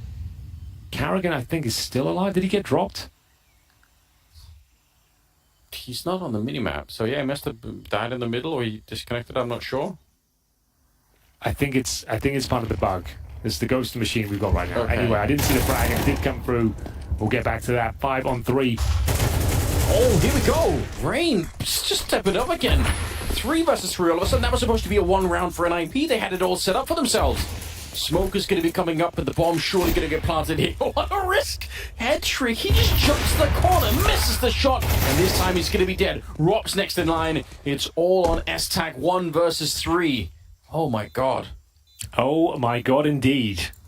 I don't think he can do it. And finally, ladies and gentlemen, the world's longest game of CS2 comes to its logical conclusion. It will be FaZe making their way towards that upper bracket against MOUZ Sports in the next game. That's going to be in about an hour's time, I'd imagine. But still, Anders, I would think that's fair to say, as a historic matchup there. Commiserations to NIP, playing with multiple standards and many caveats, still managed to give us a very fun and impressive performance here. Especially Config as well, playing sick and still managing to play at an unbelievable level. You can see S-Tag just commending him there, I think, just saying, like, you played out of your mind. Yeah, I mean, truly, a lot to look out for. Again, Max, the young kid coming in, standing in for the team here, but delivering on a really high level too. So just overall, really impressive stuff. I guess you do have to note, though, it's not all romance here, because NIP did have the 11-5 lead in regulation. Yeah, that's true. So yeah, it felt like they could have won that at any point, but the fact it goes to 5 overtimes, a historic moment. We're going to go rest our voices and see what the desk made of that one. Guys, over to you. I'm just glad that you two made it through alive. And ultimately, staying alive is FaZe in the upper bracket, gentlemen. That's a pretty obvious statement. I think it goes without saying. What a game, man. What a game. It feels like it was 3 hours ago it started. It actually was. Was 3 hours ago it started. 3 hours ago, yeah. That was just such a back and forth affair from start to finish. I got to give credit to NIP for putting up such a great fight. I think we highlighted coming into the game that NIP, with the stand-in situation, with in general just a very lackluster season for them, have not looked great. So for them to put up such a good fight against a well-playing FaZe clan, for the vast majority of the game, it even felt like NIP were the winning team. Especially when you think back an hour and a half ago when it was regular time, it felt like NIP were the better team. FaZe had the experience, they had the know-how, and once we got into overtime, it was anyone's game. Yeah, it's really hard to break this one down because, as we've all agreed upon, it's a stretch across 3 hours right there. But I feel like it was 11-5. Yeah, it was 11-5 for the side of NIP before FaZe, as they always do, particularly on this map, just clawing it back, making it entertaining. I do have to say, though, I feel like FaZe were looking pretty one-dimensional on their T side, in all honesty, like super slow, and of course, with NIP playing a little bit more free-flowing because they don't really have much to lose in any case, right? So you have Config really popping up, Rez having a hell of a performance as well, something which you rarely get to see from the Swede. But in the end of the day, FaZe, they still almost impossible to beat when it comes to these OT moments. Yeah, I think both teams have two things they couldn't quite handle on each side. FaZe, when they were on the CT side, they were mega aggressive towards the lane area, constantly pushing. NIP never felt comfortable, and the only answer NIP had to that was just do a full-on execute towards the D-bomb side, which they were allowed to time and time again.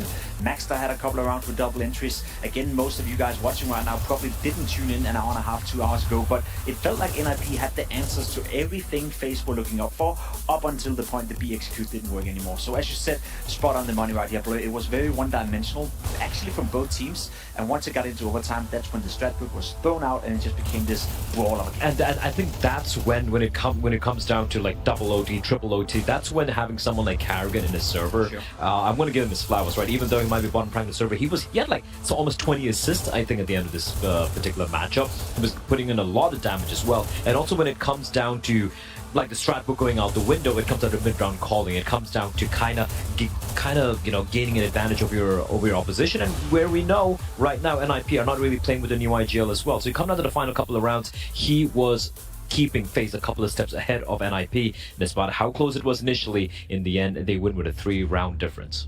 But yes.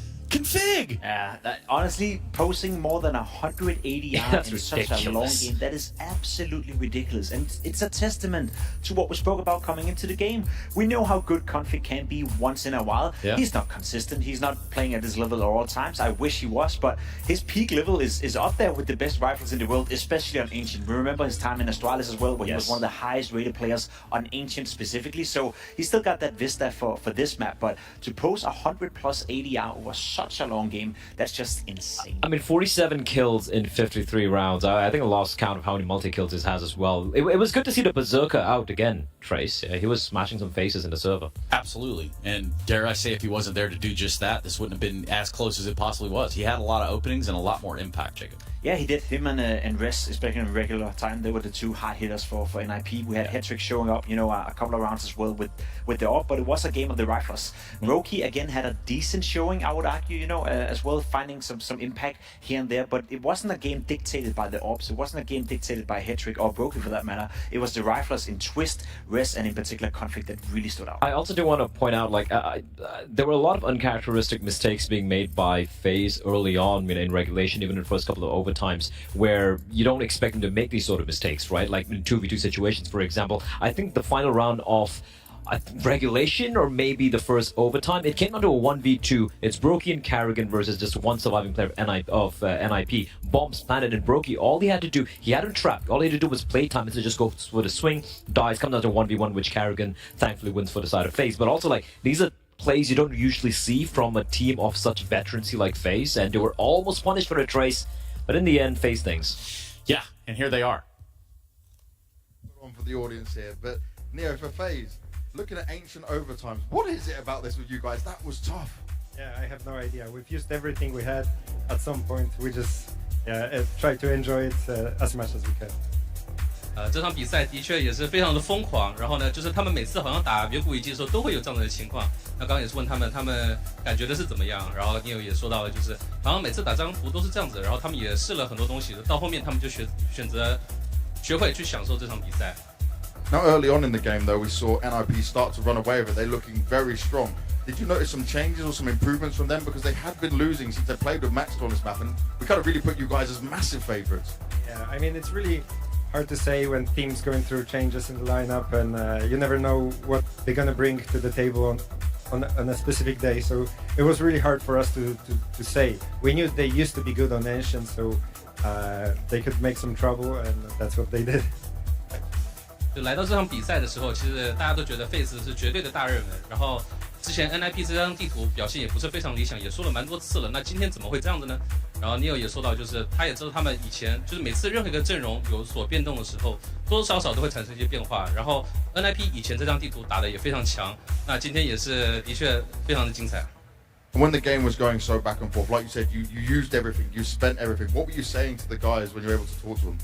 I mean, we've had some technical problems during the game, so it's been just to stay up and stay focused during the whole situations we've had, and just reset and try playing our A game. 就是 NIP 他们在这场比赛一度也是取得就是蛮大的优势，然后到后面就是来回拉扯。那当时 Neo 是怎么帮助就是队员调整他们的心态？Neo 也说就是也发生了蛮多次的一些暂停，然后也尽可能就让自己的队员保持专注在比赛上面。Now talking about resetting, you basically just played 2 maps of a best of 3, and you're going into another best of 3 with a very short break time. What did you guys do as a team in order to be ready for MOUZ now? Because they did come in looking hot. It's I mean, MOUZ is really one of the strongest enemies we could get after such a long battle, and a small break. It might be rough, but of course we're professionals and we try our best to just get ready for the game and do our best again. It's hard to say. We'll see what's gonna happen. 在算是刚刚已经经历了接近一个 BO3 的一场征战，然后呢，接下来马上背靠背又要连续再打一场。那他们要在这么短的时间内怎么进行一下调试呢？然后你也说到了，就是他们毕竟是职业选手嘛，虽然的确时间非常短，也可能要尽量的去调试一下，为下一场比赛做准备。毕竟 MOUZ 是非常强的一个对手，而且当然他们刚打的这场同样的对手也是非常强的，可是毕竟是职业队伍嘛，还是要尽可能的把所有的东西做好。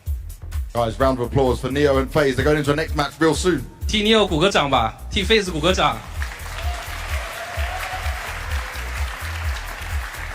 那当然了 ，FaZe 取得了这场比赛的冠军嘛，那你们都懂的。接下来就是福利环节了，那也让 Neo 来选一位幸运观众来跟他合照跟签名。So Neo, please select a lucky fan. The one with the Carrigan. Carrigan's face on the iPad.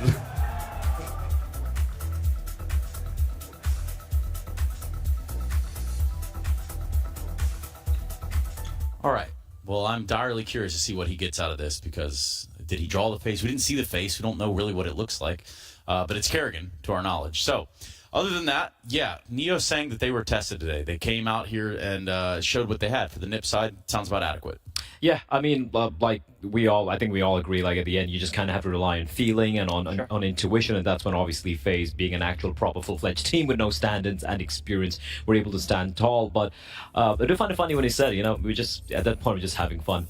And it did look like it. It did look like they were smiling, they were having a ball, even though it was close. And that's FaZe, man, in a nutshell right there. If anything, it's bad news for Wings Up as well, because we had this theory that maybe NIP with a standing could be a team they could talk to, could be a team they could compete against, and maybe make a game out of it, a bit of a surprise. They'll face off in the lower bracket later on today, and with the way NIP were playing right here, I can't see a world where they're not winning and progressing into that third spot and into the... Are you saying you have no faith in Wings Up whatsoever? I have no faith in Wings Up whatsoever being able to compete with NIP. Now, however, I would like to see it, but I don't believe it. Check this out, though. For the winning side, this is just a testament to what we're looking at. Yeah, Brokey top fragged over on FaZe, but if you look pound for pound with what these guys are doing, that's wild. Listen, like 61% of opening duels being won while dropping that many kills, over 100 ADR, and 33 headshot kills. That's, what is that? Quick math, over 60% headshots. Yeah, that was crazy from Config. He was lights out throughout this game. Twist slowed down a little bit in the third, fourth, and fifth overtime. Not to be mistaken for him having a great game, obviously, but he was lights out. I think he at one point in the game was 30 kills and 14 deaths. I think it was the first to hit 30, actually. Exactly. So he slowed down massively, and that was also big of the issue for FaZe game, why they couldn't close out. And then Rain steps up, and then Rob steps up, and even Carrigan had his moment. So yeah. Is that the life of a middle CT player on Ancient for Twist at least? It's tough to replicate that over and over. Yeah. Yeah, there's certain plays you can do, but once you get into round 56, then... And you're still trying to get out middle, and you're still trying not to falter. Hey, that makes sense. I think we can look at the bracket real quick over here on the B side of things. That way that, kind of makes a little bit more sense. In case you just joined us or you joined us halfway through what that skirmish was, yes, it did set up MOUZ to take on FaZe. Winner goes on into the semis, and the loser into the quarters. Yeah. All things considered, Wings Up and NIP in the lower bracket. Yeah, well, I mean, you lose two, you're out. It's kind of simple. And here, if you just even win one game, you are through to the playoffs. And honestly, yeah, I agree with Pimp. The way NIP are playing right there, especially against the best team in the world right now in CS2, I really don't see Wings Up having a single sliver of a chance. But that MOUZ FaZe matchup, though, that's yummy. That's a banger. It's right around the corner, right, Jacob? It is right around the corner. And as Neo said, a short break for the FaZe clan guys. They spend a lot of energy winning this game. It's no excuse, though, but a best of three matchup, on land between two of the best teams in the world. But they're professionals. They're professionals as well. They're professionals. We're looking at FaZe right now, a team that doesn't lose matches, and then MOUZ as well, who are a contender to be arguably one of the best teams in the world. It's going to be a bang of a matchup. Yeah, and we're going to have to sit back, relax, and enjoy the show, which is what's going to be coming up after the break. We've got that best of three. FaZe versus MOUZ at the CAC 2023.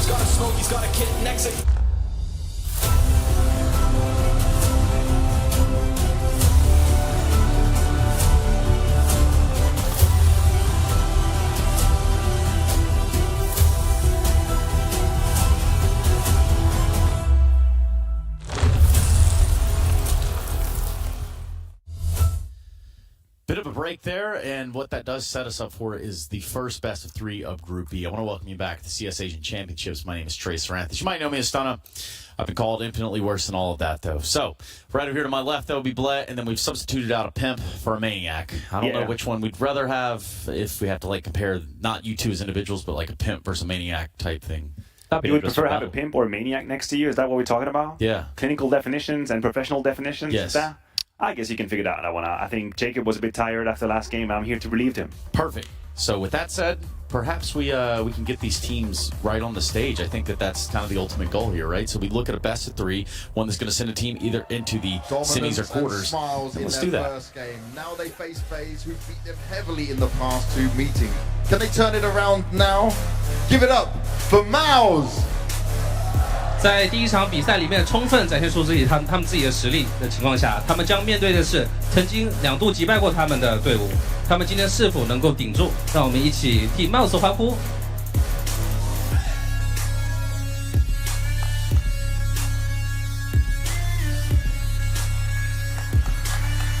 MOUZ, you can take your seats. MOUZ 请入座。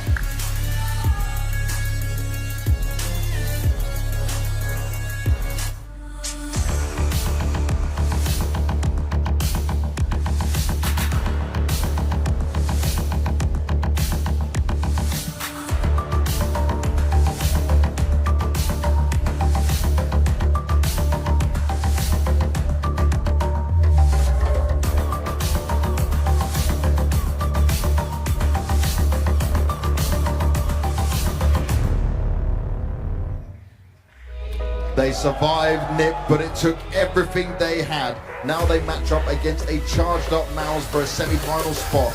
Can they handle it? Make some noise for FAZE! 成功挡住刚刚来势汹汹的 NIP 之后，他们即将面对同样另外一支强敌 MOUZ。为了争夺一个4强的名额，他们是否能够顶住？替 FAZE 欢呼一下。FaZe, you can sit down and get ready for the match. FaZe 可以入座了。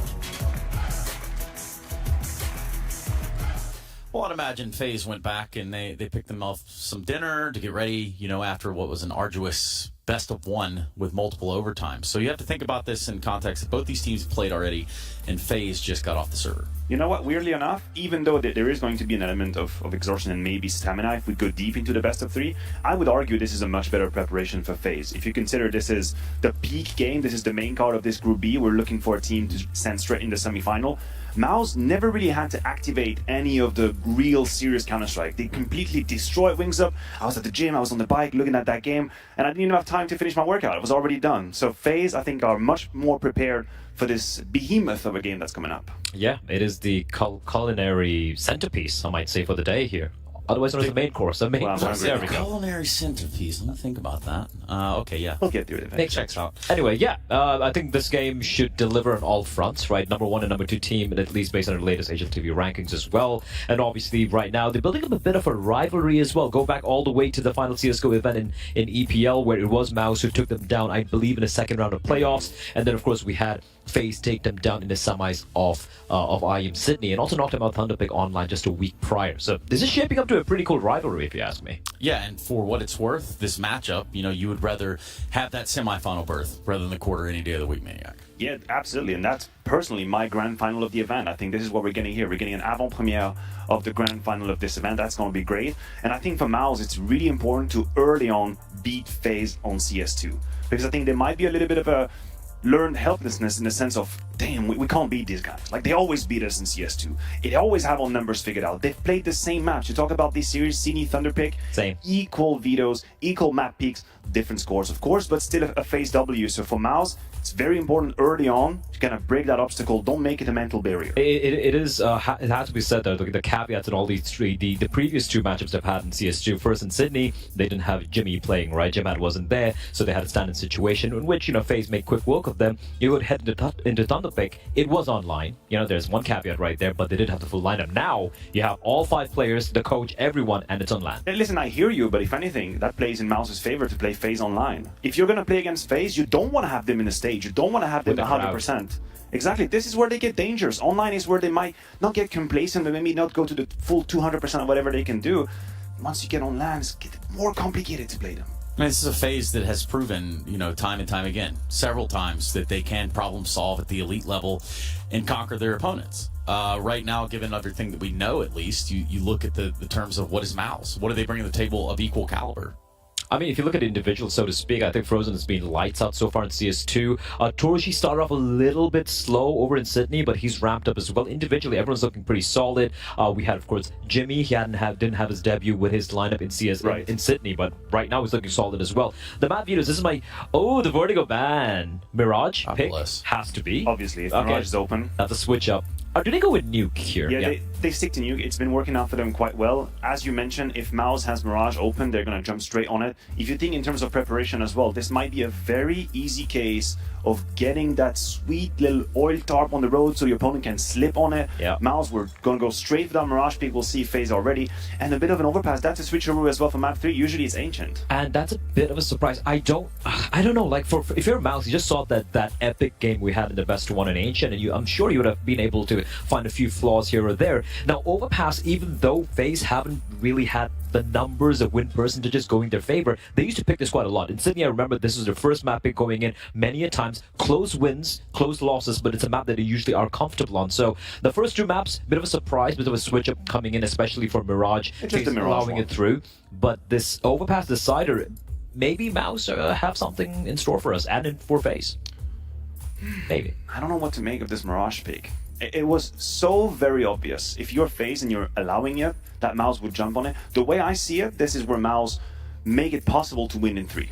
I don't see a world in which MOUZ beat FAZE 2-0. I don't think it's really conceivable. I think Nuke is way too safe at the moment for the caliber of FAZE's clan, but if you lose Mirage, I think this might just be it. This is where they play their life in the series, as far as I'm concerned. But if you're MOUZ, right, like FAZE obviously dictating terms right there. We know FAZE, they're liking to flex the 7 map pool that they have right now. So the fact that you ban Vertigo, you have to go for Mirage. I don't think MOUZ had an option. Where else do you go? Do you go to Overpass? Hell no. Maybe Inferno? Yeah, Inferno. Perhaps. It's a high win rate. It's a map that you can also play on the T side as well, which is very likely where you're going to start. I imagine they would start T side on Mirage. Today's a bit hard to take as a test, a real test. Exactly, as a sample test. It was way too easy.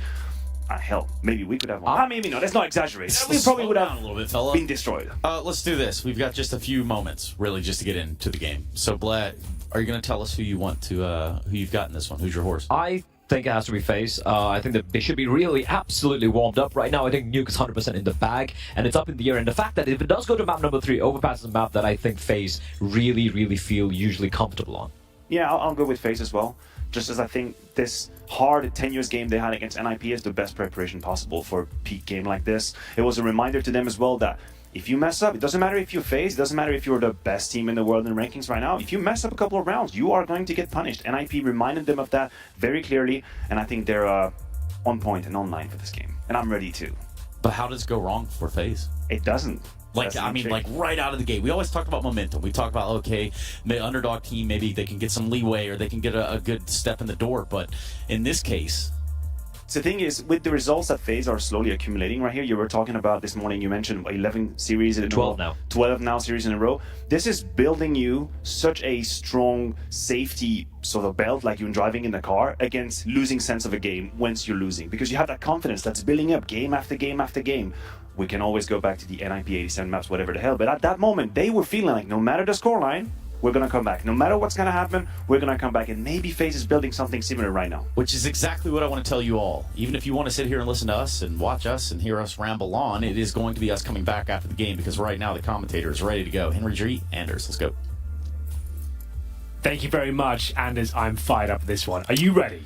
I'm ready. I think it's going to be one hell of a game. We won it. We get to see MOUZ and FAZE crack on with in a best of 3 as well. Wonderful stuff. In a best of 3 for the semi-finals here as well. FAZE off the back of that epic best of 1 as well, over 50 rounds played. And I agree with Maniac here. That's a great wake-up call, I think. Because they came into that pretty slow. Bear in mind, like, they got the 4-0 start, then got one following gun round after that. And I felt like they were kind of fading out, to be honest with you. They were down 11-5, had to grind their way all the way back back into it. That's when Carrigan came online. That's when Rain started to show up as well. So if anything, I think it's a very good warm-up for them. MOUZ didn't necessarily need the warm-up after getting 13-2.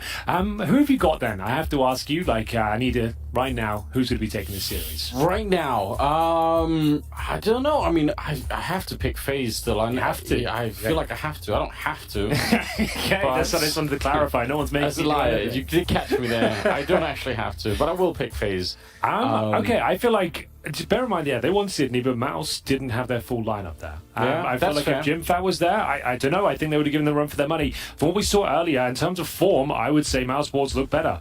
FaZe, they had some very complicated rounds, a few players that were sleepy coming to this one, honestly, if you ask me, and the fact it took them 50 rounds to take down a kind of laboured NIP lost roster, I don't know. I'm not feeling that hopeful for them. I think the fact is Mirage, it's going to be really exciting to see if MOUZ Sports come out the trap hot once again and continue that momentum we saw against Wings Up. I'm going to take MOUZ. I'm going to say 3 maps. I'm going to pick MOUZ in this one just because I feel like, FaZe can't afford to have another slow start. To be fair though, Robin Cool himself, he had an amazing showing against NIP. He was fantastic, right? And if he can keep that up, maybe it will be enough here today. But still, it's really up in the air. That's what Counter-Strike is a beautiful game. We never know what's going to happen. That best one earlier certainly signified that. There's Shui as well, in-game leader, who's been doing a fantastic job in this MOUZ Sports roster. With Mirage opening things up, I hope this will be a high-flying affair. Lots of clutches, lots of intense scenarios. Probably some more overtime as well, if I'm being honest. That could well happen. I've got to say, it's also very hard to match different scorelines with teams, right? Because you're right. MOUZ are always they're going to come into this festival looking better because they played Wings Up and they just demolished them on Inferno. So you're always going to have that in the back of your mind. And you're right, FaZe, they were a little bit slow. They struggled, obviously. They're playing 5 overtimes. It's it's all right there. But I just think sometimes it's hard to match up results like that and say, well, then what will happen when they play each other? Oh, definitely. I guess, it's all just for conversation's sake at this point. But, I just loved what MOUZ was doing. I thought Torchi looked red hot as well. It seems like the AWPers are starting to stabilise. There's Brokey, of course, who'll be going up against. The AWPers at this tournament, at least, have looked fantastic. It doesn't seem like anyone's been nerfed whatsoever.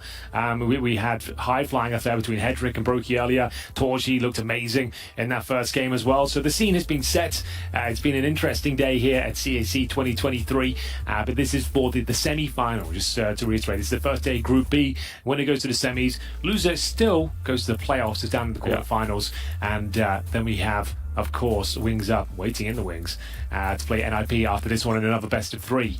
There's Frozen, of course, and I agree with what Pimp said earlier. It's kind of considered to be one of the best riflers in the game right now. He's kind of flown under the radar. Everyone's always considered him to be a very good player, but I don't think he's got the recognition he deserves until recently. Yeah, I don't think it wasn't obvious maybe at the start of his career whether he was going to be just sort of a good all-round player or someone that could punch even above that. And I feel like he's proven that slowly now that he's got more depth. They're calling him the young veteran. The young veteran. Yeah. I actually like that. That's great. Good, isn't it? Well, that does happen to players nowadays, right? It used to be that you'd wait for years and years for somebody to really get their fingers into the game. But I feel like nowadays they're moving so fast, right? You see people come out, they've no experience, but they're just playing at a really high level. So that's just what it is. I think either way, I think we're being promised a really, really good game. You just went Torchi versus Brokey, the two, if they're going to get those two against each other. I don't think this is going to be, there's almost no way this could be a boring match. So I'm here for it. I look forward to it. Hopefully you get the all 3 maps as well. Why not? These little figurines, are these gifts given over to them, or are they just random people? Are they supposed to be them? I'm trying to work it out. It's I'm seeing the figurine, and it goes up to the person. It's like, oh, is that him? I don't know. But I assume that's what they're going for. I think it's maybe some gifts from the fans. I'm not sure, but hopefully this one is underway momentarily. I think just want to make sure that everything's good to go, because it was a little bit frustrating having that epic best of 1 and having to go for the 10-minute timeout. So just think we want to make sure everything's good to go. Yeah, now you bring that up, maybe worth pointing out, people maybe haven't realized yet, but we are playing on a new patch which dropped in the middle of the night. Good point. So a lot of things changed. I fell asleep in between the series. Was there anything on Twitter? Did anyone talk about the patch notes? Any players tweet out how the game felt? Because it seemed like it was business as usual. It felt like everything was going well. I didn't see anyone catch anything so far. So I'm really curious about that. Whether or not the players agree. That the movement's changed and that the traces are different or whatever it is that's been updated. So I don't know yet. I guess we'll see. We'll see how it goes. Yeah, there was plenty of data to collect in that previous map. So that's true. Well played. Interested to see whether they can give us some insight, but of course they're probably busy preparing for this one. MOUZ Sports versus FaZe Clan, two of the strongest international teams according to HLTV. This is number 1 and number 2 in the world. And so if that doesn't wet your whistle, ladies and gentlemen, I don't know what will. Here we go, the upper bracket here of Group B, as we start on the pick of MOUZ. It's going to be Mirage. FaZe and the CT start here, and we'll have a look at the buy on the T side. Just one smoke and a Molotov. We'll see if there's any upgraded pistols in the mix as well. No. So we'll see what they decide to do here. They're going to be positioning themselves towards the B apartments, bottom down towards middle, and we've got Frozen patrolling the extremities and Carrigan exploring them as he pushes towards the Palisanders.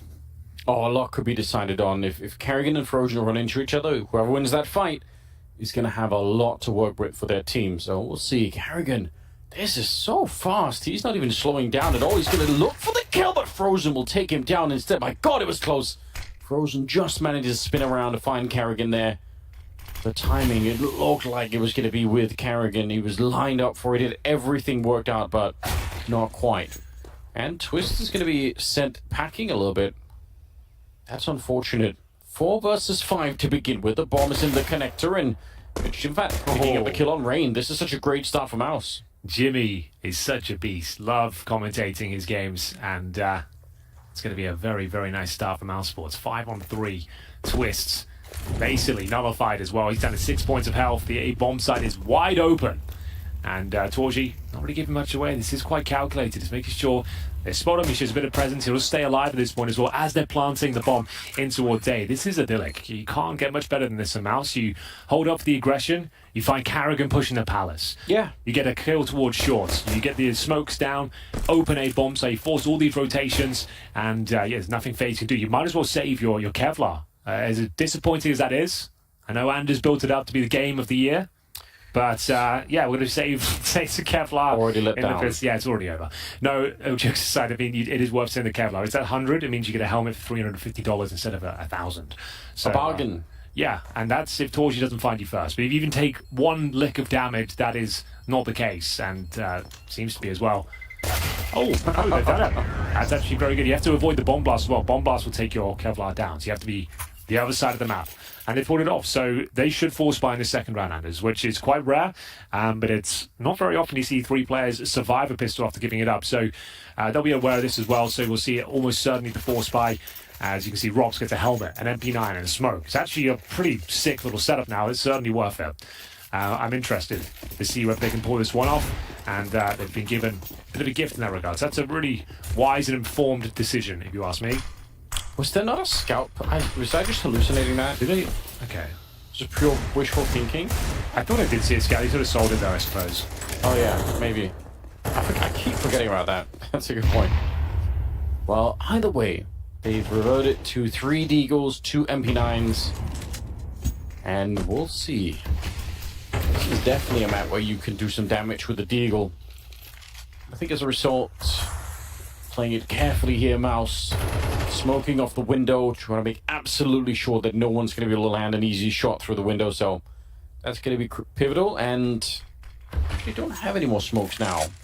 So we'll see if they can get some control anyway. Yeah, they're running the bomb back. They won't have smokes, but they've got plenty of firepower. That's what they've opted for in this particular round. And yeah, they're up against some MP9s with the helmets, the Deagles, but they should be able to pull this one off. You can see they're playing at range at the B bomb site here, allowing them to jump out the window.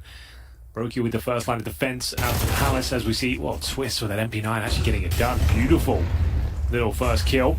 And this is going to be the commitment now from MOUZ Sports. They're getting mowed down here. This is actually a little bit more problematic than I anticipated. It could be Exertion, though, coming in. Strong as ever, looking for it. Brokey's going to get out-dueled there. Exertion with 3 kills, and Torshi's picking up Rain in the meantime, so yeah, there was some real danger. Yeah, for sure. With that opening Twist frag as well, if he gets an AK-47 in his mitts, bloody hell, anything could happen. But not to be the case. There it is, pretty far away. Thank you to the Observer team. As we see Rops remain with the MP9.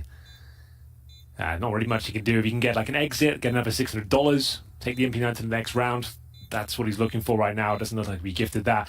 Might be able to show us some movement, get up towards short, and see if he can find that AK. He knows it's down there somewhere, so just going to be holding up. And it will be a nice recovery after losing that first pick, and they've got a fully invested FAZE up against them.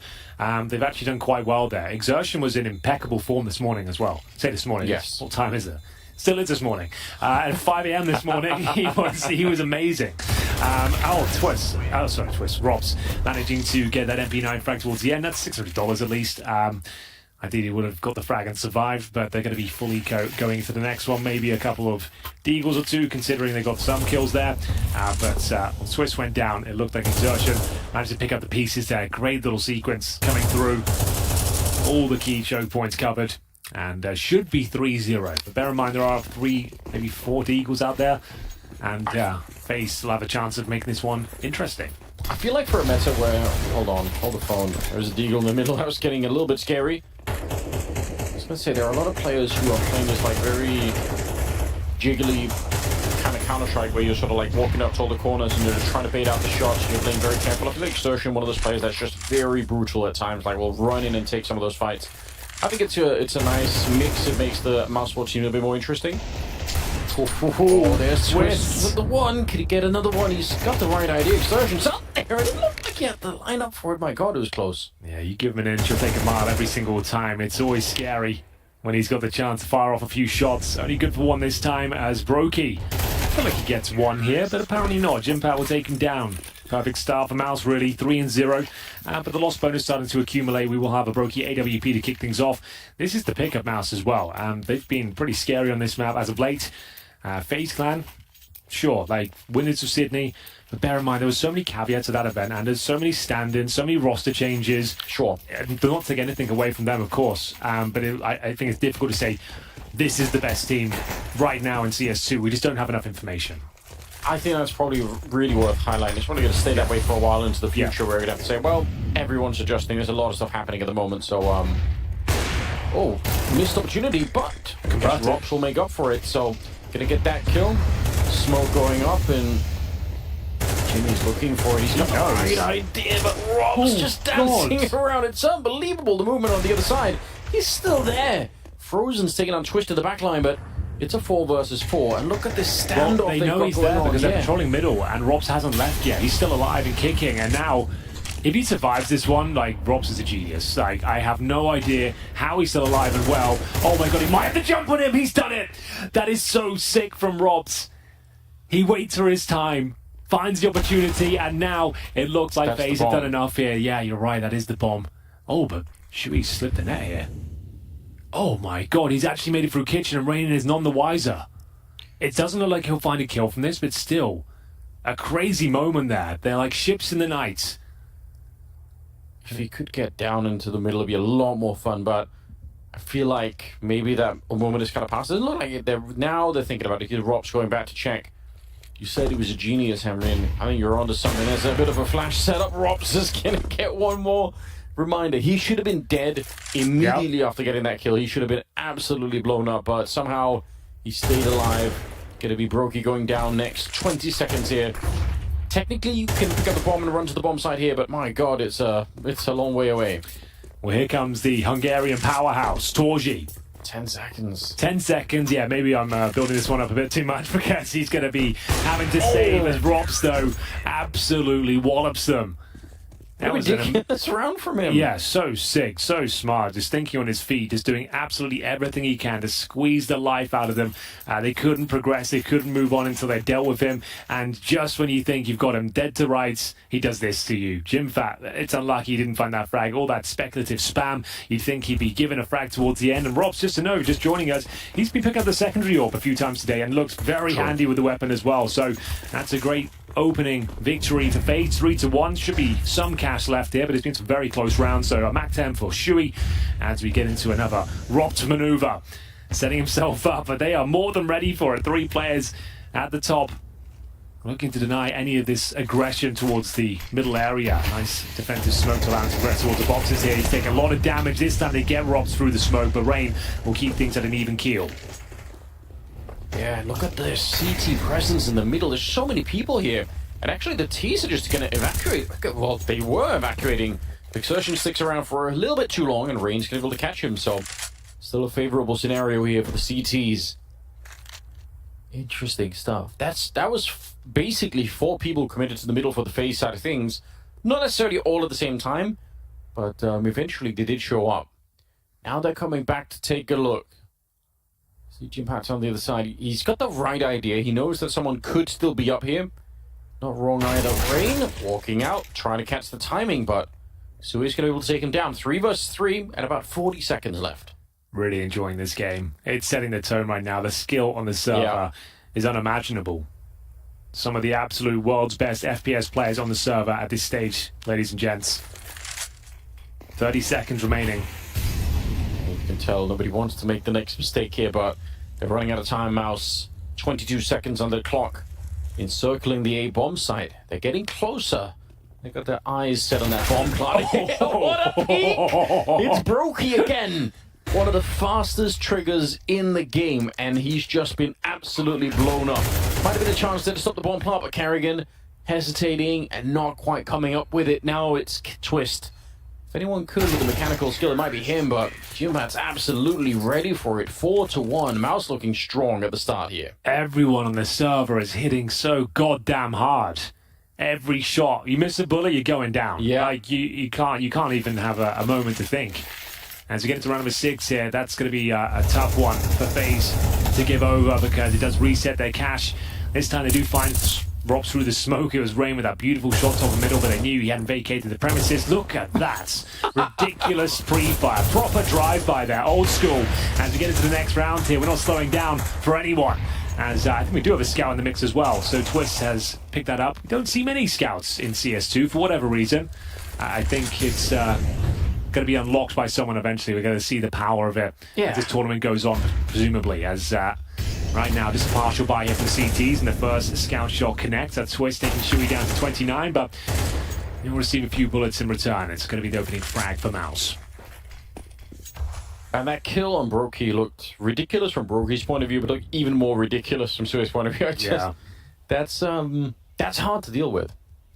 We have a single player at the B bomb site, and it's Carrigan. What a player, yeah. Let's let him cook. Well, needed that one first. He was headed toward the kitchen, Henry, so he was... Exactly, that's what I was going for. I thought he'd make it there first, and I had something else ready, but didn't quite make it. That's unfortunate. It is unfortunate. You hate to see that. But 5-1, as you mentioned, the B-bomb side's wide open. They don't need to hunt any of these players. And there's only 2 of them remaining. So there's no rifles to recover of your FaZe.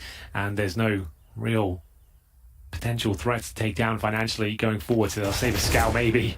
As Exertion looks to close things out in style. He is having a bit of a hunt here. Still 5 players alive. Barely taking any damage en route. It's just going to be Rops with the 5-7 in towards the B apartments right now, waiting for an exit frag. And bear in mind that blast radius in CS2 is significantly larger. We'll see if that's going to be a case. Not going to be. So, MOUZ Sports, huge cash injection there. Might be the first tactical timeout, I would say. Feels like we're due one. Yeah, I mean, it's a 5-1 scoreline. So if MOUZ are really running away, you've got 4 timeouts. Why wouldn't you use them if you're on FaZe right here, just to slow things down? That CT side economy is not coming together in a big way for them at the moment. So they are going to be having a bit of a rough time at it here at the beginning of it. Carrigan's fiddling around the cables. I don't like this. Please don't. Yeah, whatever you're adjusting, leave it. Let it be alone. We know this kitchen on Mirage, Henry, is not going to be your kitchen. There's no air fryer. That's true. Remember that's your... that's all you need in the kitchen these days. Kitchen appliance of choice. Yeah, there's literally nothing else you need. You can throw everything else out. Even the sink. You just need the air fryer. Just that's it. Doesn't need any cleanup or anything. Just you can cleans itself. No way. Yeah. It gets hot like an oven cleans itself. You just turn it onto this setting that it gets so hot it turns any of the dirt into ash. All right. And it's good to go. So checkmate, Anders. Well, you've got me. I don't have a counter, Henry. So I guess you win this exchange. Well, it's going to be a long tournament, don't worry. You'll have your victories as well. As we see another full buy on either side here. No AWP, just to note. On a map like Mirage as well, that's a big deal. Brokey's certainly a serviceable rifler, but he's a world-class AWPer. And on a map like Mirage as well, against Torgy, is in some career best form right now. Yeah, this could be significant. Round 7. No real damage inflicted just yet. Going through the motions and the default are MOUZ. Molotov towards connector. Gonna try and maybe get a player up towards window and See if they get control towards shorts here. Shui. Oh, needs to be careful. Got Twist on the other side. Good flashbang though. Oh, the timing is sublime. They can actually pounce this beat bomb side. Can they ever? This is beautiful from MOUZ. The coordination, the timing, and the execution of the shots as well. You couldn't ask for anything more than that. They spotted a little weakness there. The flashbang that Shui called in to push that smoke was absolutely brilliant. The timings on the pincer maneuver towards the B bomb site, it doesn't get much better than that. That's actually a rare thing. You're right. Like normally when you try to do the 1, 2, 3, let's all go at the same time. Not everyone is going to win their own fights, so there's going to be a little bit of exchange of information there. But it's just they just blew up the bomb site instantly. Yeah, those 4 kills happening in the space of maybe 2 or 3 seconds there in favor of MOUZ. That's sick. Perfectly executed. That's a really nice round. You ran the default, you denied the CT aggression, you made sure they were pushed back in the bomb sites there, basic control of middle, Molotov down towards the connector. Even with the CT smoke down, Shui was more than willing to push through it. His teammates were ready to jump through, apply the pressure from both sides. It's a classic pincer maneuver, and you could see that it's overworked in the bomb site. Twist was retreating, trying to back up his teammate. You could feel the execution coming through, but Shui just comes through and absolutely mows them down. That was really nice, and it's going to be the second timeout. They're a bit discombobulated after that one. They've just been wrecked. Yes, I saw Carrigan with the headset off trying to be fair, yeah, maybe something. He's been the main reason we had the issues in the previous game, because like if he disconnected in that final round. FaZe won the game, but it was like they had to do a 5-on-4 because he disconnected in middle just as he was getting ready to strike. They still won the round, but we were a little bit confused as to why he was already dead before he'd been shot. Oh no, I don't like this. The old headset's coming off. It's just the wire. He's he's untwisting it. Fair enough. They do have a way of doing that. I'm so happy that we've moved almost everything now to Bluetooth. I know some people in the audiophile community love the cables, but my God, having the twisted cables in your pocket it's a nightmare. You know, you put your headset in in a backpack. Oh, you mean like phone headset? Yeah, like the phone headphones? headset. I don't know. Like maybe it's just my management skills that are bad, but I just I'm trying to work it out. You can't even really buy wired headphones anymore, and even if you could, like, there's no port on the phones anymore. So I think you can get some that are USB-C. Yeah, but then you can't charge it. That? That's the whole thing. Like, yeah. There's always these compromises, but it's too much of a hassle. Yeah, I guess you're right. Like the wireless headsets are good. I just got to make sure you charge them, I guess. That is a big deal. Especially if you're traveling a lot like we are. It's a bit of a nightmare if you can't do that. So they've become essential equipment, really. Tech timeout. I'm guessing it's Carrigan's audio that we are dealing with. Yeah. He's 0-7. I don't know if that's the audio necessarily, but he's having another rough start. Let's say it is. Let's just say let's give him the benefit of the doubt. Let's say he's having some issues and it's affected the game so far. But it looks like I think it looks like cables. I think they've got the gaffer tape out. I used to work in the event industry, and that's how you normally fix anything cable related. Roll a gaffer tape. Put more tape on it. And just tape it together. It will hold it together for at least a couple of hours. That's probably all you need it for. I didn't realize it was called gaffer tape in the UK. It is in Denmark as well, but everywhere else it's duct tape, right? I think one's the brand and one's the actual name. I couldn't tell you which one's which, but gaffer is what we call it. I used to play around with that a lot, but not because of event work, Henry. I wasn't that cool. It was because of making foam weapons for Jesus for the role playing stuff. Oh, so you're like kind of LARPing. LARPing, exactly. Yeah, running around the forest. Lightning bolt. That's it. That sort of vibe. Exactly. Yeah. I mean, I wasn't running around saying that. I just thought it was fun. Hit other people with the weapons. Really. Okay, so other friends were doing it with you, or was it just you? Yes, me and a friend. It was an exciting time. I'll tell you this. Yeah, just two of us, really. But there was like a whole gathering of people. Maybe like 100 people would meet in the forest, and they was all part of like this community doing it. But random people would show up too, and some of them, they would bring just baseball bats with duct tape on them. Okay. No foam. That doesn't seem to work on any level. Well, just to hide the fact it's a real baseball bat. They're just trying to injure people. Is that what they're going for? Yeah, some people also brought like actual swords with with foam and duct tape. Like that doesn't work. Like you hit someone with that, they're still going to die. It was an exciting time as a kid, I've got to say. Well, maybe using rubber bullets here, because you can see the MP9s are out in full force once again. As FaZe are struggling, it has to be said. It's the pick of MOUZ, admittedly, and they've presented some fantastic CS. I think this is more of a case of MOUZ playing very, very well rather than FaZe playing bad. Like it's why I picked them. I thought that showing his wings up, like as a unit. the individuals, everything's just coming together right now. And they're hungry to prove themselves after not having Jimmy over in Sydney, right? Like, they want to show that this roster can be number one. They're currently number 2 according to the ratings, but we do have to take it with a pinch of salt. We're still kind of in the fledgling days as Torji. Oh my goodness, you see what I mean? Like, everyone's just absolutely nailing their shots. The timings, everything is just spectacular. It's very hard to find much of a fault with anything at the moment here. A little burst. Oh, sewing machine stitches him up. That's not what you want to see. I guess, like, yeah, I'm the kind of the head of the MP9 Association as well. Like, you don't love to see that. Yeah, gonna have a talking to Robs, sort it out. So if you're gonna be using our weapon, you have to represent it a little bit better than that. All right, he almost took down Jimmy there, so there was a chance, but it's a 7-1 scoreline, Henry. MOUZ Sports are just smiling their way through the first half. It's all gone horribly wrong for FaZe at the moment. And this is Mirage as well. I guess this is the thing, if you wanted to see a third map, probably MOUZ winning this one could be really important. I believe the second map is Nuke, which was picked by FaZe, and the Disc were sort of warning us, good chance that FaZe are going to be pretty strong on Nuke. I mean, MOUZ are going to be ready for it too, and it's in terms of form. Just what we've seen today, like, MOUZ are in better form. Okay. I see where you're going with this. Yeah, I feel like they'll be more than happy to play it, to be honest with you. But we'll talk about that when we get there. It's currently 7-1 on the T side of Mirage here. Still plenty of rounds to be played, even in this first half. Like, getting 3 or 4 might seem bad, but winning a pistol in the second, you can bring it right back to life. We've really come to learn that in our online adventures, Anders. Like, true, any scoreline is pretty deceptive. Even a 9-3 is possible to recover with a pistol victory. As we have a much slower, more methodical approach this time from MOUZ Sports. They still have the majority of the utility, to be honest with you. Exertion, he's just been fantastic. Like, really blown my socks off today. Great performance. And Robs, the defender, connector against the big man himself. Who comes out on top? It's Jimmy and Exertion working in tandem, and Anders are doing it again. Look at the timing and coordination. Everyone hits their headshot at the exact same moment. It's so perfect, isn't it? Just very hard. Imagine if you're on the FaZe side of things and you're trying to communicate what just happened to you, but as that's happening, like, no one's even there to respond. They're just all dead all at the same time again. This is wild.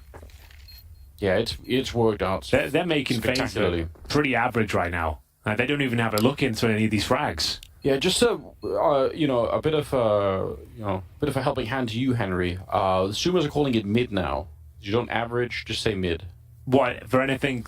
Okay, I have heard that. Yeah. I've never used it ever, but well, it's I'll try and bring time it to in. start. I'm just it's fair enough. Trying to keep you educated. I did try to get you on the skibbity toilet train, but I'm never going to get on board with that. Unsuccessfully. I'm so out of that. It's unbelievable. Don't say never. No, never. I only watched 30 seconds of it, and I was like, that's your problem. Got to be so, like, that's offensive to comedy.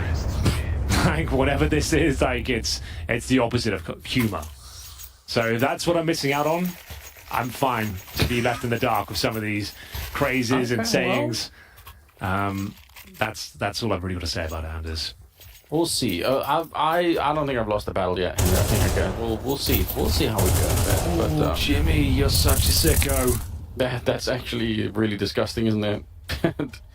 Kerrigan's having a really tough game. I think the audio's working, but so we can't even give him that anymore? Can't even. I don't think we can even give him that. Let me have a look at the scoreboard then. So yeah, Kerrigan 0-8, Roki 2-8, Rain 3. It's not like his teammates are really like going above and beyond, and they're just missing Kerrigan. At the start of that round that we just watched, Exertion had 10 kills and the whole of FaZe had 13. Yeah. So that's just as to put a bit of some math behind it. Yeah, they're not doing too well. So I know people are joining us. They're kind of filtering in as the day goes by. It's been a little bit weird with the scheduling today. We had an unprecedented best of one earlier between FaZe and NIP. It went to quintuple overtime and over 50 rounds played. So yeah, FaZe, that was about an hour ago. We all had a bit of a break. I had to sleep. I don't think FaZe would have had that opportunity, to be honest with you. Probably not. Yeah, already getting everything set up, making sure everything's working. Here we go, another chance at it. Rain with a good spray down. Rops is there to help him out. Now, unfortunately, Rops a bit isolated. He's still going to be able to get down to it. very few bullets left on this one, but doesn't want to jump on this one, even though he did hear the gunshot come up. Torch burning alive, and he catches Rops. He gave his life for that kill, and leaving Frozen in a 1 versus 2. He was so committed, but here comes young David. We'll see what he can do with this one. Interested, because against Carrigan and Twist as well. Bear in mind, Carrigan yet to frag, and we're up to round number 10 here. He does do well in these sort of scenarios. He's more condensed one-on-ones. And he's got the AUG at this range. Like, what a great weapon to have. Yeah, it's his specialty weapon, to be honest with you. Look at the off angle that he's holding. This so... Oh, he almost had it frozen. He's got the right idea, but there's Carrigan on the board. And FAZE with the second round. Using the brain rather than the brawn. Nice off angle, good position with the AUG, and it will be the second for FAZE, but as you can imagine, there are so many resources available for MOUZ, so he'll be absolutely fine. I love this, Torgy, this falling on his sword, making sure he takes Rops down with him.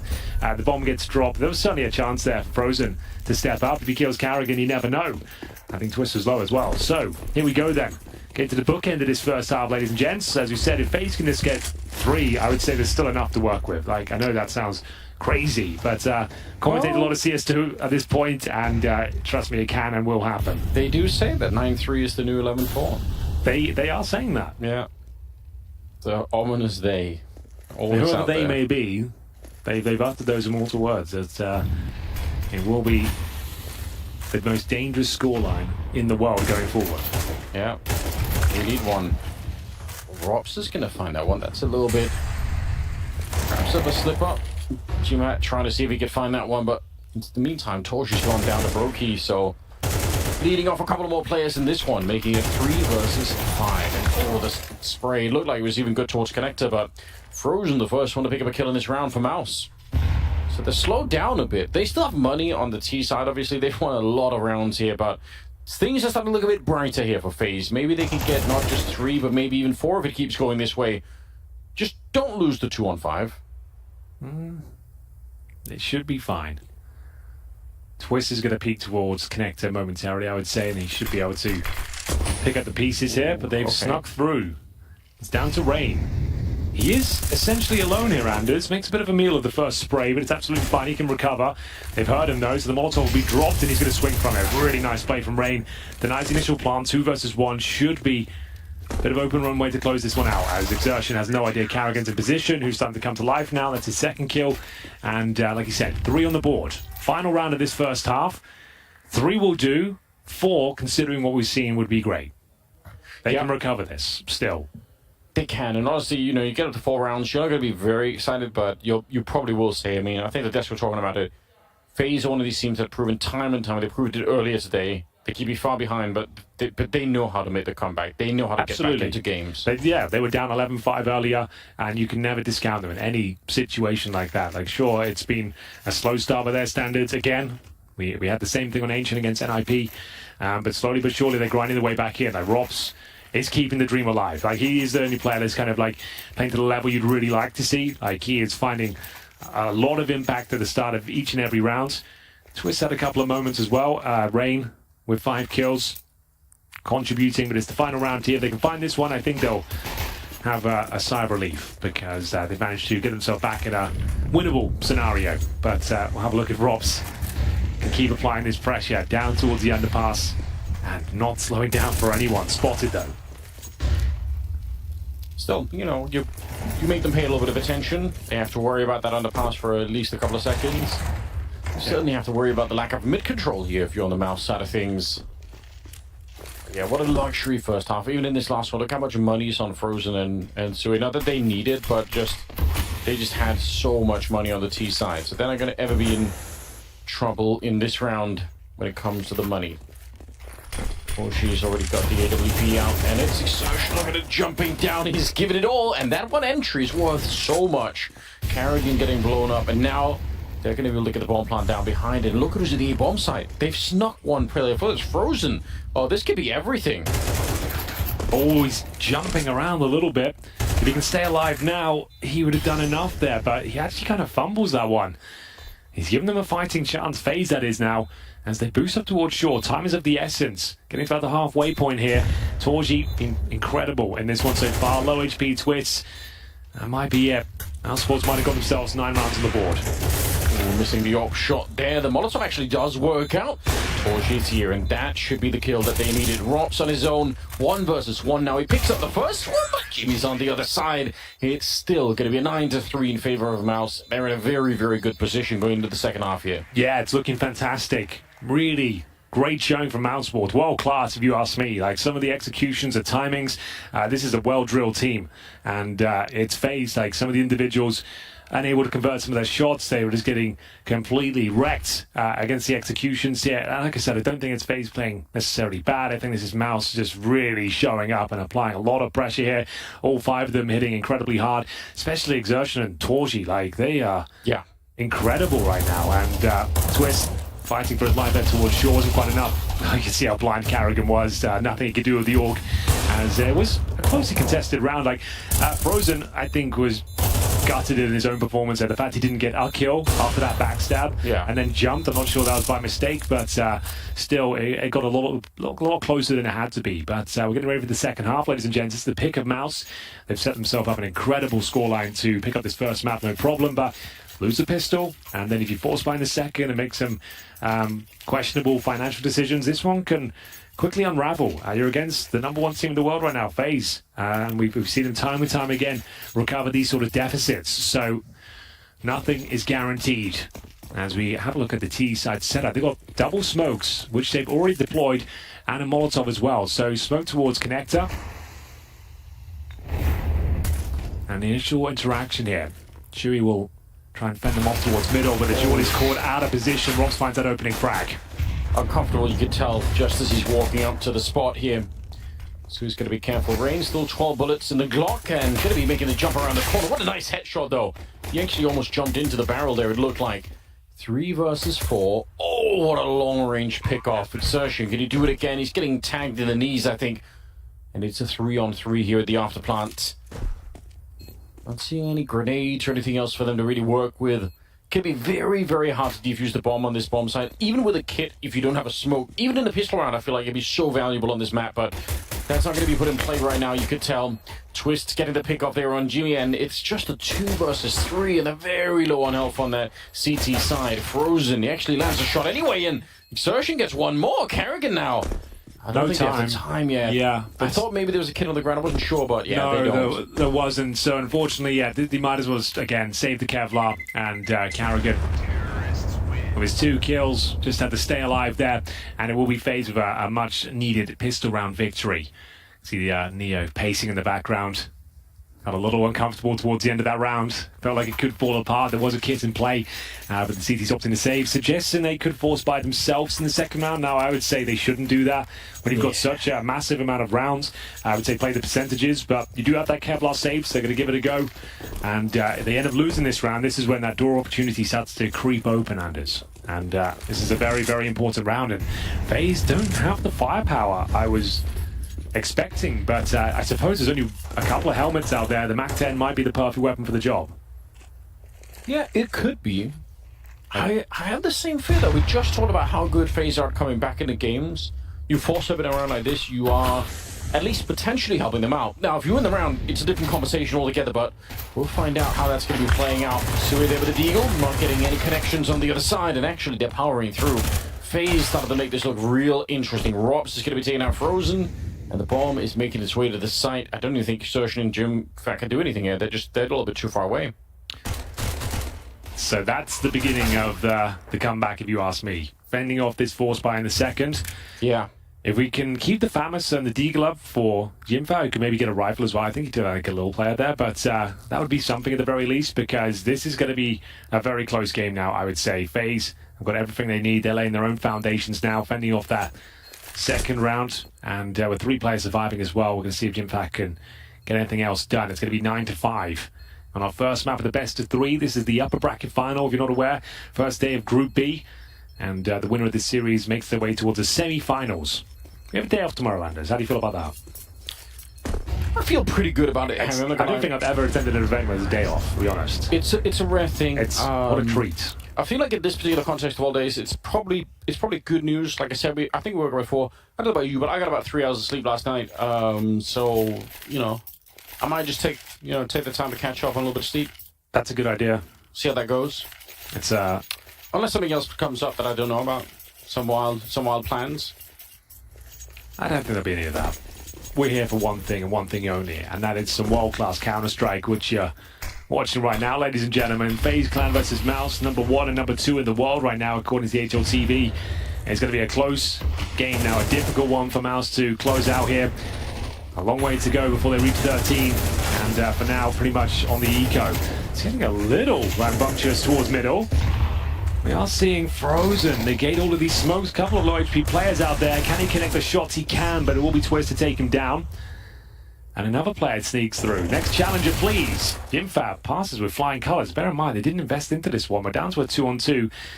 It's going to be FaZe who are the heavy favorites even in this scenario as Robs. Of course, he's slipping the net. He should be able to take this player down, no problem. Executes the penultimate CT player. We are going to have Jimfats, unfortunately, just 11 points of health, and with the Mac 10, I don't think there'll be much to say about this one. Well, he can upgrade to the AK. That's a bit of a bonus, but winning the round, I would say to save that. Yeah. Like the money's going to be fine, but it can be great if he saves the AK-47. And again, you've got the round bonus to do this, right? Like you got a little bit of a buffer, so why not just try and make these rounds a bit better? Try to defeat FaZe with the real weaponry. So that's it. Yeah, so 9-6 going to be the scoreline. he can probably drop the AWP for Torji just to keep his money as strong as possible. But him having Jimfat, I should say, instead of him, the fact he can have the AK-47 now in the form he's in right now, he's going to be looking incredibly comfortable for the next gun round. But that's going to be 9-6. Like, FaZe are right back into this. Like, bear in mind, that was a 9-3 scoreline. And all of a sudden, a pistol, and like I said, if they make those financial decisions and they don't convert those rounds, then you're on the back foot. Like, the loss bonus is very cruel in CS2 and MR12. But Jimfat's having his AK. Like I said, he should drop the AWP over, keep the AK himself, keep Torch's money as strong as possible, as we're on the comeback trail now. 3-0 in the second half for FaZe. Carrigan kind of coordinating the troops here. Doesn't look like there's a tactical timeout. And Jimfat, yeah, indeed, he did drop the AWP for Torji. So, a chance now. Brokey on the AWP as well. He's 4-14. He hasn't really got going yet. And down there with Carrigan right now. I'm sure that's going to change here with the AWP in his hands. Yeah, you would want to see that, surely. Important. Right now, Robs is just doing a ridiculous amount of work. He's got 17 kills. He's so far ahead of everyone on his team. Yeah, and look at where he is again now. They're not ready for it. If there wasn't a smoke in the window there, that player is dead on the other side. I think they're Sui playing. That's why he's biding his time. He knows he's slipped the net again. Yeah. Like, Robs, they have no idea he's into that position. And I think he's going to be gifted a kill eventually. He's waiting for that smoke to go down. We'll challenge it again. They're throwing the incendiaries over. They're trying to flush him out. And now they might have an inkling as to what he's up to. Really thinking about it, a little bit of a jump. I can't believe it. That's supposed to be a losing fight if you're the player jumping. Torshi picking up a kill, and like you said, he was biding his time there, Robs, waiting for that opportunity. Doesn't quite get it, but you know what Brokey does instead. He does enough damage to Sui to dissuade him from the position and kind of reconsider where he's standing, and then he walks straight into the scope of Brokey, and now Robs once again... He's trying to make his way through CT spawn. They have no idea. No one checking it. CT's with good response, though, pushing it towards the A ramp. But I feel like FaZe are just making things very uncomfortable right now. Twist with the bomb, and, well, he finds Frozen as well. Fantastic shot. Back to a 3-on-3. There was a moment there where both players were showing on each other's monitor, but nobody really realized. Here we go. Torchies should be dead, and he will be. Brokey able to find him. What an uncomfortable round. That was a 4 versus 3, and they don't have no position. MOUZ have no idea where to stand. Yeah, I don't think they have much of a chance in this one. Jimfat does fancy it. They've got a kit to work with here, but time is of the essence. You've got 3 kills to find and a bomb to defuse. I don't think it's worth it, lads. Off you go. Another save is on the cards here. It's Robs, though, completely stealing the show with that one. Just great maneuvers around the map there. Just constantly a nuisance, a thorn in their side, applying that pressure. He forces them to have to go in towards the A ramp because they've just lost control of CT spawn, jungle, window. He's just everywhere. And at that point, Twist is waiting for the opportunity. He hits a bang over shot from the Palace, and that's a wide open bomb side of that stage essentially. Torji just has to hold the A ramp, and then we saw Brokey come in and get an absolute freebie of a kill. So That's an absolute masterclass. This time from FaZe. These T-sides have been very impressive. Rops continues to dominate the server here. Not a ton of frags that round, but he single-handedly finds them all of that positional control, Anders. It's true. A good reminder that, you know, as much as it's about, you know, the gun mechanics, sometimes you really can just get great positions. That's the reason there. That's why Torchy has to be the A ramp, because Rops has sabotaged the backlines. Yeah. He doesn't want to be in that position. You don't want to be on the A ramp with an AWP. Like, that really is like the best description of what he does. He is a saboteur, isn't he? Yeah. Like, it hits the speed he got into ladder room as well. Like, really interesting. So just a couple of rounds in it. A 9-3 scoreline that seemed insurmountable has quickly been shut down by FaZe here. We got just 2 rounds to go, and at least the money's pretty decent here for MOUZ Sports. They've got the Torchy AWP that hasn't really got going on the CD side thus far. Brokey's starting to warm up though. Exertion found early. Torchy will have to try and find a response here quickly. He knows it as well. As you anticipate, Rain's already towards the mid boxes here. Doesn't seem to be aware of it. He's watching towards the top of middle. She's so dangerous. And Rain, even though he did peek on the side of the scope there, he still somehow got the bullet off a little bit quicker. So great couple of kills here for FaZe. You said it, Henry. You lined it up for us. That one force-up round, and the fact that they won it, I mean, there was a chance here for FaZe to get back into it. And they're trying to take that chance right now. Brokey with a shot, taking down the Soul B anchor, and now Bomb is going to be following through here. It's a 4 versus 2. They are moving in still. Yo. Sule, that's so wild. He wanted to go for it. Oh, beautiful shot, though, from Rops. Frozen. Nothing he can do again. Far removed from the equation. Twist is going to give him nothing to work with here. Just tucks himself in. Flashbang comes over. That was his chance to try and close the round out. It's still going to go in their favor. It's just a question mark as to whether Frozen survives. Spots a shadow of Rops and hits a beautiful shot as well. Maybe he can take everyone down with him. Rain needs to save this AWP though. Oh, goodness gracious me. Okay. Frozen with a statement save at this point. Like 3 frags and takes a ton of money away. Money's not amazing on the FaZe side as well. That's actually pretty sick that he's done that. Found the AK-47 as well. It's going to raise his confidence at the very least, Anders. He's looking very sharp. 9-8, 1 round's in it. Tactical timeout. Rain unable to save the AWP. So will they have it going into the next round? I actually don't know. Let me check the cache. A bit of an issue right there. I think they've got enough they wanted the glass cannon, which I don't think they will do. So that's actually kind of interesting. So were going on the hunt trying to find Frozen and actually lost everything they were going to take over to the next round. So that's why they'll take the tactical timeout. So sure, it's been a bit of a nightmare start, but the fact they've kept them modest, they've managed to keep the numbers low. They just need to win one of these rounds, and they have a bit of open runway at that point. So as you can see here, no AWP available for Brokey. To be AKs across the board, they won't have any loss bonus accumulated whatsoever. So MOUZ just need to win one of these rounds, Anders. There's one, and they'll be in a good position to close this one out. That's if they get it. It does feel that way. It feels like they're right on the precipice here, but that's not always enough, right? You do have that feeling, even if Karrigan is still not doing that well. You could tell that more and more players are trying to catch up to Rops, who's been leading the charge for FaZe. They're really waking up, and we saw what happened with NIP. I mean, even if it took 5 overtimes, eventually you play FaZe long enough, and they're going to get harder and harder to play all the time. There we go then. First shot rattles off. Does hit Karrigan, but through the wall. He's down to 63. Rain with decent control. They've actually got 2 players in towards the connector already. Very efficient smokes going down. Shui's under a lot of pressure here. The Molotov applies even more. And this could be an A-pounce momentarily. It's going to be down to Torchy to try and fend them off. Hits the first shot, can't nail the second. Karrigan replies, and now it's down to the 4-on-4. They fully commit towards the bomb site. Bear in mind, MOUZ just need to win one of these rounds, but still losing players en route. Karrigan and Rain working in tandem here. It's down to Exertion and Jimfat to try and retake the bomb site. No plan coming in yet. It does go down, and there's Jimfat. Needs the backup now from Exertion. Yeah, he's dropped quite low on health here. It's very hard to do anything with. Smoke is up, sure, but it is about that flank coming in. If they even want to get close to it, I kind of almost doubt it now. No kit either on Exertion coming a little bit closer here. 2-on-2, and Karrigan, he's ready for it. He's been so quiet this game, but it's a triple kill for Karrigan in this one.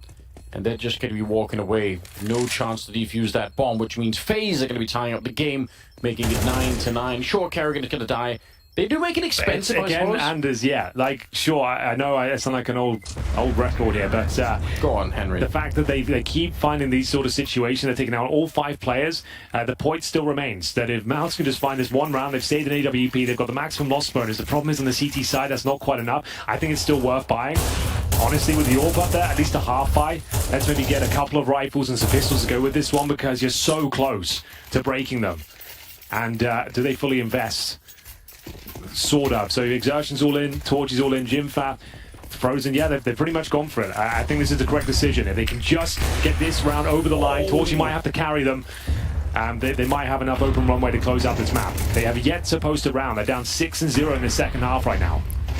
Yeah, that's a good summary of where we are at the moment. Nearly the shot. Look at how close Brokey is to death. That was Torchy hitting the flick in the mid-air, but in the leg instead, so he gets to live for a little while longer. Torchy's been looking very good so far today from what we've seen. This is super tense. Best game of the day so far, if you ask me. We're only in the first map of the series. It's coming right down to the wire. FaZe showing that mental fortitude once again. But they know they are very fragile. MOUZ very aware of it as well. The force buy, the FAMASes, the saved AWP. Is it enough? 55 seconds to find out. Smoke up in the window. Bomb is leaning towards the B side so far, and you know what? With the right smoke down to drop off Exertion, or maybe just the right kill if a rain. Oh, the flash around the corner. Exertion! How does he live through that one? If he dies, then there's only one player at the bomb site. They might still be able to breach this one, but there's only 35 seconds, and now backup is here. This might be the one. It's a 4-on-2. The bomb on the back of Rain. He's in the underpass right now, trying to join up with Brokey. He's got 10 HP though. He's not going to survive this interaction. As Robs, going for it though. He gets the intel as to where the first player resides. Converts the kill. 3 more to find. If he gets a plant down, that actually helped them out, Anders, because it gives them that extra money. Bear in mind, they'll be absolutely broken going to the next round. If he gets this kill, he might be onto something. And finally, they've done it. They've broken through. Financially, FaZe are absolutely ruined at this stage. They're going to average, what, between $1,500 and $2,000 each. That's a first round they've given up after that huge streak. The problem was all the rounds were so tantalizingly close. More often than not, losing all 5 members, so they have to force buy here. Yes. And then you're down to 11-9 with a full eco up next. This is what I was speculating. This is the moment we were waiting for. MOUZ, if they can find some form here and fend off the A execution against the Pistols, they might have done enough to win this map. They're not far off. You're right. It's probably good to remind everyone of the economic impact that it has when you win rounds, but just lose almost everyone, which happened definitely a couple of times to FaZe. This is the result right here. Yeah, I'm going to try and go for it. They've got 1 smoke, so they can try and smoke that jungle or the connector, whichever one they prefer. Top stairs is what they go for to block off the AWP. That's fine, gets them a step closer, but there's a lot of road still to cover here. Nice jump past Kerrigan. Practically stabbing him with the P250. That's a way to get a kill, I suppose. The Tech 9 actually doing damage to range, and somehow the bomb is planted as well. No. This is madness. This is actually looking super uncomfortable for MOUZ. This is the round they were supposed to convert no problem against the Pistols. Shui, so brave to be transitioning in towards the bomb side like that. The players all around him, but I think they've done enough. 3 versus 1 twist, nowhere to be seen. As he comes in through short, he's just going to have the hope of the best here. I don't think the bomb's planted for him, so yeah, down he goes. And is there a kill available? Yes, there is. So we're absolutely fine. And it will be the bomb going down at the very least. So it's not the absolute nightmare scenario. The fact they got the plant through and a couple of kills there, it does keep the dream alive somewhat. But as I mentioned, it will be MOUZ now in touching distance, picking up this first map. After a great first half, 9-3 in their favor. FaZe came back in emphatic style with 6 in a row after winning the pistol. It will be their final tactical timeout phase, that is. And yeah, this is like sort of half by territory, maybe even an eco. And with the bomb being planted, you might just have to allow them to get towards map points here. We'll see if that's going to be the case. Neo, a chance to chime in, offer up his 2 cents. But what a game this is panning out to be, Anders. It is. I mean, I feel like we're being shown something special here, really, on all sides. Everyone's kind of started to get there. Kerrigan, a bit of a slow start, but he's locked in the game now as well. You can feel it. FaZe We'll see if they can keep this up here. It's 11-9. Oh, they forced it? They forced it again. All right. Okay, so Galil's. A couple of Deagles here up against a very well-equipped Mousesports. They've got AKs, AWPs, full array of utility, but Brokey has got headshots. What a way to open things up there, and is applying a lot of pressure to the in-game leader of MOUZ as well. Frozen will back him up and maintain the advantage for now, but the pressure is just so consistent here from FaZe. Lovely work from Carrigan. You're right, he really is coming to life here. Yeah, he's stepping it up in a big way. He was 0-8 at one point. Now he's up to 8 kills, so doing a lot better here. 3 versus 3. Yeah. Twist still has a deagle. I think Brokey's picked up a Galil instead, but is it enough to make any kind of a breakthrough? Oh, they've got to get past Jimmy first. Yeah, never an easy task, it seems. He's got the health for it. And actually, they've gone to check middle. Now he knows. He can hear the footsteps, I think. I'm running a bit closer. Oh. My God, he's just lining it up. He's so makes it look easy. No problems. A triple kill for him.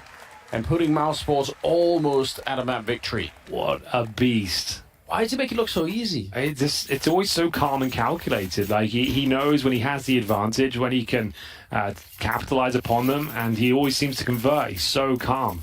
And that's going to be map points. Bear in mind, that was another force buy with no bomb going down this time. So FaZe, like we said, they had that great spree of rounds, but the rounds are so close. And towards the tail end of this map, they just wouldn't have the loss bonus accumulated.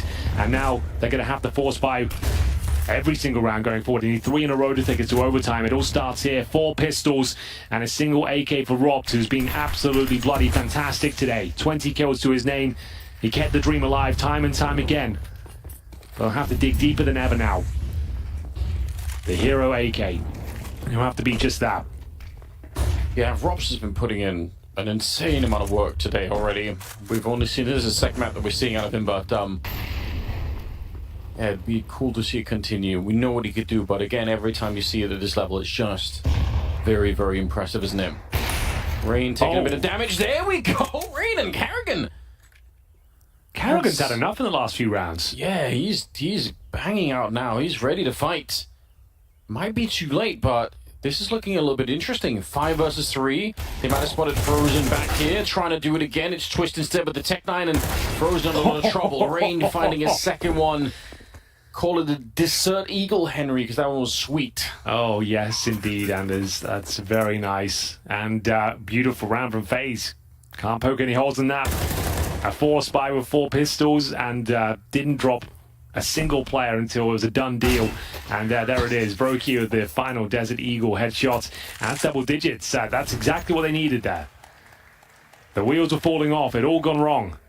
But a miracle round from Carrigan especially. Steps up just when they needed him most. Lands a couple of bangers. And now the financial woes are on the side of Mousesports. If they want to take the half buy here, they can justify an eco or a half buy. They don't have to fully invest this one. They don't need to close it out right now. But there's Carrigan. That's the shot. At range as well. Twist. Beautiful work with that Tech 9. Everyone contributing here. It feels like...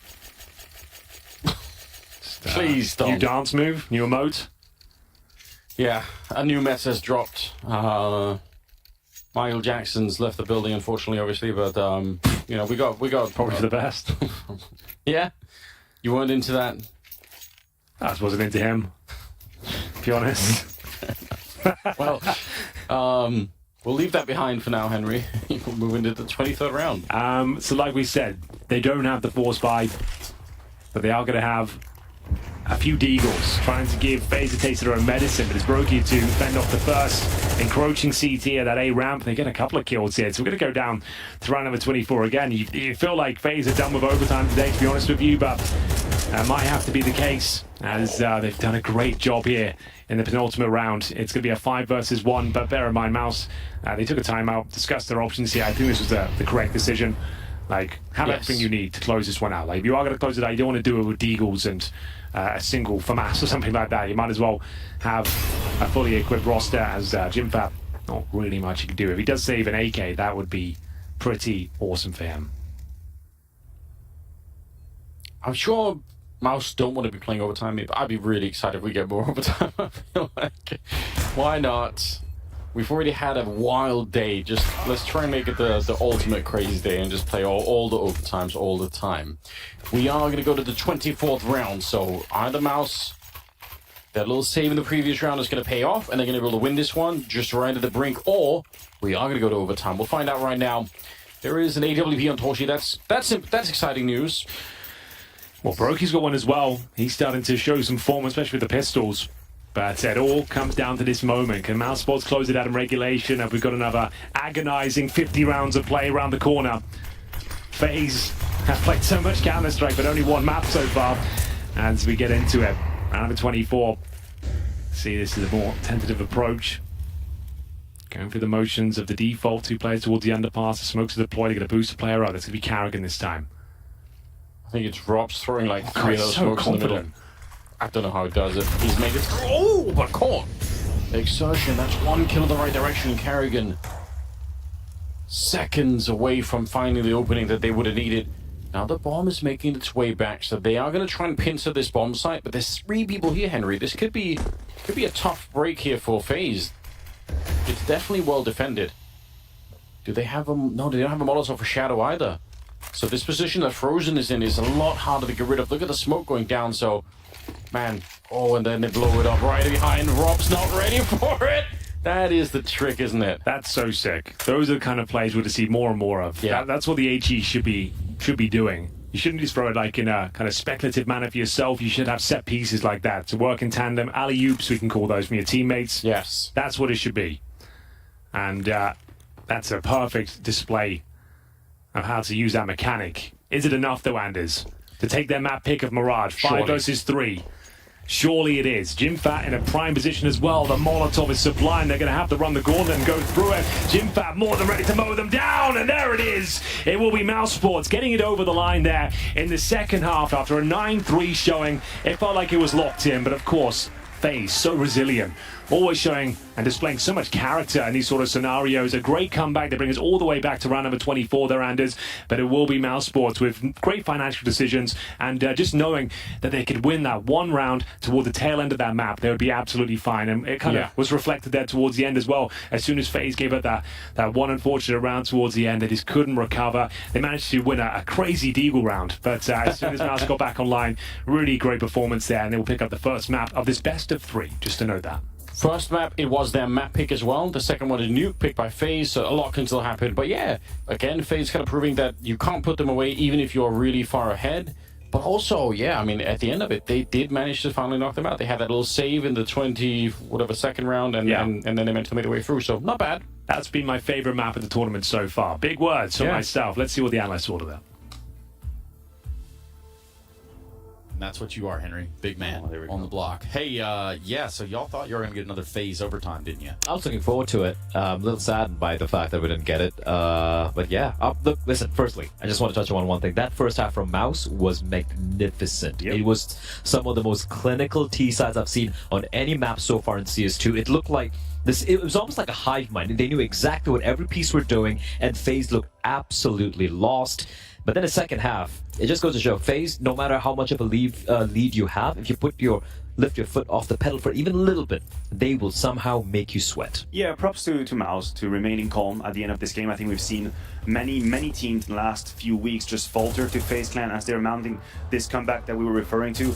You talk about the first half, and I echo your sentiment. I think FaZe played aggressive at the very beginning of the half, and I believe there was a round where they misplay a power play when they have top mid. It's a 4 versus 3, they lose this round, and it's almost like they made their own conclusion out of this round, because of the backside of it, they started playing way more passive towards middle. They played way more conventional. They allowed MOUZ to take connector control. They allowed MOUZ to take ladder room control, and once they had it, the quality of the split and the timing of this split, it's almost like FaZe Clan could not play Counter-Strike. So they gave way too much space in respect to MOUZ, and props to them for seizing that and having a beautiful first half. And the way they were executing onto the sites as well, just when they explode, when they have the map control, it was really a thing of beauty. Like a fan of the game, a student of the game would just look at that, and you could learn so many things when it comes to not just the utility, but the synergy and the comps as well.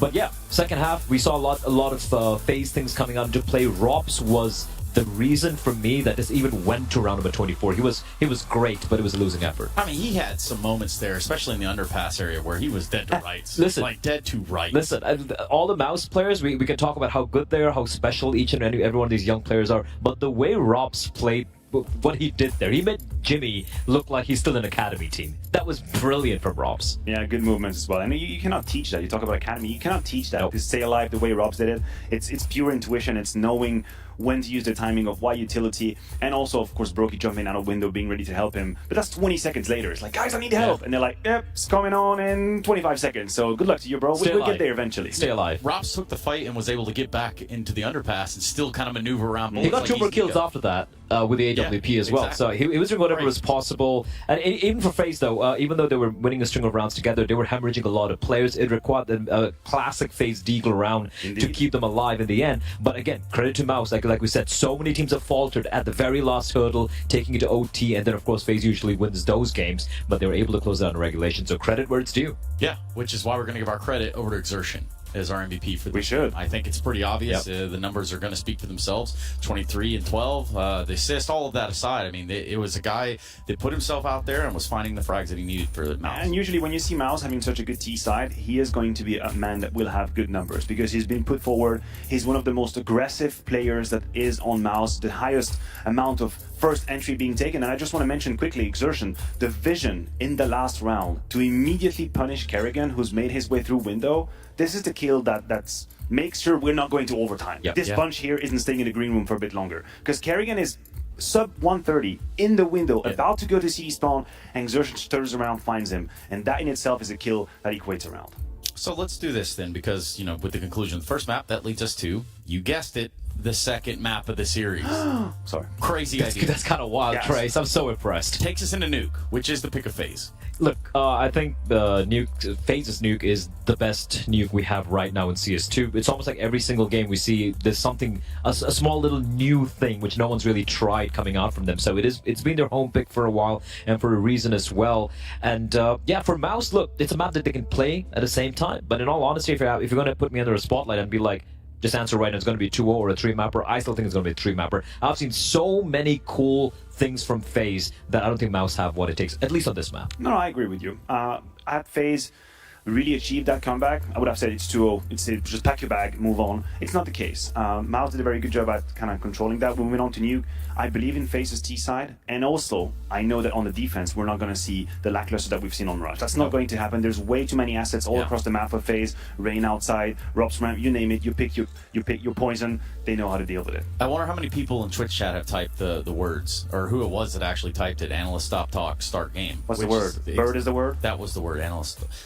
Anyway, look, yeah, we're going to be going to a quick break. We're going to come back. We're going to go to map 2 between FaZe and MOUZ at the CAC.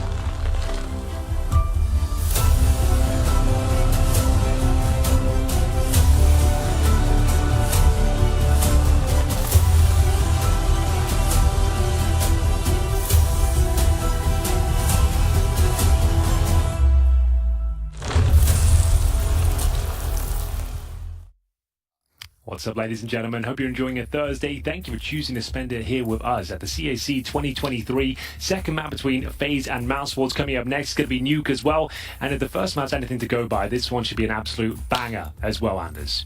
Nuke, my favorite map. Officially. Yeah, I love it. So I look forward to it. Yeah, I thought the Mirage game was really sick. A lot of individual performances. Rob's kind of doing everything that they could to carry his team over the finish line, but they couldn't quite make it there. They didn't quite do it. Yeah, I thought it was great. It looked like another fantastic FAZE recovery of the situation. It came right up to the final hurdle there, but MOUZ held it together and actually managed to close it out in a really impressive style there. They alley-oop HE towards the A-ramp, you remember? That was a really cool display of the CS2 mechanics, and I'm sure we're going to see more and more of those as this series evolves. We've still got 3 maps potentially to be played here. This is the pick of FAZE, of course, as well. So anything can and will happen, but I'm just loving what I'm seeing on these T-sides for MOUZ. Like, for my money, that was the best T-side we've had all tournament long on Mirage just then. They had fantastic timings, brilliant execution, and it just seems like pinpoint accuracy on their aim right now.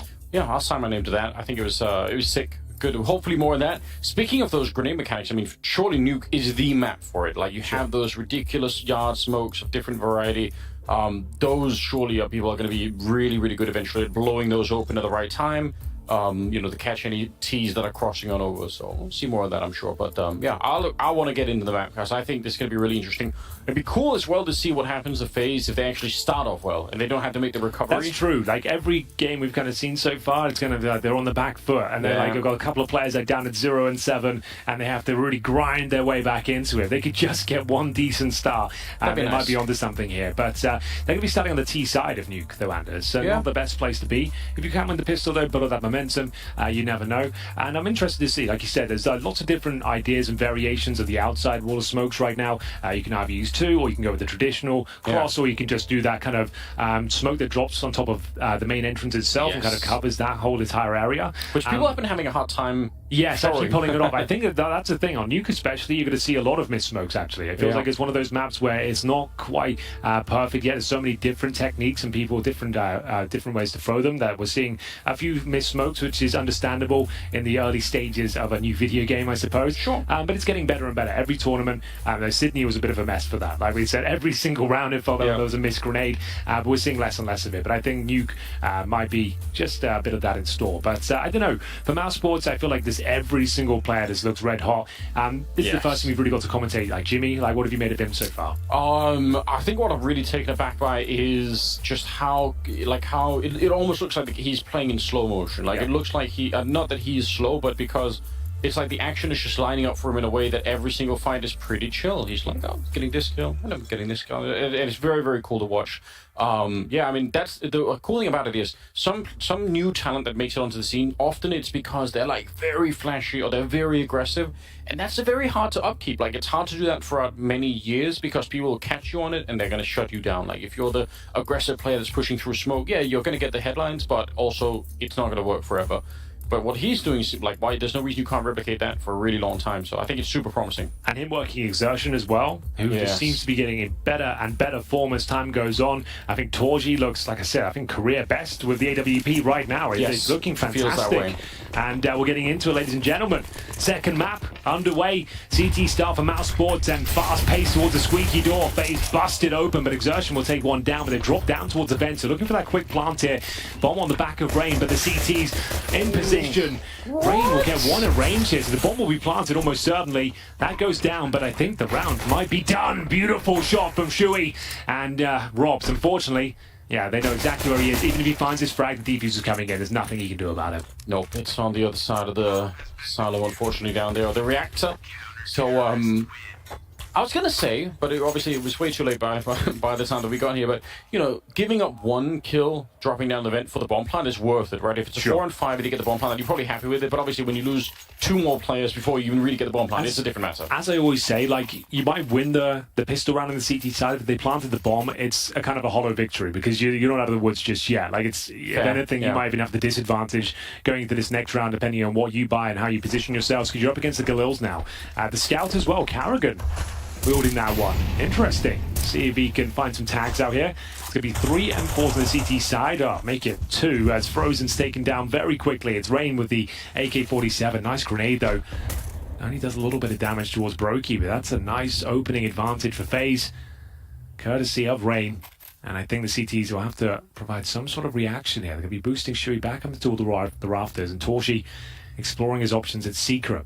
I like this. A player has snuck through towards the Garrett. That's Carrigan, who upgrades Scout to an M4A1S. He might be taken down here as they get ready to pounce towards the ramp, which I think is kind of open right now. This is hard to clear, though. Toshi's got a very good read on it. He knows that there is a potential danger there. If they find Carrigan, they can focus on the rest of it, but if they don't, there we go. They've spotted him out. Good maneuver. It's going to take away a lot of the defense elsewhere, having two people out there, but I think it's worth it. Now they can at least focus on the lower part of the map here. The bomb is already making its way down. 45 seconds, and a nice Molotov to displace Exertion there, but Robs is going to be catching Sui. Suddenly, it's a 3 versus 4. Oh, the burst fire's coming out there with the MP9, but not quite finding it. 2 versus 1. Torshi the only one alive back here. No bomb hunt happening yet, and the last bullet comes out to take down Robs. 25 seconds, and in the smoke, rain comes in. Torshi, he's found the quad kill, and MOUZ, they live through the round. It's unbelievable. Oh, what a great round, setting the tone for another epic map here on Nuke, and FaZe can't find that star once again, Anders. No plan. And it's going to be the eco going forward. Like, sure, it came down to a 1v1 there. They can only really justify a force, I think, if they get the bomb planted. Otherwise, they're going to have to take the eco on the chin. And we will see a couple of deagles, pretty much deagles across the board, actually.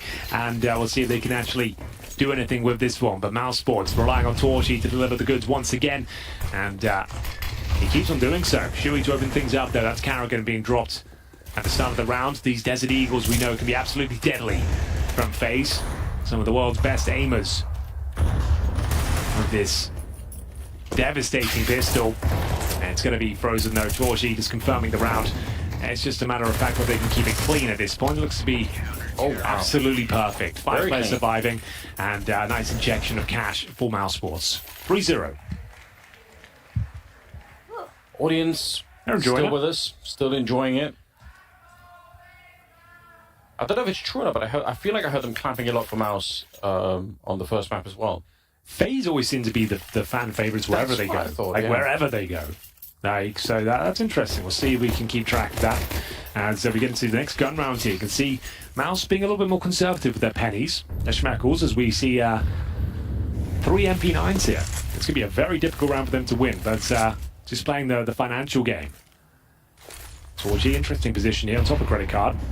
Blows the smoke open, looking for any players trying to cross over towards T-Red. Spots one, gets himself in a really interesting spot here. Oh, it's frozen right as the smokes are going up. He didn't know about Torshi, so he's going to be able to get the kill there, but Twist at least got one in return. 4 versus 3 Robs. This is dangerous. Double MP9 on the other side. That's a lot of SMGs, and they're going to be able to trade that one favorably.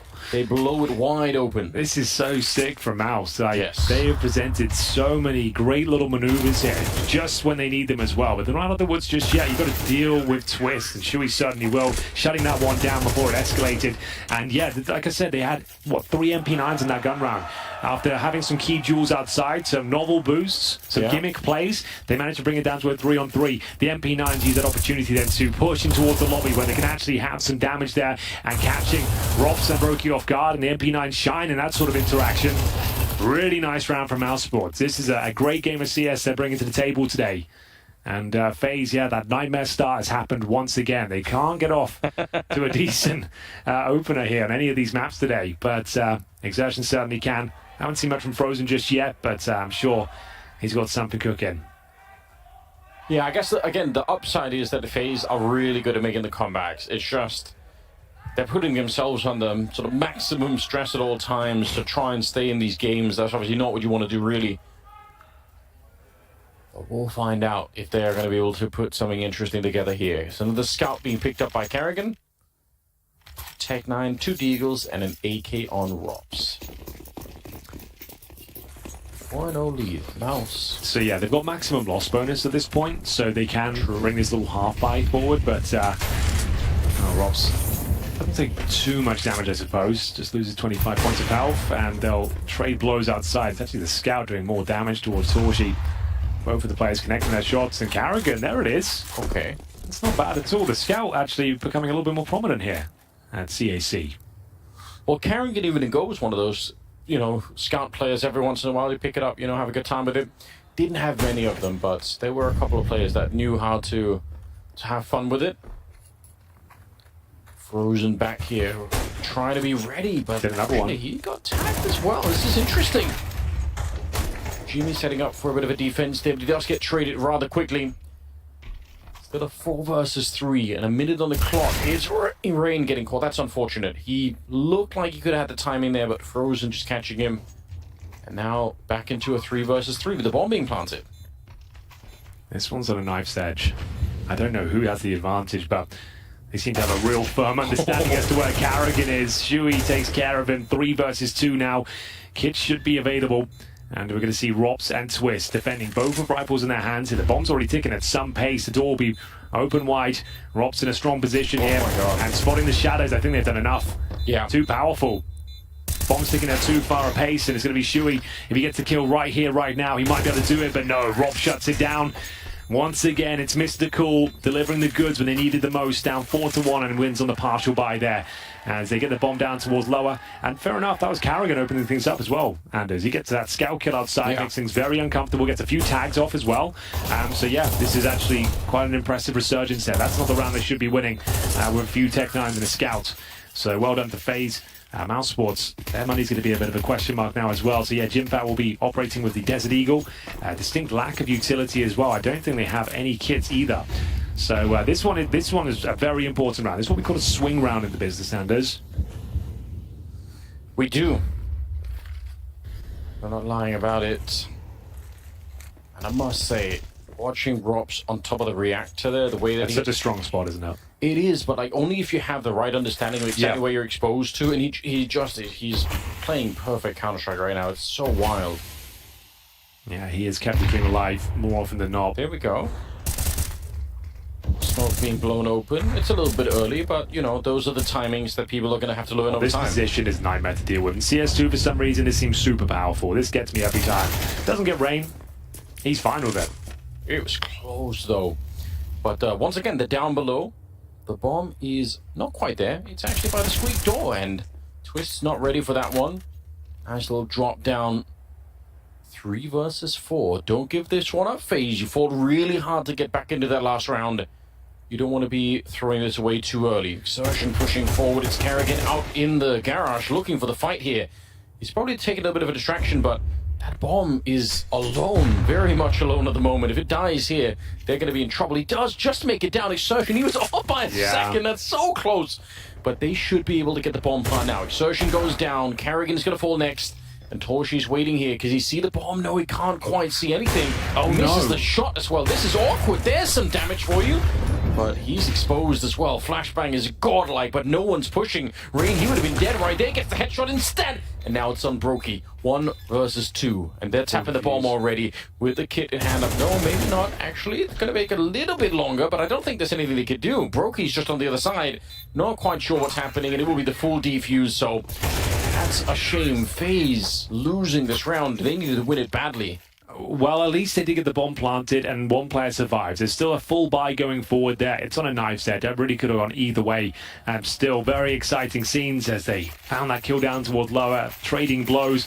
And unfortunately for them, Torchy just managing to inflict enough damage, as you mentioned there. Didn't hit all the shots required, but at least kept them very modest in the 2 versus 2. Brokey could do nothing about it with the 10-second defuse. As we get into round number 7 here, 5-1 on their map pick. They are the masters of the comeback, bear that in mind. And it's a similar story to Mirage. Like, they know they've got MOUZ on a kind of breaking point as well. Like, they will be in a world of trouble if they lose this next round coming up. And they're up against a fully equipped FaZe clan with the AK-47s here.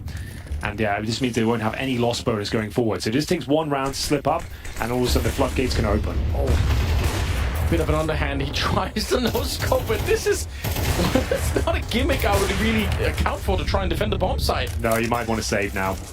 Like, they know there's an AWP in the vents. Molotov will be sent down there as well, and this is exactly the moment I was just describing. Now they won't have any loss bonus. They can't justify this retake. They'll save the AWP by the looks of things, and I said a bated breath because the Hun will be on. But they've got Jimfat, who's got the M4. Same story for Frozen as well. Like, can they hold on to these weapons? Is that something you think Torshi's been, practicing in? Because it looked so deliberate. Like, he knifed the vent. I think it's just more out of desperation. Like, he's just like, I've blown open the smoke.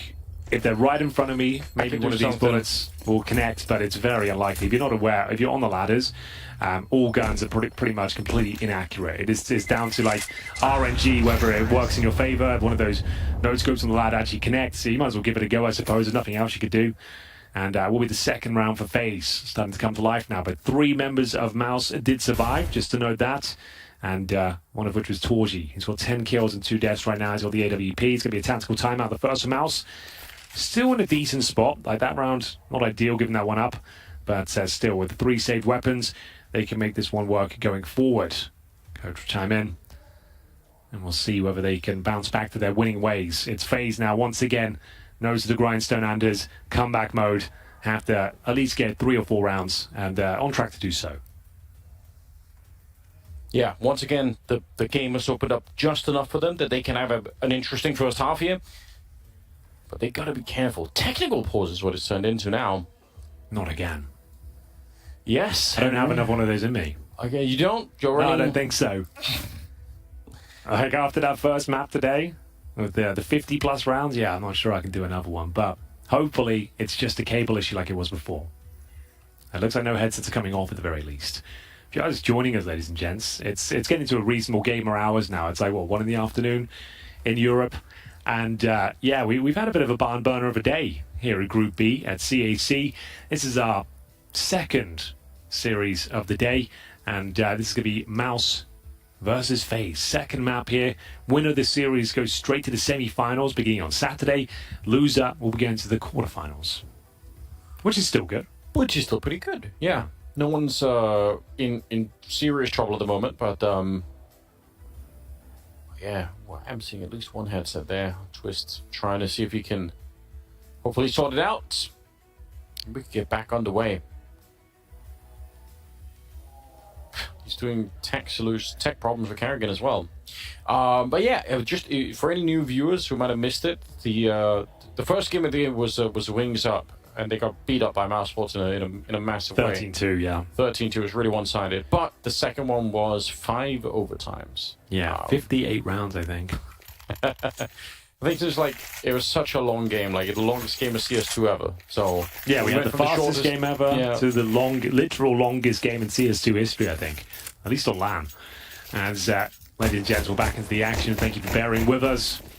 We have got the loser bracket game going on later today as well. Watch out for that. NIP will take on Wings Up.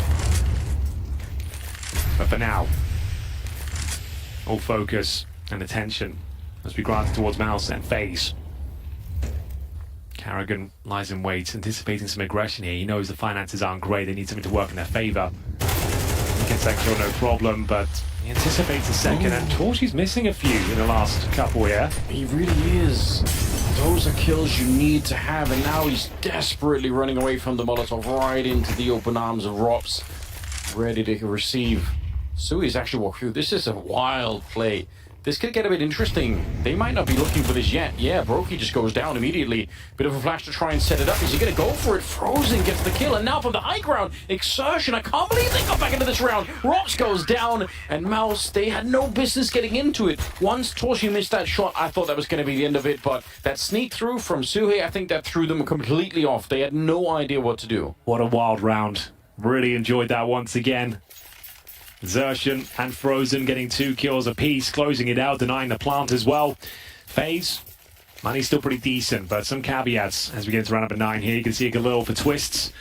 5 kills to his name. Brokey only got a single frag so far, hasn't brought out the AWP just yet as the initial smokes are deployed. That's the smoke we were talking about that covers towards A main. Yeah. That one right there. And this looks like he's got some pace behind it. Do they commit off this utility? They got a full send it. FaZe land, that is. They got a bust through this smoke. There's Robs taking a lot of damage on route, but the flashbangs are very, very efficient.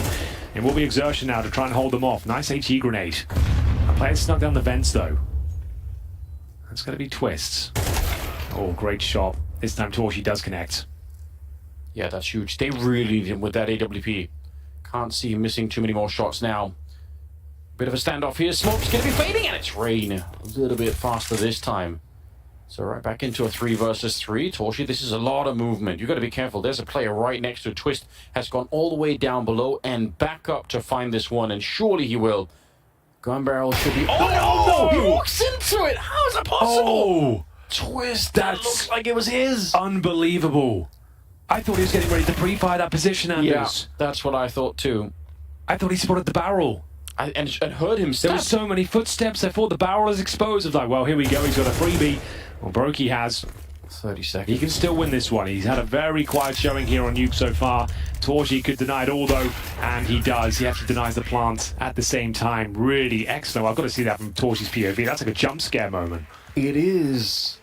He was looking towards Squeaky Door, and you got to play at his jump in front of your scope. He hits the shot. I didn't think he stood a chance in that interaction.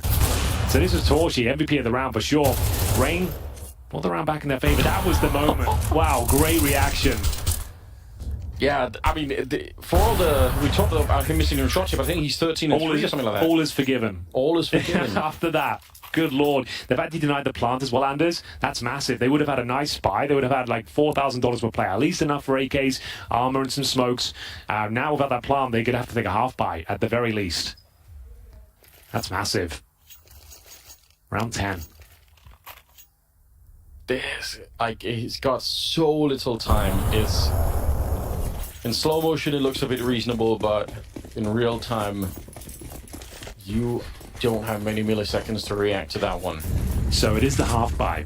Rain on the AK-47. He seems to be finding the picks when they really need them. We'll have to find a couple here if they're going to make this round work. We saw a Mirage. Like, they can do unspeakable things with the Desert Eagles, Anders. Like, it's really difficult containment. Like, get to treat these like gun rounds, as Shui will find out. Frozen will be dropped here, and you can see the power as they do run through their own flames here, but still in with a fighting chance. That's a 2 versus 1. Yes, it is. Torshi, you might just need to find this kill right here. Bit of a wall bang, but he's getting dropped low himself. Needs the USP kill because he has to hunt for the bomb, which has made its way down below for a bomb plant. I can't believe that he escaped that one. And Torshi playing a dangerous game. He's got the right idea, but Brokey will outduel him. Triple kill on Rain, and that is FaZe with a miracle round. Well, we said he had to be the hero. He delivers on all fronts there. Rain stepping up with the AK-47. Brokey with the Desert Eagle. Flirting with death with Torshi there towards the hub position, but he gets the frag in the end. And I think that might do it for the finances here. What's the call? It might have to be another tactical timeout here for MOUZ. And it's going to take... Oh, they're forcing. All right, they're all in with the Eagles. Round 11. This could cost them a couple. So FAMOUS, Desert Eagles, MP9s again. FaZe. It's been an uphill battle, to say the very least, but they've put themselves back in the driving seat here. 7-4 should be fine. They've certainly got all the advantages you could ask for here. Brokey finally on the AWP as well. Yeah, I agree. 7-4 is definitely serviceable. You can make that work. Heavy push towards the garage here. Dodging the Deagle, at least the first one. There's a couple more in play still. And a FAMOUS exertion. Good Molotov there to push Torchi back, so making his life a bit uncomfortable. They're going to find the MP9. They're getting every fight you'd want here. Maybe except for Rain, who's eventually going to get shut down, but shouldn't be too much more happening here. Bomb is planted, and it's 2 versus 3.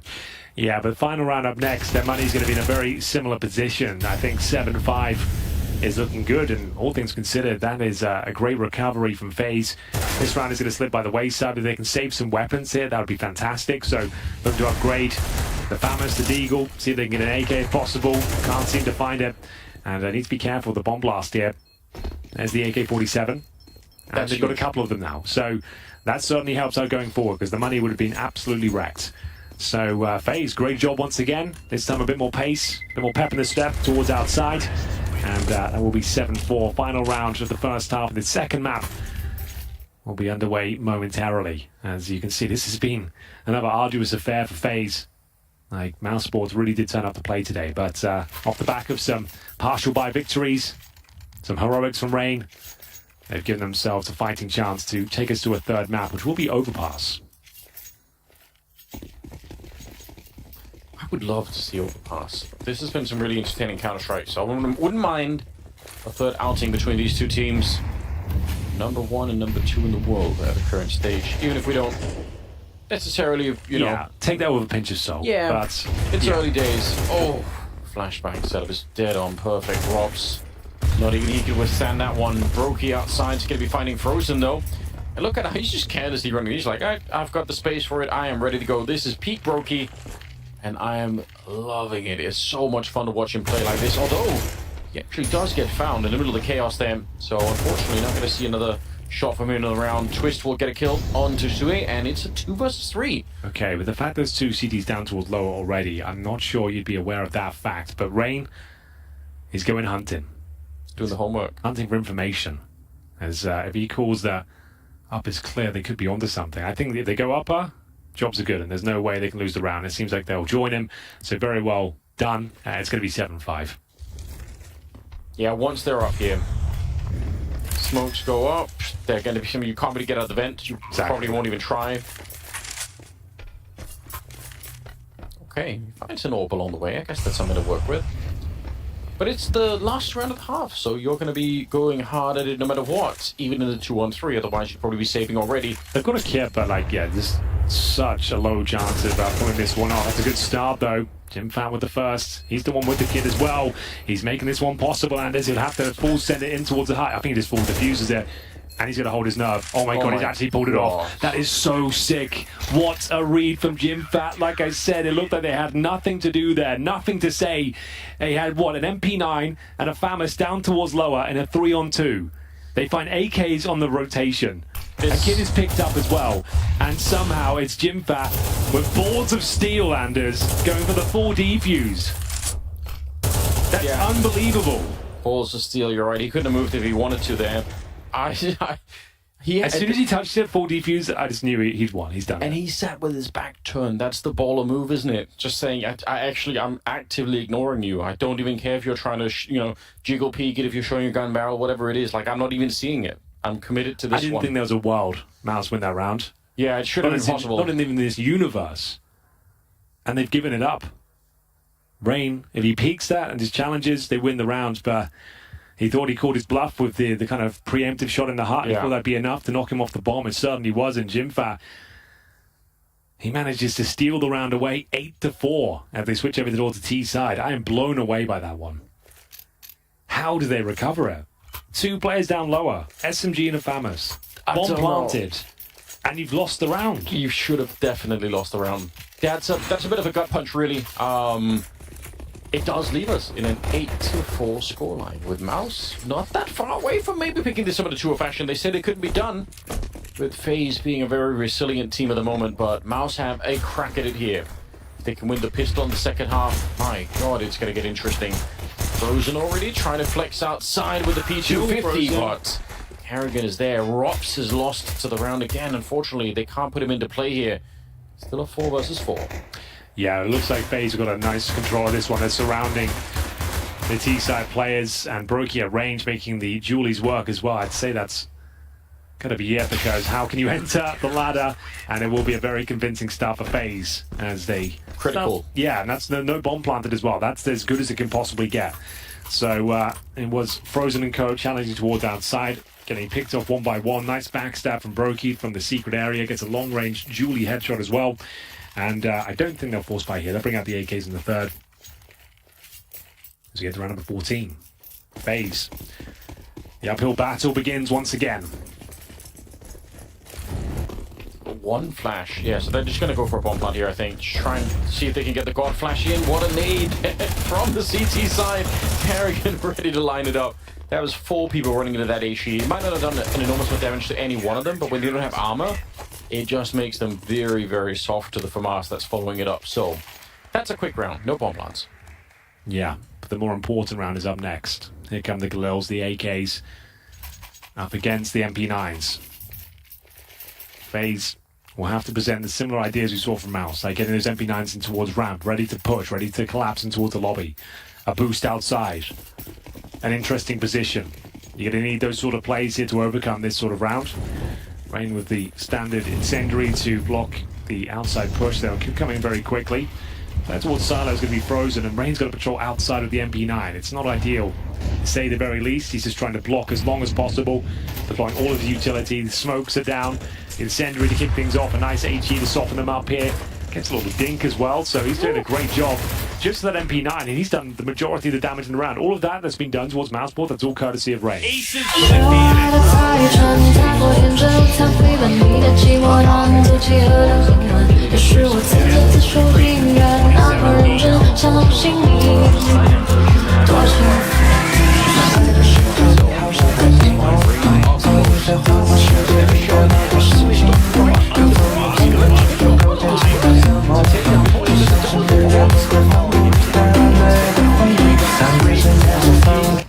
Quick with the trigger there, Frozen unable to react, and they are going to be able to solve this puzzle. Sui is outside, but it's a 1 versus 3 for him. He does have the bomb, and I mean, I guess he's got enough time, 40 seconds, maybe he could play a clever trick here. Yeah, but the slower he goes, the more they rotate. Yeah. And whether they stay together or split up is yet to be seen. For now, we've got twisting towards upper. And Baruki doesn't seem far behind, so Shui will be best off planting down towards lower bomb site if possible. That's the final maneuver. He might be onto something. Yeah, they're Do going they to have kits? Yes, they do on Twist. So there's one already in play. Shui's maybe wasted a bit too much time here. I'm not sure. This is the clutch he was looking for now. Oh, yeah. Exactly. I think he had to operate a little quicker than that one. He gets the air strike down behind the silo. Beautiful play there from Brokey. And no plant as well suggests it's going to be an eco coming up next. So FaZe managing to make the MP9s work. That's Rain as well. Patrolling outside the whole yard with an SMG. And it's down to the utility usage as well. He did just enough to allow Robs to rotate. He blocked them for so long. Robs comes in, gets a nice double kill. And Brokey, beautiful way to close out the round as well. Shui didn't stand a chance. No bomb found. And we will get into a partial buy. 8-7. FaZe are back online here. If they could just find a good start in one of these games, they'd really be onto something. And to see the upper rush come through, Shui double kill, making up for the previous round, but still a lot of work to do here. They need to plant that bomb. Brokey will keep the numbers modest, at least for now, as the retake is coming in quickly here. Rain makes it work. We drop that exertion. And here comes Robso, the final boss. 1 versus 1, and he makes it look clinical. He makes it look easy. What a god he is. They must be under some pressure. Right? This has been a rough day for FaZe as a whole, I suppose, like in terms of having to play all of that overtime, and then with every single map, it doesn't really matter. Rops is always there. The last round he got the double kill, this time turns up with a triple, and it's just so crisp. What a delight to watch him play. It's always fun to watch Rops, but I feel like today he's been lights out. Yeah, he's been exceptional. That was like a godlike play. Like, it was a 2-on-4. Every scenario he's in, he's worked out how he's going to win the round, like what he has to do. The timings are always spot on. The awareness is always just sublime. That was, a thing of beauty from Rob Stepp. And he ties us all up, 8-8, but certainly a costly round. Carrigan's going to go down in those flames almost certainly. The Infal will find him, a Twist now fighting for his life. All will rotate in to his detriment. Twist can't find a frag, 2-on-2. Can MOUZ finally break through here? But it's a low HP Frozen. Has to challenge Rain. He's got the M4, more than willing to challenge as he pulls out the smoke as well. He's been spotted. Gives him a bit of wiggle room now. The teams might want to consider falling back at this stage and resetting the round. Yeah, Rops already almost walked away, but as soon as they recommitted to it, he was back up the ladder again. Still in this high ground position. How do you plant the bomb right now? I don't know. They don't know either. Rops sneak again. The timing, like you said, he's always figured it out somehow. He's always got the read for it. Spins around and he comes in for the trade there. It's another triple kill for him. And now it's FaZe in the lead. He is in God mode. He didn't even take any damage there, Anders. He leaves around of 100 HP. That is absolutely wild. Finds that trade.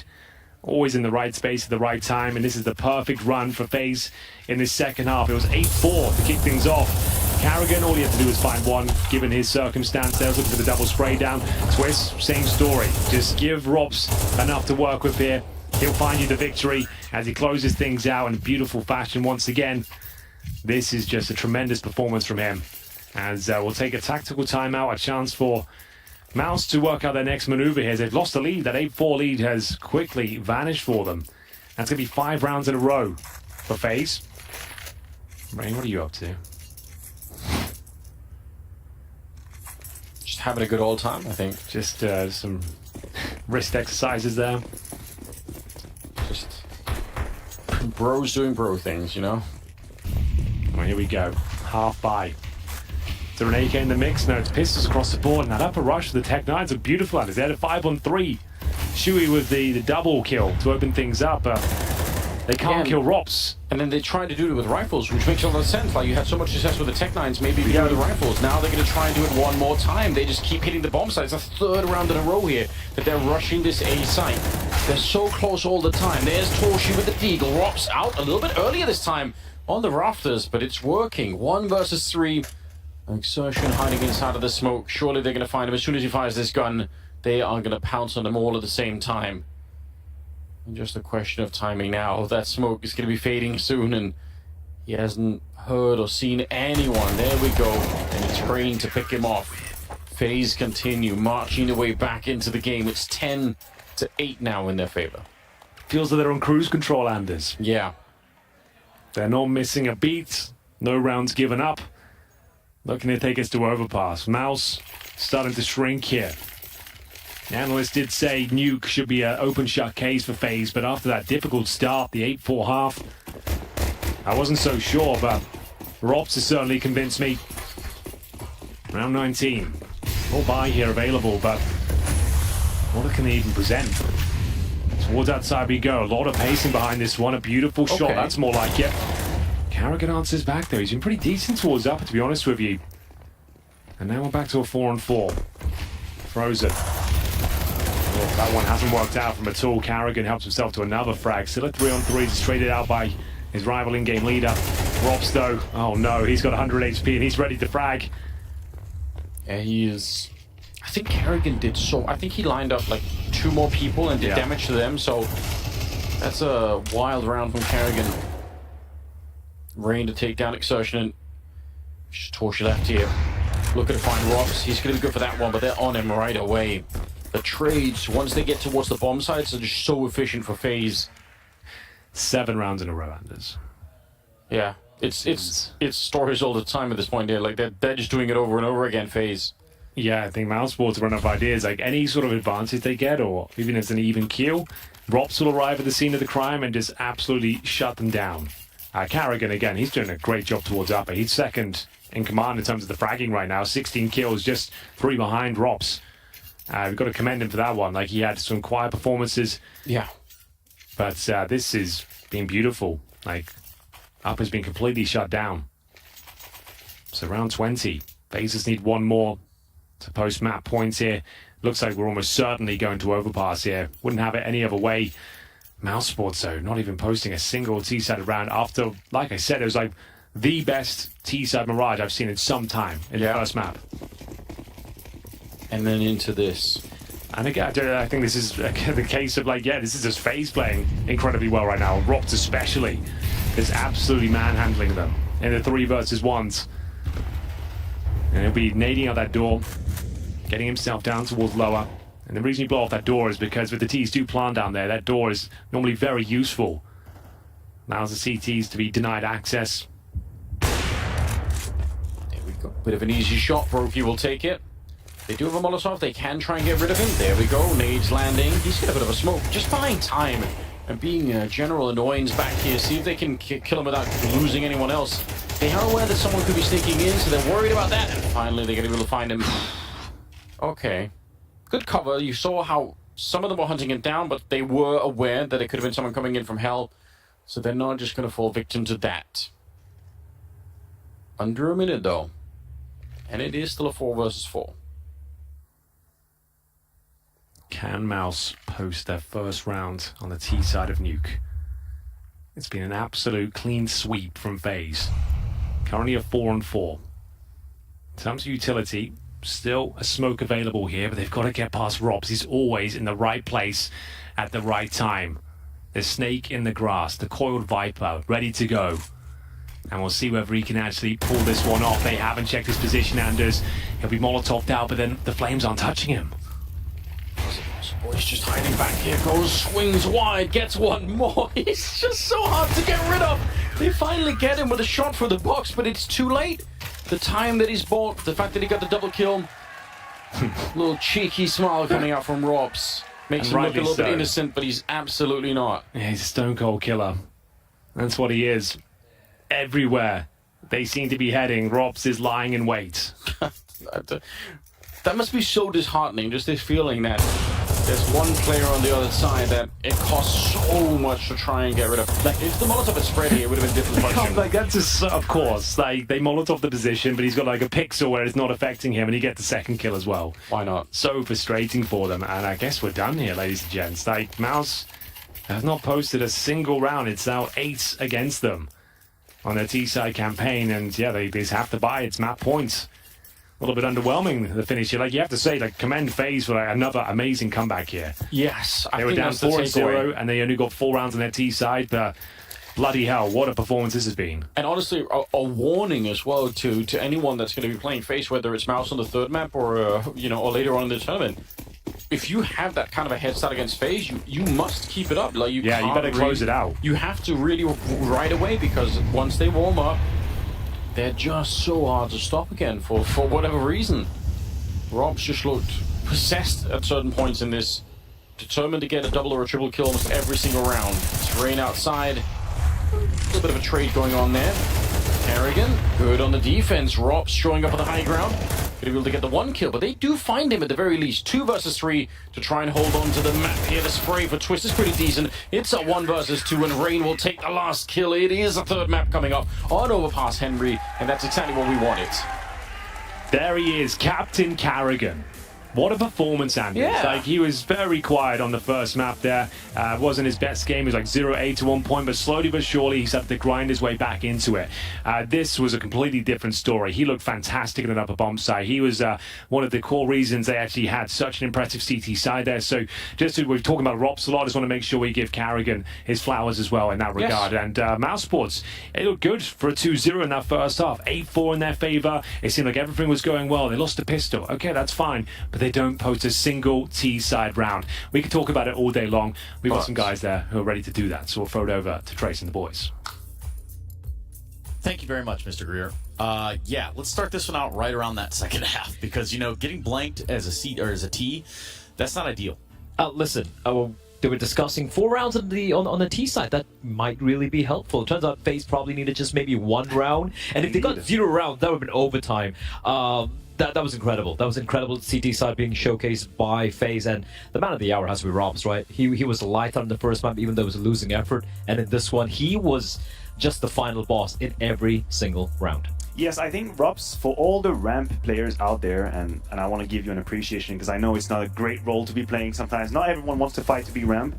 If you look at Robs, he will show you in so many different ways the impact you can have in the defense, because he is the one of the player who's not going to be just stable in that position, but based on his read of the game will be exactly where he needs to be, and sometimes will just completely abandon ramp. So many times in this game we've seen him be on time for the rotation on the A side, up heaven to fight with his teammates on site in trouble. He's lower as well on that last round, because you know what?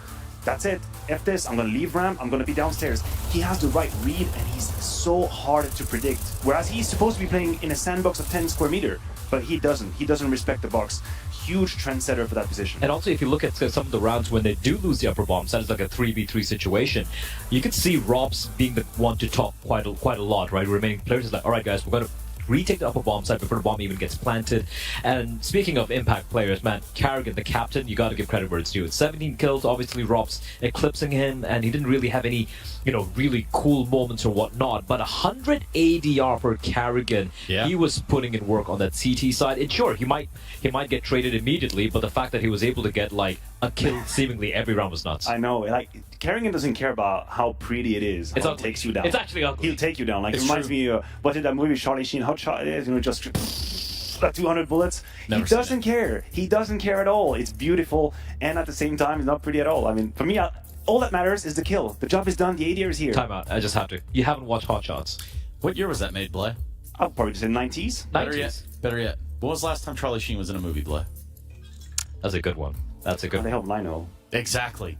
I tell you what, I don't know Your point about being? that movie. The point being that our MVP of the matchup is Kerrigan. I like this. I like the fact Kerrigan's MVP. He was, I think, was calling a pretty solid T side, especially during the latter stages of the first half. And also, I mean, you can't mess with that ADR, right? Over 100 ADR, even though the kills in that 17-70 doesn't look that impressive, so to speak. But even on the upper bomb side, whenever they're going for fast plays, they're trying to punish Carrigan. They're trying to punish Carrigan's position when he was being mobile, playing in front of the Squeaky, playing on the back of the bomb side, and he was, like I said, getting a kill every single time and dealing extra damage. More than a kill, and I think this is why he needs and he deserves the praise. I mean, I can meme around and have some fun. The matter of the fact is, MOUZ did try to abuse that inside position. Yeah, they tried and played it multiple different ways, different rhythms as well. We had the greatest opportunity that they had was off the back of that Tech 9 just completely crazy move from Shuidor, but that was not the only round. They really tried to burst toward inside, and then Carrigan did a great job in that mini position as well. Whenever the split were coming through, he was ready to fight,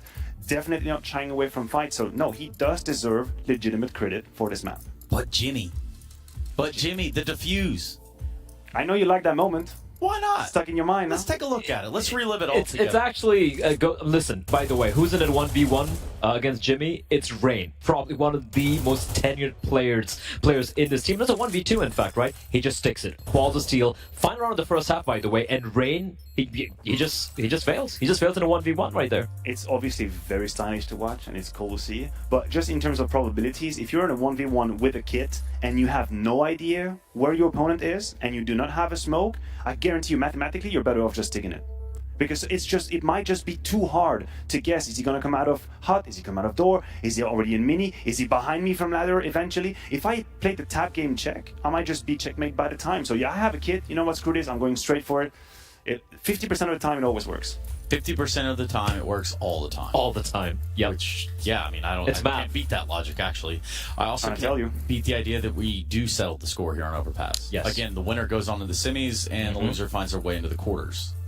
Yeah, it's not the worst. And map number 2 coming up is, of course, going to be Overpass. That is what I thought it was probably maybe going to be Ancient, because MOUZ did have a lot of data to work with, considering the 50-round game we had from FAZE, right? But they've gone the way for Overpass. Now, here's the thing for FAZE. You look at the stats, you look at the numbers, it's only 20% win rate in the past 3 months they've played it. But I think that paints a false picture. They like playing this map. They pick this map quite often. They did it in Sydney as well. And it's a map they seem to have a very fundamentally solid idea on how they want to play. It is going to be a test for MOUZ. It's not going to be that easy. I'm right there with you. When it comes to FAZE, I feel like the cycle of Overpass for them is probably...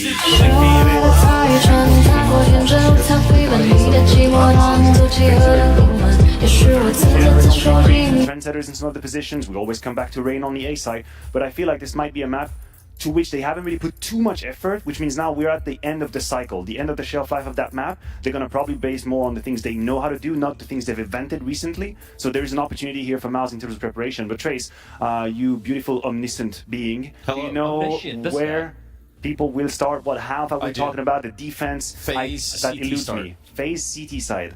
There is a possibility to just look it up. Just close it out. Look it down. Yep. They depending on the starts. Now, it's been a bit of a running meme so far, but every single map we've seen from FAZE, it's been grim. Even the online, even an online tournament they played just last week in Thunderpick, right? They were just having these rough starts and just bringing it back, always bringing it back. But if they get off to a good start, win a CT pistol, for example, they could just lock this on completely. Let's bring it back, Bleh. Okay. All right. We brought it back. And with that said, we go to a break. We come back, we settle the score between MOUZ and FAZE, the CAC, CS Asian Championships.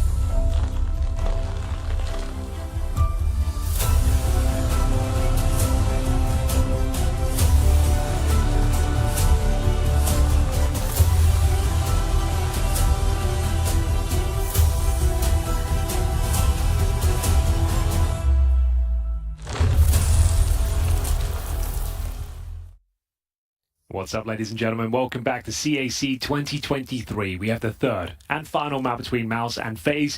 The first two have set the scene. It's going to be an absolute barn burner of a finish here. FAZE have woken up. They've awoken the beast, it seems, MOUZ Sports, because it seemed that they were in cruise control, 8-4 in that first half, but then FAZE didn't miss a beat in the second. And they don't have any answer to Robs. They can't stop him. Well, I don't know why he's become such a demon in this game, but it's wild to watch, like how consistent he is, and just how aggressive he is in some of these moments. So just the reads he's making as well. Every scenario, every move they make, just when it seems that they've called the perfect play, he's down there waiting for them, getting like a double kill every single time or a triple spray down. It's been absolutely bizarre, but one of the most fun series you're ever going to watch here. There he is in your screen right now. 22 kills, 3 assists, and 13 deaths there. And shout out to Carrigan. He actually had more ADR on that map. So even though Robs is doing the heavy lifting and more spectacular plays, Carrigan played a super solid game. So that's really exciting to see here. It is going to be Overpass to close things out. It's a more technical map. I'm excited to see how this one pans out. I'm going to have to push you, Anders. You have to give me an answer. Who's going to be winning Overpass? Oh, man. I picked FaZe at the start. I think I'm going to stick with him. Like Robs, it's not just the way that he's playing right now. It's someone has to shut him down. No one's been able to so far. So and we did see Torchy start to fall off in some of the form, right? Because he missed some kind of crucial shots there. Carrigan's woken up. Yeah, exactly. So I feel like this is a FaZe with a slow start into the tournament. Sure, they've got themselves in position. They're still going to make it to the semi-finals right now. But bear in mind against NIP, fractured NIP at that. It did go to 58 rounds, something like that, ridiculous. And then the first map was a little bit disappointing for them. Some of the individuals not showing up here against MOUZ Sports, but Nuke was a spectacular success. So I think I do agree with you. Although I picked MOUZ Sports, I guess I'll stick with it myself just to keep things interesting, keep that kind of rivalry going between us, Anders. But if anything, MOUZ have really proven today that all they need is like a couple of things working, and they are really dangerous, right? So I guess it is a bit of a coin flip. Wouldn't be surprised if you get more overtime. That'd be welcome addition. Haven't have enough of that, So, you haven't had enough of overtime. No, we could get some more in there. Again, we're testing a new CS2 patch, and we're testing out CS2. That's true. At least we've probably got enough data for a lifetime after today. After this morning, we have another game for you after this one as well. That will be Wings Up versus NIP. So NIP still have a chance to make it to the quarterfinals. Like they should be taking down Wings Up, right? Like we don't know much about them, but from what I hear, they're playing with 2 stand-ins. They got absolutely owned by MOUZ Sports, and in the best of 3, I think the class will shine through there. So this was the group of death, and it's certainly living up to the reputation. It is. I mean, Overpass is the deciding map. Not too bad. Obviously, with the map pool, the depth that FaZe have, they're probably going to feel pretty comfortable. Yeah. So it's interesting. Is that even possible? Like, I don't know. Like over the years, they've been a team for a long time now, I suppose. Yeah. So and going over to a new game, I feel like it's an exciting prospect. You haven't heard of that too often over the years. No. And I don't think lineups have stayed together long enough. And I guess that's an interesting point as well. Lots of rumors circulating around Twist's future within this team as well. And looks like we are ready to get into the game. Ladies and gentlemen, the final one of this series, FaZe taking on MOUZ here. And it will be Overpass. And a CT start for FaZe. What looks at things here. We'll analyze the buy on the T side, see if we can get any inkling as to where they're heading or any upgraded weapons. As you see, a single smoke and a flashbang purchase, a P250 for Xerxian. And let's have a look. That's not Brokey. There we go. There he is. Oh, yeah, that's what the P250 is exactly for. Trying to see if we can find that range shot against the USPs. Unsuccessful for the minute, but, it's worth giving it a try. Rain in a dangerous spot, but he's going to be able to make it out. The dualies are going to be up for the test next. Oh my god, alright. He's again. so good with those. He's just absolutely making it work. Yeah, on Nuke, he was getting like kills across the map with them. I think that will do though, after he takes a bullet to the face. Frozen will close him out. So it's still the man advantage of a FaZe, but it will be Frozen to pull one back at the very least. 4 versus 3, plenty of time and some assertion here from FaZe as they manage to get lots of control out towards Monster. But Shui will pull one back. Even kill now, 1 minute remaining. Carrigan spots one towards long. That was Xerxian. I don't think he got spotted in return himself. So he'll be patrolling this position. It's a key duel. Carrigan looked very good on Nuke. He doesn't know. He doesn't know that someone's up close.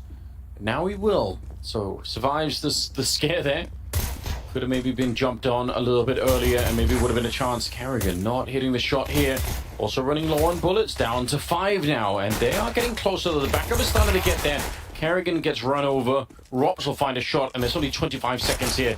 That bomb plant's going to be very hard to come by at the moment. Robs, he's so crisp, isn't he? finding another one there and leaving Sue alone. Bomb Just is get the bomb dropped. at this point if you can. Not going to happen. Wow. And there it is. Rops once again making things incredibly uncomfortable. Sure, Carrigan doesn't get killed there, but he did delay them a long time. He inflicted some damage, allowed the rotations to come through, and FaZe denying the plant. A pretty perfect start here was Brokey to kick things off. The duel leads down towards a connector. Beautiful little sequence there, but some good shots in return. But while the bomb planted, it suggests there will be eco in the second round. Suggests they will. It doesn't necessarily mean they will, but we'll see. And indeed, going to be saving up for the AK-47s in the third. MOUZ, ideally just a couple of kills here. A bomb plant would be a victory. Rain trying to shut that prospect down early. They have a good read phase. You can tell them by 3 MP9s, which means they are looking to farm. Although, not working out for Rain at the moment. Twist, though, having a bit more fortune in that department. He will be frozen to be picked up last. Taking a bit longer, but they'll get there eventually. So 2-0 lead. All kind of by design here. I don't think MOUZ are necessarily going to care too much about any of this. Real question will be if they can find some interesting stuff to work with on this third round. You did mention they're going to be picking up the AKs, and it's all across the board. Plenty of grenades to follow it through. Very interested to see if they can find a solution to the Rop's dilemma that's been haunting them for a couple of maps right now. That's a very forward smoke. Yeah, it's very meta right now. Instead of the double incendiaries, you'll see those CT smokes being deployed. Instead, it seems to hold them at bay a lot more effectively. And you can see it's quite uncomfortable. Shui has no idea what's on the other side. Trying to push them back if anyone is present behind those smokes. But FaZe finally with a good start, Anders. We've been saying it pretty much all series long, all day long. True. They have to recover each and every time. Well, let's see if it remains a good start. There's still a way to screw it up, I suppose. Oh, and they spot the gun barrel. They know the Rain is back there just shooting at the tree for the minute. But yeah, the Molotov, no, he's just fine back here. He swings out and finally go down. He did a little bit of damage on the insertion there. Some sturdy oak they've got there. I guess, yeah. That's is that the? I guess that the strong trees, Henry. I think it's considered to be one of the strongest. Yeah. Okay. Well, there we go. I'm glad we got that in there. Nature fans rejoicing. So it is the early frag. Rain 0-3 goes down early here. 30 seconds though. Still going to be an uncomfortable finish, but I think there's only one player. But what a player it is, Carrigan. Normally so good at finding a lot out of a little, just when you doubt him. That flasher doesn't help out the matter, but we'll see if he can find a couple of kills. There's the first. Let's go to the second. I told you, Anders. He delivers when they need him most, and he gets the fourth as well. This is spectacular from Carrigan. Another captain's performance here, single-handedly, best MOUZ Sports, a 1 versus 4 on the bomb site, and he absolutely knocks them out. That is beautiful. When we watch the replay, we're going to see that it's fine. Carrick get the first kill, but the second player in line pulls out a grenade, and it blocks the player behind him as well. So there's a team kill in there, which is how he gets everything. That is almost a little bit unforgivable. FaZe are going to be loving it, but my God, they had the flashbang against him. He was actually so screwed. Look at this. So the next player here has a grenade, and that's why they get lined up. They would have been fine if they would have kept swinging against him. But yeah, that is an expensive little mess up there, unfortunately. Love that. He had the best gun in the game. He knew it as well. The MP9. It all came together. He gets himself 4 massive kills. Well, 3, I suppose. The opposition took 1. I mean, it technically is, you know. That was, he had 0 kills before that interaction. That's wild. Really cool stuff there. Well played to Carrigan. It was all coming together. You can see with the time running low, lack of resources in terms of utility for MOUZ. They just had to kind of take a deep breath and go together. Caught the pants down though, and it was a beautiful play from Carrigan. 3-0, presumably 4. We have got an AK in the hands of Exertion, but we'll see what we can make of it. Rob's tucking himself in towards a connector. That's a wallback for the B bomb site, courtesy of Twist. And they've got the opening couple of frags here. This is a bit of a masterclass so far from FaZe. Yeah, that good start is really materializing for them at the moment. I guess that gives MOUZ a chance to prove if they have the same kind of comeback genes that that FaZe have been displaying throughout the day. I don't know about that yet, because you know MOUZ have been generally starting off pretty well in these games that we've been seeing from them so far. Surgeon hoping to find stray CT, navigating the map, but that's not possible at the moment. Brokey, the nearest target by, he is covered by Twist, so very tricky kind of situation here. That's a wide swing before that smoke even goes up, and it actually works. They hear the smoke, they expect that it's just going to be a little bit of a setup, and instead he pushes in front of it. That's pretty sick. Wow, it's a lot of work to be done here. MOUZ have done enough to make the round competitive still. Time is of the essence there. A is pretty much locked off by Rain. They want to go back, it'll have to be through T spawn. I think they've just realized there's no time to even do that. So, what's the next play? Save? Okay, I mean, you need the money. So, I don't think that's a viable option either. Yeah, maybe with the 8. I don't know, it's just this. What do you do now? Can't save a Deagle. So well, you're have definitely to not go the for it. Deagle, right? But maybe the AK you could? Nah, No. they go for it. Henry says no. It's 8 seconds. They're listening to you, and they are at least going to be able to get themselves killed before the timer runs out. But there was so little time. There's almost no way. Even if you were to get a kill or two along the way there, you're probably going to end up falling short anyway. Sure, but you had a full buy this round regardless. Yeah, you need to that's keep fair. the money the same for everyone. If you died after the time by trying to save an AK, you've kind of thrown everything away. That would have been disastrous. So yeah, you definitely want to go for those ones. But 4-0 FaZe. Oh, they got is that by design? They're going to go for a run boost there. It looks That's like the it. smoke we're talking about. That's the meta smoke every team is deploying right now. It used to be double incendiaries, but that cost you a lot less kind of dollar investment and resources as well. Just throwing that single smoke over. Yeah, I've got to say, even in CS2, when I see people trying to throw those Molotovs, a lot of the time they fail. They just go up in the air. Yeah. And then I guess it's a real waste at that point in time, right? Yeah, and the smoke they're throwing is super easy to deploy as well. So that's why I think every team's running it right now. So I think that's going to be the meta for a while until someone shows us something different. But yeah, this fantastic start from FaZe continues here. 4-0. Gave MOUZ a bit of a schooling on Nuke after losing the first half 8-4. They managed to convert the game 13-8. Like, unbelievable scenes. Rops with the kind of the half of the tournament, I suppose. Yeah. An absolute monster on Nuke, CT side. Kangan, he's been great as well. He'll be tested right now. Yeah, but look at Robs. Speaking of which, he's got the Org and he's flanking them. So, are they going to escape the flank? They're going back through the connector. Kerrigan's gone down, and Brokey's making a lot of noise. They don't know about exertion. He needs to find his kill for free. That opens up everything, and now they're going to get the bomb plant down to the A bomb site. Man, that flank from Robs looked like it was going to be amazing, but now he's just really far away from everything. This retake's possible. The bomb's only just gone down, and Robs is finding an interesting avenue of approach. Down towards long. I don't think anyone would expect him to come in this position. Yeah, like he could have pulled the trigger there, but he probably stinks him and doesn't get the frag. So that's a better choice, I think. He still has plenty of time to make his way forward. That's more like it. Takes exertion down. This is certainly possible now. Twist will have to find a couple of very quick kills. They've got to strike right here, right now. They're going to go for a Rain, making it possible. The frag's coming through. Someone needs to defuse them. They need to cover, but Torshi might have done enough here. Tapping the bomb. Just hoping to take him down. That will do. Like, in terms of the prospect of winning that round is always going to be very difficult. The fact to take all 5 players down and survive the AWP, that's actually a pretty good little excursion, I would say, regardless. Twist is on 8-0, by the way. Yeah, wow. I guess that's... I think it's fair play you try and go for that round, especially with the flank coming in from Rops, in spite of the fact that he was trying to flank the other bomb side to begin with. And you are right, they do get rid of every single rifle on the MOUZ side. If you guys aren't aware, like if you win by virtue of explosion on the T side, it's not like it accumulates or gets bigger and stronger every round you win. It's $3,500. So if all 5 players go down and you're fully invested, that's $3,500 for the team going into the next round. You see that reflected. They won the previous round. They've got 3 Galils to work with now. So that's why FaZe are trying to apply that financial pressure here. Now we're going to see round 6 come through. It's a Brokey AWP. Might have to do the majority of the work here.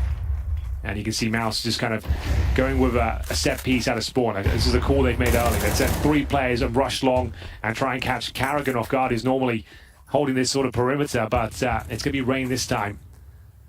Twist will join him. They've been caught off guard a lot in this A-bomb side. This is so early to be in this position. I don't think anyone's ready for it. Rain getting shut down, Twist trying to do a little bit of work here, but Exertion coming up with a double entry, and this is just so powerful.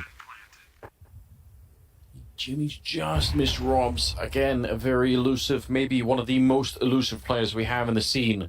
Sneaking through the smoke, getting a little bit closer. He doesn't have a kit, unfortunately. Really fun to see what he could do when he's this far up, but he's called in, broke in. Kerrigan said, get a little bit closer. Maybe I could do something. He's not trying to get the double there. Just getting straight for it with the MP9. Does get a little bit more damage in, but it might have been too late here. And they are going to be losing quite a lot in this one. So Kerrigan is suggesting he could be defusing, but they've seen everything. It's absolutely fine, and it's going to be MOUZ Sports with 2 rounds in a row here. That was a difficult one as well, Anders. Like I said, they had to come up with an interesting call from Spawn. They've gone for the rush long. It's very unorthodox, and if there's no presence there from the CT side, you just keep going. You just go as the wolf pack there. 3 of them enter, and as you mentioned, they're completely caught off guard. They can see Rain had no idea that was coming through. Maybe Twist could have got a double kill there. Finally, he's shut down, and even Rops can't save the day at this stage. So that's a great call. Really well done from MOUZ Sports here. That's just what they needed. You know the money's tight on either side here. They managed to make that round work with just 3 Galils. As we see the first time out for FaZe. A chance for Neo to get stuck in now. Yeah, so they've been slowed down a bit. Honestly, this is excellent work from MOUZ, just making sure that FaZe are not allowed to run away with too much of the early game, in spite of the fact that it is a strong start for them, so I do appreciate it. MOUZ showing us they have a good read, I think especially on the A-bomb side right now. And if they keep doing this, it might open up some more tactical depth towards the B-bomb side, funnily enough, because I'm sure FaZe are kind of a little bit sick now of losing that A-bomb side, so maybe eventually they can call a bit of a reverse and actually try and hit that B-bomb side for once.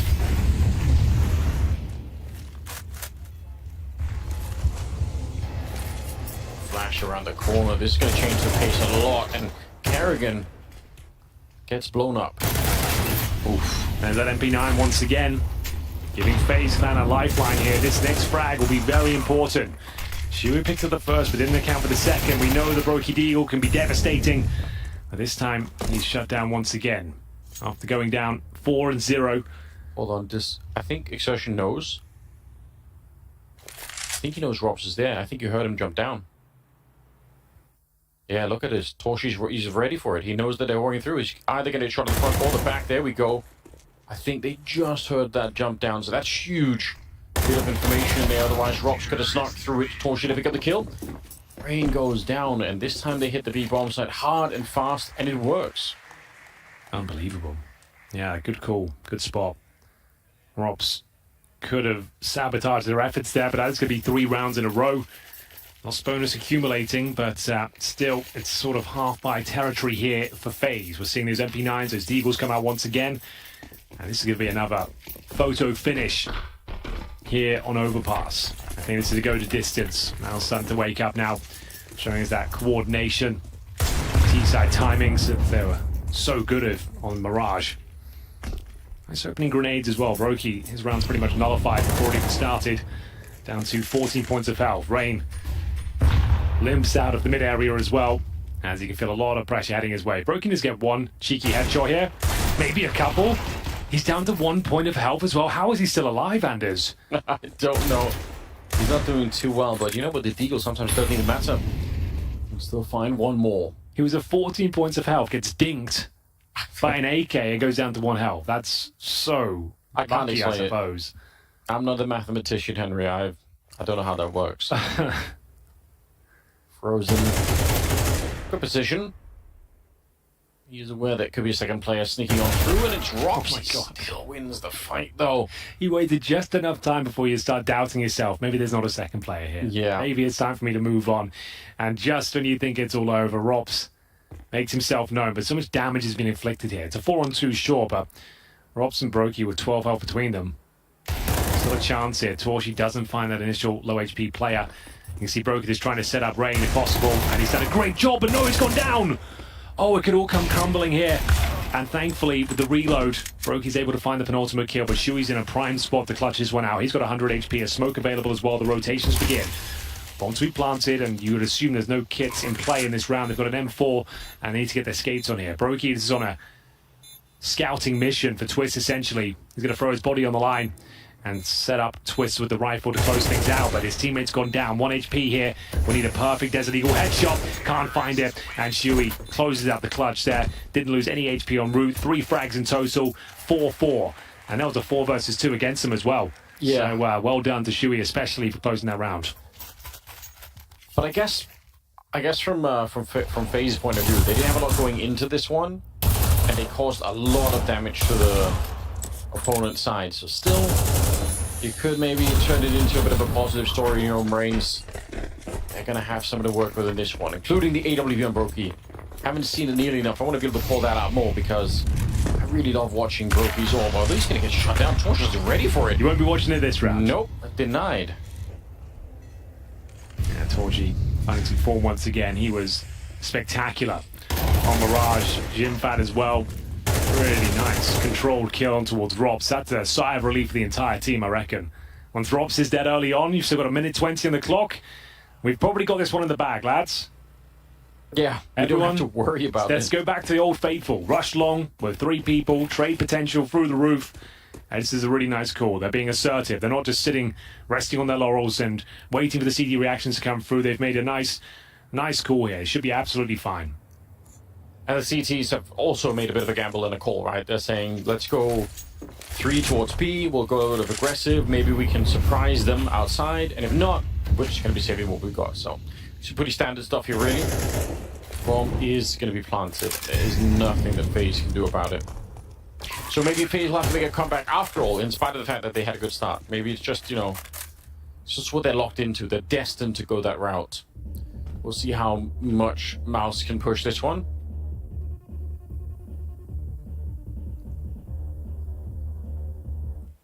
Some clubbing going on, Henry? Yeah. But the sun is out, so... Although if you've not been to Berlin before, Anders, that is quite regular. Sun can be rising, the clubs will still be pumping out those tunes. Yeah. That's just the lifestyle out there. I do have a rule with myself, like I try and leave the club around the time when the sun goes up. Like when the birds start singing, you make it sound like that's a really reasonable rule. That's still pretty out there. That's how you'll leave. My only rule is I'll leave the nightclub before 6 a.m. Okay, like most of them shut at 3, but fair enough. Listen, it's a good rule to have, I suppose. I'm a grown-up now, Henry. Like I try and be reasonable. You've got to be careful, I suppose. Yeah. Kids have got school tomorrow. I won't stay longer than the sunrise. Yeah, if I get home at 6, I can still drop them off by 8. It's all good. Like do the school run. It's not a problem. All right then. It's tactical pause. Neo. He's saying a lot. Chiming in. Torji looks up for it. Cyclone behind them. In-game leader Shui looking very vocal as well. He's had some very influential rounds here. This is anyone's game. It's wide open. On the T side, though, tying things up this early after going down. Oh, they're actually in the lead. I beg your pardon. 5-4. They were down 4-0. Yes. So this has been another great resurgence. We see this so much in CS2, and it looks like someone's got a real firm grasp in this first half. It seems to crumble down so quickly, and it's just by virtue of that loss bonus. You just need that one round to sabotage your opponents. If they've been close up until that point, it's really difficult to recover and keep the streak going. And FaZe is certainly feeling that burn and pressure right now. Finally. Look at the heavy lean towards the A side of the map, or the restroom specifically. It's only Kerrigan down at B. Yeah, that's what you need though, Anders. You not see him with an MP9? Yeah, that's true. He's got the M4 this time, so maybe it's just it's all going to be fine. If he can get 4 kills with the MP9, imagine what he'll do with this. Some wishful thinking. But I appreciate it nonetheless. Oh, the timing for Rain, it could have been godlike. He does get traded right away. Twist, don't know about that one. Looked like he also could have had the shot, but Exertion's going to be able to take him down. 4 versus 3 now. They're actually attacking the much more defended side. They're attacking the restrooms and coming out on top. So, a bit of a concern. Jimmy maybe could have had that one, but Rob's just casually taking a stroll around the corner and will win the fight against him. Now they're in a weird position. Is that the bomb back there? I think it is. So they have to go back, pick up the bomb, They got about 40 seconds left, 3-on-3. And And look actually, who's it was a waiting huge for kill for them. Robs. Look who is waiting for them. If Torchi can find him with another close-range interaction, I'll be very impressed. Doesn't quite hit the mark, and Robs is trying to delay time now as well. As you mentioned, he's running quite low. He's sitting behind the rock, just trying to survive as long as possible here. One bullet will take him down. Exertion will connect it. 2-on-2. I don't think they can even plant the bomb under. I think they've got to save. Like, I was getting kind of excited there. Well, yeah, something's going to happen here. What's the next move? But yeah, literally 15 seconds. Hey, I have no choice but to save. So after finding 5 in a row, FaZe finally have a response. They'll save 2 guns, but that's absolutely fine, as we will see an equal scoreline here. And still, anyone's game, absolutely. Like, sure, it's considered a CT-sided map, but yeah, a 6-6 scoreline wouldn't be anything to be worried about, to be honest. Would be. It's Robs again, back at it with his old tricks. They say he's crazy like a fool. Robin Cool. So Boney M reference, Henry. God. Crazy like a fool. I did say I've Robin only had Cool. 3 hours of sleep. You have to cut me some slack. I am. I'm enjoying it. I'm just sometimes lost for words. Well, let's see what we got for this one. It's tied up with 5-5 heading into round at number 11. And I must say, like, if they end up winning this one, then there can't be any discussion. Robs has to just be the all-out MVP of the series. It's unbelievable what he's done in these 3 maps. I don't know. And Carrigan's in the conversation as well. Ooh, you want to throw that in there? Just for that 1v4 on the B-bomb side. Wasn't it? That was so sick. We'll see if he can live up to expectations once again. Twist starting to mow them down as Carrigan as well. Robs is here as well. This is beautiful. What an absolute fortress the B-bomb side is right now. FaZe 5-on-2. Torji and Jim Fats will have to fight their way out of it. There's an opportunity there, but even if he got that 1 kill, he would have been traded out instantly. Yeah. So Jim Fat, he's fantastic as an individual, but this one, I'm a bit out of his reach, I would say. It's going to be the penultimate round here as well. 6-5 confirmed.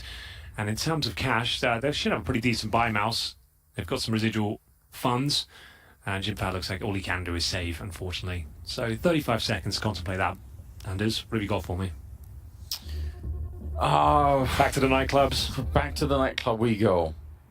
Yeah, I don't know. Nightclubs aren't really my thing, I'm going to be honest. Yeah, you only stay to them until sunrise, that's right. Yeah. Don't really enjoy this too much. It's a bit too light, like, I try to find the raves, you know. I don't really participate anymore. And then probably rightly so, I'm 35. Probably, I think my clubbing days are over. But, yeah, when you get there and you start to have thoughts like, oh, the music's really loud in here. Like, maybe they could turn it down a bit. You realize, like, it's, you know. And also the ridiculous idea, like, bottles of alcohol you could normally buy for like 30 euros in a supermarket. They're charging like 700 euros for. It's just like, what are we doing? Like, who feels good about this? Like, I don't understand it. It's hard to justify. Well, yeah. That does happen eventually. We'll all get there. This was a good round. FaZe. No celebrations happening. I guess, you know, the game's still on. It's true. Tactical timeout, but they are looking a lot sharper. They're not going into the second half now with a monumental task of how to fight your way back from like an 8-4 scoreline. So all things considered, I would say this is pretty respectable. But Overpass also tends to be more of a CT-sided map, I suppose. So there's a chance here that it still could be a pretty good first half for MOUZ. I don't think they're not dreading the second half either yet. Well, I'm sure a few gamers are still waking up here in Europe. So if you're not aware, it's third and final map here, the upper bracket of Group B at CAC 2023. Whoever wins this map goes straight to the semis. Lose it, not the end of the world. You're going to go down to the quarterfinals, which isn't too bad, all things considered. And speaking of which, we'll need our next quarterfinalists as well, as we'll see Wings Up play NIP in the best of 3 after this one. We're a little bit behind schedule, but don't worry about that. The Counter-Strike's been glorious. It's worth the wait, as Robs once again cracks things open towards the connector. He finds Jim Fat, who hasn't really done a whole lot in this first half of Overpass. He finishes with 3 and 9. He's had a great series, don't get me wrong, but unfortunately, this one a little bit underwhelming. 5 and 4. Robs took a lot of damage on roots. He'll peel off. Rain more than happy to take the jewels here towards middle. Yeah, close call for Robs. Rain though, looking to find the timing. Does decide to take a step back, and in spite of his low health, Robs is still being aggressive. Look at him moving up long. Did he not even reload the gun? Am I reading that? He's not even reloaded. He's still got 19 bullets. He doesn't even care. He's going to be running into Frozen, unfortunately, there. But the Molotov is perfect to force Exertion off the corner, and Brokey catches him mid-air, jumping back. 50 seconds and a 4 versus 3. And they don't have very much map control on the MOUZ side right now. Also, look at the setup for Carrigan. Just by being here, he's allowing for the double setup at A and even potentially a quick rotation if anything happens. Strong position right now for Carrigan, you've got to say. Strong position for a strong man. Really ready to go down. Brokey. Oh, a couple of missed shots here, but he does connect on the third. And there's Carrigan. Doesn't quite find the timing, but Brokey might. The P250's brought out. 2 versus 1, and it will be split right down the middle, Anders. Okay. 6-6. And what a great half that was. Like, bear in mind, it was emphatic start for FaZe. We thought they would actually run away with this one. They were up 4-0. They ended up giving up 5 in a row after that. Then a couple of nail-biting rounds. MOUZ closing things out at the end. And, yeah, this is setting up for one of the classic series of the year, to be honest with you. What a great game it's been. And we'll see who we're picking up. The elusive pistol round as they swap things over. And will be MOUZ Sports switching to that CT campaign. You can see Jimfat a little bit disappointing. Normally so good. We saw on Mirage the impact he can have as Exertion still top fragging at 10. Have I told you about my favorite pistol round on the CT side of this map, Henry? I probably have, because I think I tell the story every time we play. Remind me, I can't recall. It's one that Astralis came up with, where you push 4, maybe even 5, but at least 4 people down to the B-bomb side. You just run out straight to the connector. So you're doing short balls like so you're rushing short? Yeah, you're just almost immediately running to the A-bomb side, but from the B-bomb side. So you're like running through the middle of the map. It's just so cool to see it happen, because it's very hard to read from the T's point of view, and it's a lot of people coming up the connector stairs. I do like it. I think it's interesting. And obviously, if you meet resistance at B, then you're obviously not going to keep on running, but then you already have 4 people there. Well, MOUZ is sending 4 people towards B, Anders. Maybe your wish will be granted by the Counter-Strike gods. As we get into it, it's going to be FaZe Clan with, in terms of utility, a single smoke, a couple of flashbangs here. At least there are 4 players in connector. They are T-sided players. But we'll see if they can make this one work. So that single smoke, couple of flashes. Could be a B-side finish, just smoke in heaven. They've cleared out the connector. I think that was their first protocol there. Just make sure there's no CT vision on that side. And I guess with the one smoke, it has to be having a couple of flashes, and in we go. Time will tell. It's going to be Exertion. He's had a great series as well. Dual elites lying in wait by Monster can be baited in by the USPs. And here they come. Final play, final commitment from FaZe. A very, very important pistol here. Very curious where they're going to line up that smoke to. The flashes as well at the corner could be enough to stop the dualies. This pistol round is going to be absolutely critical here. Look at how close they are. Smoke is up. Flashes goes really deep, but it doesn't matter. Carrigan opens it up. It's Rain with the follow-up, and Carrigan on the double. They should get the bomb plant right here. Frozen into a... coming a little bit too late to the party now. What a clean opening in a pistol. Yeah, why not? Yeah, it's super sick. You don't see this enough. So hard to deal with once you're coming in from the CT side, and I don't know what Frozen could do here. He's a little bit further behind. They've lost to A, and I think Frozen's already decided it's not going to be worth it. So that was very clean, and that's in spite of the fact that the flashes actually land quite a bit behind the dually player up front. Didn't even matter. He still turned for it, and it just works perfectly. Carrigan with a double kill.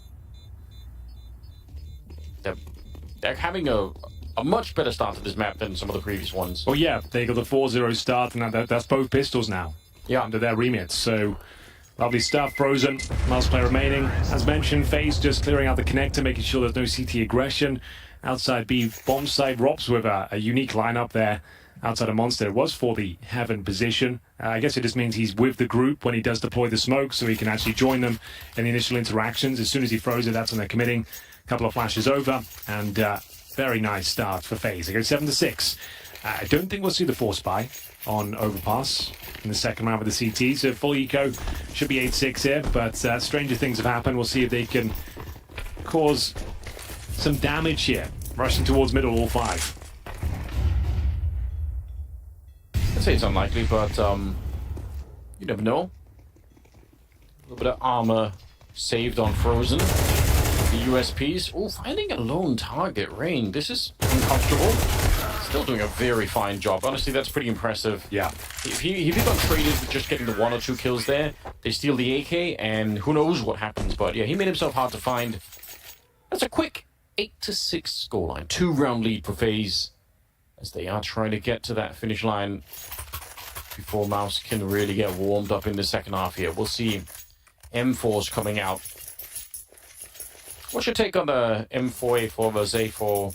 I think the M4A4 is going to have a resurgence. I think some of the best players are showing us how powerful it can be. You saw Rops on the CT side of Nuke, the extra kind of stopping power it has, the extra bullets.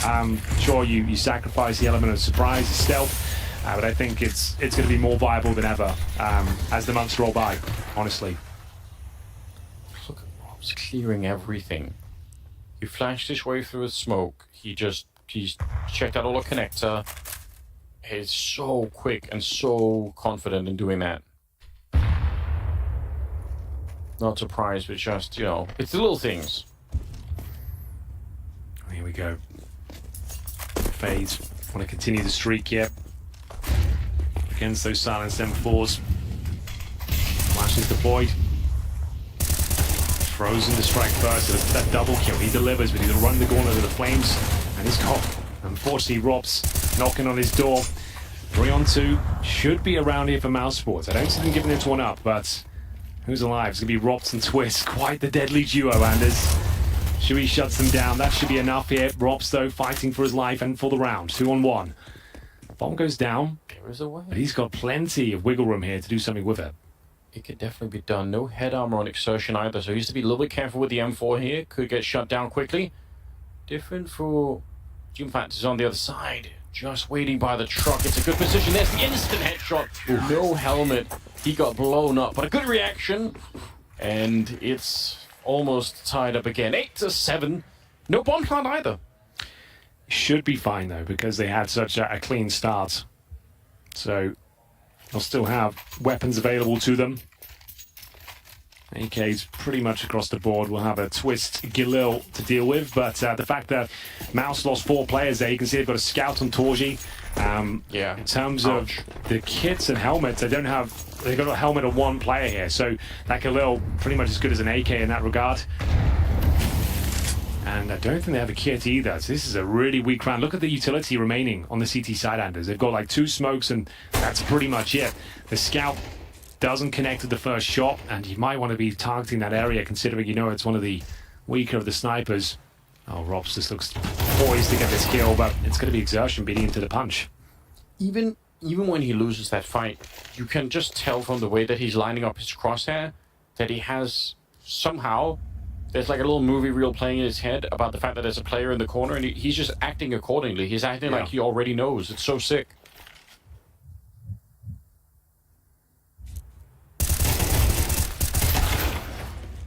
Good little trade there. Scout in the back line, taking down Brokey. Yeah, they might have done enough here. It was a very complicated round for them, considering the finances, but also poised to tie things up 8-8. Great shot from Carrigan. That's more like it. Brutal aim there with the AK-47. A very assertive maneuver. Not the best smoke, I'll say that much, but it's enough. It denies access towards the steps at the very least. Actually, it works in the end, doesn't it? Kind of works, yeah. Like it's enough. And considering the shots he just landed, I think we'll give him a pass. Good lord, that was spectacular. Nothing short of it from the captain. Yeah, I'm going to see a 2-on-2 ensue here. Bear in mind we said they had no kits. Has Carrigan just saved the day for FaZe? Got them back to their winning ways. Jimfat doesn't seem to think so. And Carrigan's going to have to be the one to get it over the line here. Gets the first kill, looking for the quad now. And it's just a low HP Exertion to deal with. Needs to bide his time, run the clock down. Challenges. Knows exactly where he is now. That should be enough to win the round. The kit's been picked up and Carrigan gets it across the line. Another fantastic round as Carrigan remains stone cold in the clutch there. What were those shots about when he enters the A site, Anders? That was something like a Robs or a Twist play. Look at this. Yeah. Oh, you're not always dirty. Expecting that from Carrigan, are you? But no. But we know he's like got it. You rely on him for like those anchor positions, like being like just the snake in the grass, ready to pounce. So get you a couple. Those sort of plays, though, yeah, he's not known for them. That is really nice. Just what they needed as well. Look at that round was almost done. Going to be almost even more frustrating in a way because even if he's not known for them, every once in a while he'll pick up a round like this one. Yeah. So if you're an opponent of his, it's kind of an unknown quantity half the time. Like, is it going to be the Carrigan that does this, or is it going to be, one of the ones we saw earlier who was, I think, 0-8 at the start of Ancient, something like that, like a very, what was it, Mirage? Yeah. A bit of a slow start, but yeah, this one. What a round that is as well. They were 4-on-2 down. He gets his 2 kills, all of a sudden it's a 2-on-2, and he clutches it out as well. He gets all 4 kills. Yeah. That's wild. Look what it's done to their finances. They're down to a full eco. That is maybe the most important round yet, and he's the one to do it. Yeah. And he had that MP9 round earlier. And he had the MP9 round, probably the second most important round. So he's pulling his weight at the moment for sure. Oh, I do like this boost though. I think this gets a frag, honestly. Twist seems to be aware of something though. Rain certainly is. Frozen's dropped early. Brokey guaranteed a frag here. Oh, is he? Oh, what the? I think you wanted to. Hell no. I don't know what that was. Why would he pull out a Molotov? He jumped and pulled out a Molotov. What the hell did you just do, son? How do you mess that up? Beggar's belief. He jumped and pulled out a Molotov. He wanted to cook, but he just, He fried himself. You did. You're left the gas on in the kitchen. He couldn't have, that's the only way you can mess that up. It's a guaranteed kill, knife or not. Like, sure, he could have knifed him, but he jumped and made a sound cue, then pulls out a Molotov. Like, were you trying to, just, I don't know, go for the... I have nothing. I don't know what that was. I guess it may be a mouse wheel bug that made him jump, and then he panicked. I won't lie. It would have been such a badass move if he pulled out the Molotov, underhanded it, and then knifed him. I'm just saying that would have been. I don't know. I wouldn't be trying to pull that off in this sort of round. Thankfully, it's against a full eco. But yeah, you can see he was obviously frustrated with it. Like something wasn't quite right. I guess it was just a misclick in some regard. But hopefully, we'll get the replay and we can enjoy that again. Whatever it was, we still don't know necessarily. Well, it's definitely not what you're saying. I was put that out there. He's not trying to drop a Molotov and knife him. I'll tell you that much. But you're so close-minded, Henry. I am. That's always been my problem. We are going to see this actually. What? He didn't know that. There's no way Rain knew. He just managed to throw it like there was one more bullet out there, and Jim just ran into it. Well, there we go. A weird round to say the very least, but they get it over the line. Maybe a little bit more expensive than it had to be. Here we go. Jumps, so he fires, so he fired first, then jumped, then pulled out the Molotov, then dies. Maybe he's saying, look at this, he's saying, look bro, all this cool shit that I've got. Mac 10, what do you want to buy any of this stuff? And he's trying to sell him all of it. I've been commentating a long time, like 10 years. Never seen anything like that. I don't even know what to say about that. We're going to have to find out. Banks, if you're listening, if the interview comes in, yeah, we need an answer. We're not going to be able to sleep until we know. Okay, well, it didn't cost them really anything, I guess. That's kind of the upside. No, exactly. Different scenario. Like, if ever that was going to happen, at least against the full eco, that's when it comes through. But still, bizarre scenes. But forget all that. It doesn't really matter. It's going to be 10-7. FaZe touching distance now. The semi-finals. See the scores as they came through. It's been a great day of Counter-Strike here. Historic in many ways. Yeah. With the best of one and the 58 rounds played. Tactical pause is over. Never thought we'd ever see that in MR12, but it happened. As we get into it, that was the full eco in the previous, and here comes Carrigan.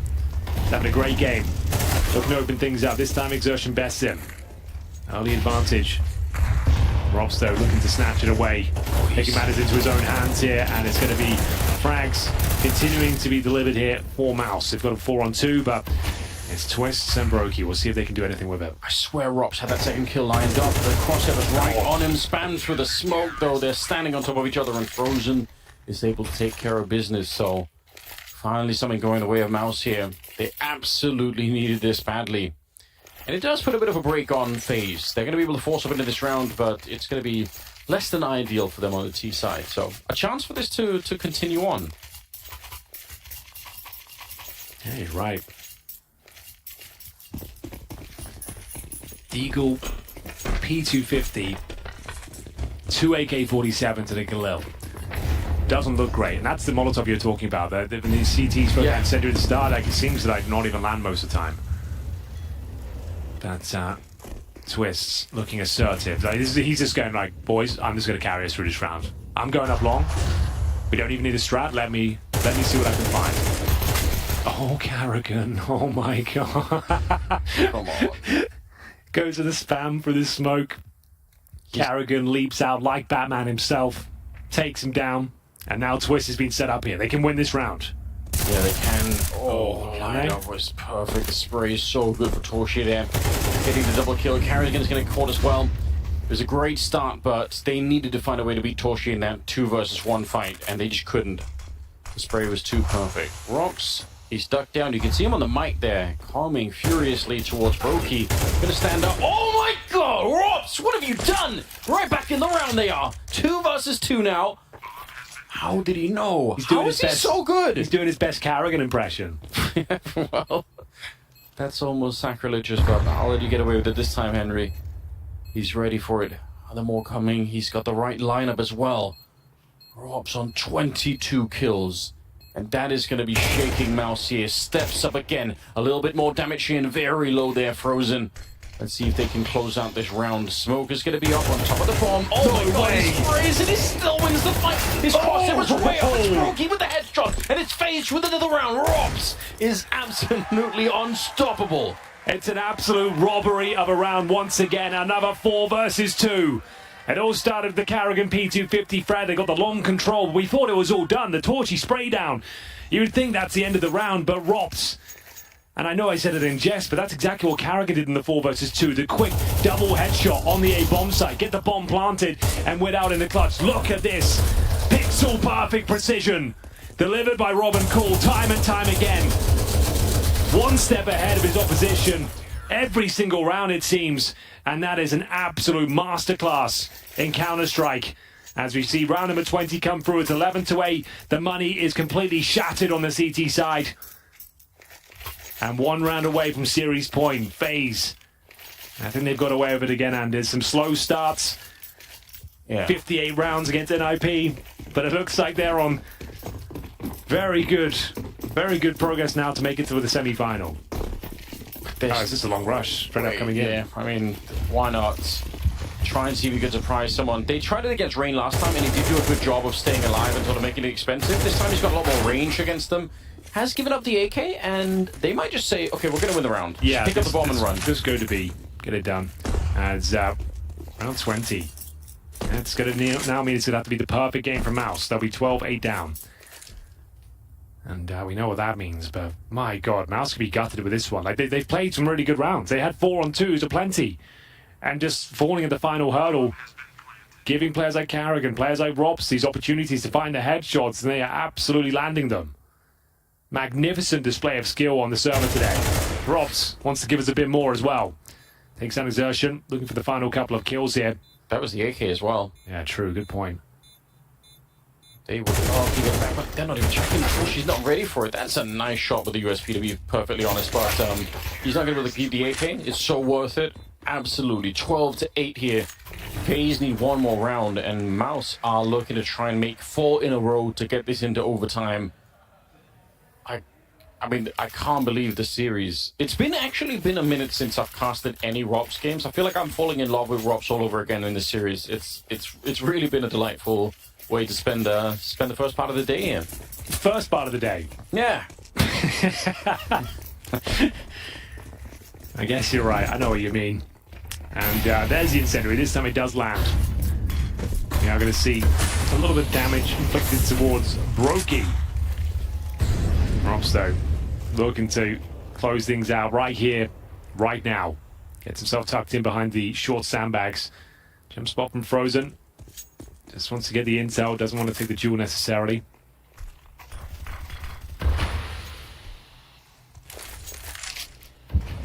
Flash is being set up, I think. See again, Rob's doing a lot of the talking. Kind of looking down, but he's trying to get all the information he can to his teammates.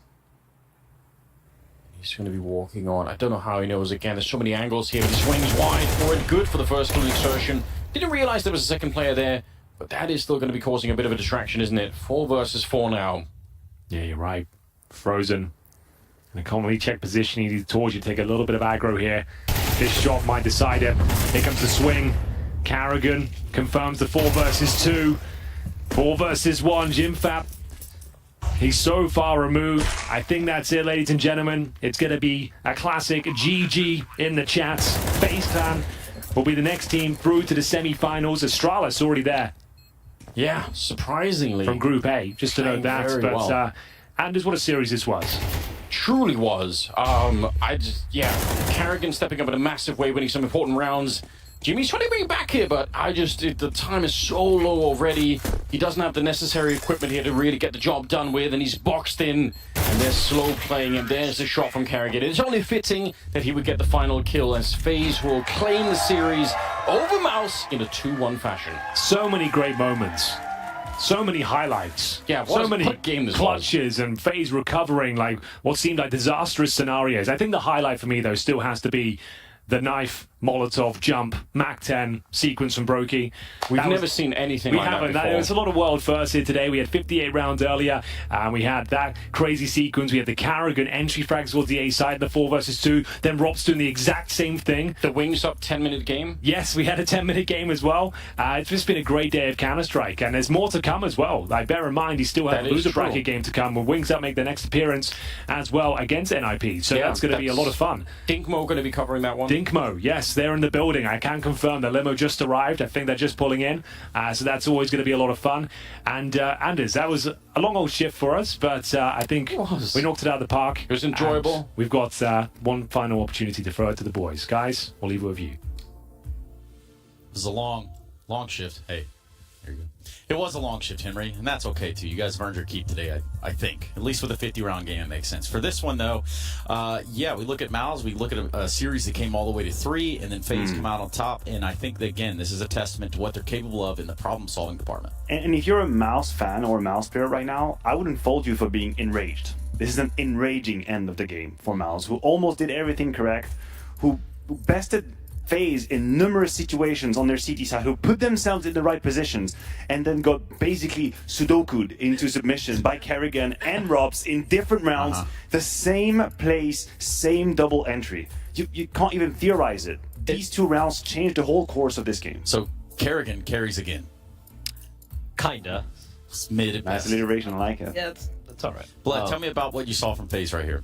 FaZe just overpass. We had our questions. It was overpass. It was overpass. We had a few questions about that. MOUZ, you're allowing overpass through, and while you could potentially challenge them on Ancient, where MOUZ are more competent, I feel personally. But then you get 6 rounds on the T side there for MOUZ. You're feeling pretty comfortable. Yes. And then, as you said, pseudocode, right? Like, you got to talk about just Carrigan having so many impact moments. But for me, the player of the day and we still have one more best of 3 series remaining, by the way. But even after that series plays, that player of the day for me has to be Robs. Like, the consistent fragging out with the clutch ability, just the heavy lifting from him right now. And I know it's very early. It's very early in the life cycle of CS2, but he just might be the most consistent player we have in international CS2. It's just fantastic. And I don't know how he's able to pull off these plays seemingly every single time and make it look so damn easy. Yeah, he was instrumental once again, and not just in terms of number. This is the round, by the way, that I was talking about, who puts an end to any hopes and dreams from the side of MOUZ. But also on the CT side, if you think about it, it's a 66 scoreline. It's nothing to celebrate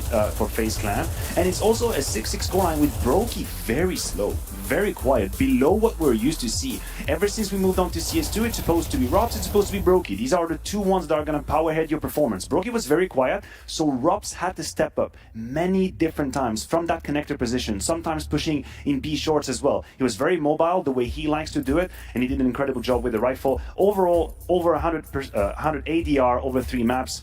Proof is in the pudding. This kind of speaks for itself, right? Like, those numbers are going to tell you the story. 128 ADR, very impressive, but like I said, over 100 ADR across the whole best of 3 series, yeah. In which MOUZ, number 2 team in the world, and they came all guns a-blazing, winning the first map as well, and making him sweat in at least a couple of the halves we had in the second and third map. Like, Robs is just playing absolutely out of his mind. But I do want to touch back on what you just pointed out, right? Like I said, Brokey had a slow start. That's true. We've had twists sometimes disappear a little bit in a half, for example. But the fact is, everyone else is delivering, including this guy. Shows how good we are. Even when not at our A game, we can still manage to scrap together these wins, right? So proud of the guys, but I think everyone is going straight to bed now. I don't blame you. I'd be going to bed as well. But when it comes to this overpass here, there was a moment right where you got the crazy 4K up on the site, and even you looked at disbelief. You kind of shook your head. Is there moments where you think, how am I doing this? No, I mean, it's like, I don't understand so much of the game. My goal is just to call, and suddenly I'm in a 2v4 and doing some insane shots. It's just great, you know? It's been a rough day individually, but having impact on the last map and trying to motivate the guy and push the guys to the limits, because it has been a long day for energy-wise, and you could feel that. So I'm happy I could step up at least and help the team in that regard. OK， 刚刚其实第一个问题也是问，就是说他们在经历过 NIP 这场大战之后，然后同时又要面对 MOUZ， 当时他们是怎么样进行一个调试的？然后刚刚也是说到，就是他们其实打完那场比赛的确是蛮累的，不过也是该做的调试也做好了。然后面对 MOUZ， 他们在米拉基进攻方的时候也是逐渐起势，一度有要追回来的情况，然后让他们感到有重新燃起了自信。然后来到 Nuke 之后呢，也是逐渐进入状况。然后第二个问题刚刚也是聊到了，Sorry, can you just? I kind of forgot that. It was really long. Second part. Yeah.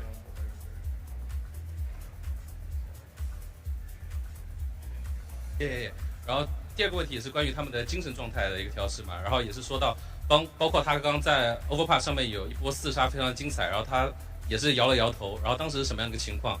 刚刚也是说到，就是在 Overpass 当时他对于自己的一个定位，就是说他需要把战术方面层面能够交代的好，然后当时自己能够打出这种击杀，也是感到有点惊讶，然后同时也是觉得哇很开心，2打4的一个局面竟然能够打出来。And I've got to touch on this because we saw the new update come through. You guys were playing on it in this patch. Was there anything you noticed, any difference you felt in the game, any improvements? I mean, it might just be the jet lag, to be honest. I think we haven't had much time to test it, right? It just came out like a few hours before we played.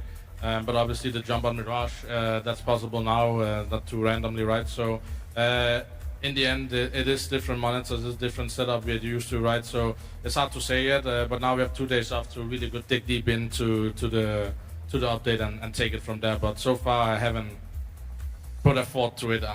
It's still our second land in CS2. It's so hard to say what's consistent and what is not, right? 现在也是问到现在今天有个新的版本更新嘛，然后他们对这个有什么看法？也是说到，就像米拉基可能说跳也比较稍微稳定了一些，不过时间还是比较短，也没有什么太多的时间去想这个事情，然后也是专注在比赛上面。And our last question comes from the Perfect World community here. They wanted to ask, when you've had crazy days like this and you now get a few days off to prepare for your games on Sunday, what do? Do you play some more CS? Do you have more relaxed time? How's FaZe going to do things? I mean, tonight is definitely a day off, right? Maybe there's some rounds we need to talk about tomorrow. There's mistakes happening during the day, but also I think some of the mistakes we would work on normally is like, it is fatigue kicking in here for us. We played so many rounds today, right? So I think all relax and play. It's not like in Europe where we have a lot of practice happening. So I just think stay in shape, get used to the setup, get used to the time zone, and hopefully it's going to be a long day on Sunday for us. 好，最后一个也是来自完美电竞 APP 社群的问题，也是说就经历过今天几场大战之后，他们要怎么样进行一个调试？然后首先也是说这个时差肯定是要先调整好，然后今天其实虽然没有打出他们最好的一个状态，不过他们回去也会去讨论问题，然后呢也会逐渐的把该有的问题修复回来。不过现在肯定要先好好休息。那当然我们现在呢还是老样子嘛，今天 FaZe 成功赢得了这场比赛，现在当然也是很开心。那这个氛围也要传递给现场的观众。那我们请 Kerrigan 来选出一位幸运观众。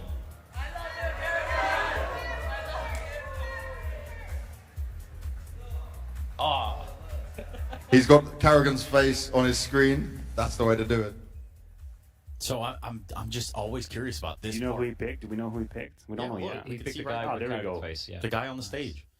Anyway, I just want to see if he got something cool out of this. So. Yeah, I'm getting jealous over here. Like, where's our goodies? We don't get goodies. Yeah, we don't. Oh, but we got a hell of a game though, so that's there. We did get a good game, and we got a good FaZe today that really got tested earlier on, and then you come to this game, and this is the outcome of it. If you're FaZe, you breathe that sigh of relief, but also you look back at some of these rounds. You just heard Kerrigan say it. Bled, what are some of the rounds that stuck out to you? There were 119 rounds they played today, Trace. So which one was it? That's a lot. Has to be the Carrigan round. Has to be the don't- Carrigan round for me personally. That was just so cool seeing from Carrigan. We saw it from Rops later on as well. But Carrigan, and what looked like a pretty much done affair. I think it was a 2 versus 4. This is just so cool from Carrigan. Yeah, Smooth. His spacing is great as well, and he uses the flash. He spots the information on the left-hand side player on bank. He gets the flash. He knows that's when he's got to accelerate, cleans him up in a matter of a second, and then immediately cross the placement. For your MOUZ, honestly, in Raging, as I said, you had everything you needed. And this is where sometimes we try to quantify experience and what does it mean to close these rounds in high-pressure situation, quote-unquote. These A players have no business fighting at that point. They don't need, in that 4 versus 2, they don't need to allow 1v1s to happen. When you realize, when you get information, when you hear the flash, you can just pull back. You pull back, you stay alive in CT spawn, you can have your backup coming into you, you play a 4 versus 2, the round is over. But that's what we say. You know, hindsight's 2020. We have the bird's eye view. They're in the game. It's very tense. Maybe the comms are a little bit electric. People try and close the game with the 1v1, and you allow players like Kerrigan here and Robs 2 or 3 rounds later, they turn situations around. Yeah, the game changers, if you would, the tide changers. You know, every team needs what, 2, 3 of those. It's not very likely. FaZe is like 4. Yeah, that's great. FaZe, obviously an anomaly because they've got simply more than that. But for Rops, the guy just didn't miss right here. That's just all. Even land a sliver of a bullet on him and just gets a kill. Of course, in the end, Roki getting final kill, but that was all Rops. It was pure Rops magic right there. And what do you do against a team like this? It's been said so many times, so often. FaZe. You look at this team and you're like, okay, anyone can step up at any time in any game in any round. I love the conversation about like the best rifle currently, and Frozen is the name that we put in the mix. I feel like this best of 3 is kind of a reminder of the difference that there might be sometimes between a player like Robs and Frozen, who was much more average than we've seen. And these are kind of the games where we're looking to benchmark this guy. Like, we know he can be a beast. We know his numbers are great. You look at the year, there's no doubt. But suddenly you match him against FaZe and you have these moments where every kill matters. And that's Robs. It's Robs who's actually putting out an incredible performance, and Frozen's a bit more average. These are the moments you're supposed to have these performances. These are the moments that I don't think anyone is going to forget. No, totally different ballgame.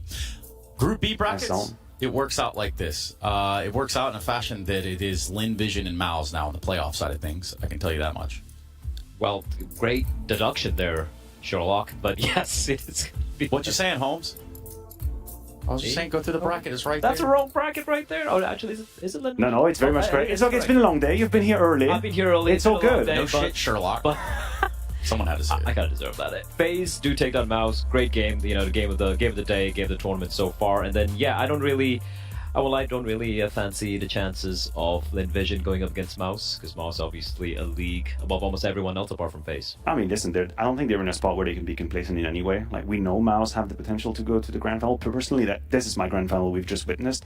But the most dangerous mistake is to now look at the bracket thinking, I'm looking forward to that FaZe matchup. That's the worst you can possibly do. But I think they've already proven, even though they're a young lineup, that they can be very down-to-earth and realistic about what's in front of us. How do we have to be mentally ready for a game? I don't believe they're gonna sleep on that banana peel. Nah, you gotta watch out. You can't sleep on a banana peel. That's crazy. We can go to a break though. You cool with that? Yeah. I'm cold. You got bananas? I'm out of here, man. Yeah, that's what. He's done. It's true. I'm done. All right, check it out. We're gonna go to a break. We're gonna come back. We've got just one more series. I'm looking at NIP. I'm looking at Wings Up, and I'm trying to figure out who the hell's gonna win out here at the CAC. That's the CS Asian Championships, and we'll be right back after this. Nips up.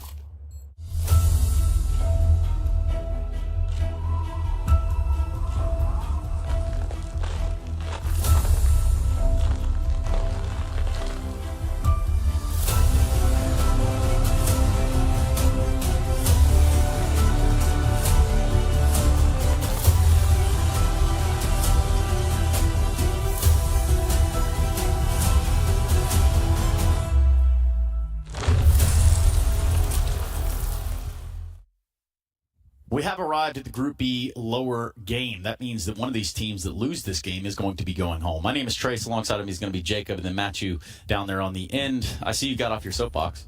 Yeah, I figured I wouldn't be too high today. You know? Oh, good for you. Yeah, I guess there's a first for It's a everything. bit complicated when you're on air. Oh. When you say it like that, it's a bit complicated. And now I see. Yeah. Oh, anyway. Yeah, so obviously we look at what is going to be Wings Up versus Nip. Just as we all Correct. expected, right, guys? I guess so, yeah. You know, just not in the Makes fashion sense. we saw it, right? FAZE versus NIP, 3-4 hours ago. And it took 3-4 hours to conclude that game as well in a stunning best of one, probably the best of one we've seen so far in CS2. It had everything, overtime after overtime after overtime. Definitely. Some crazy performances coming out from each individual. Config having a good time. So yeah, everything. Yeah, watch this.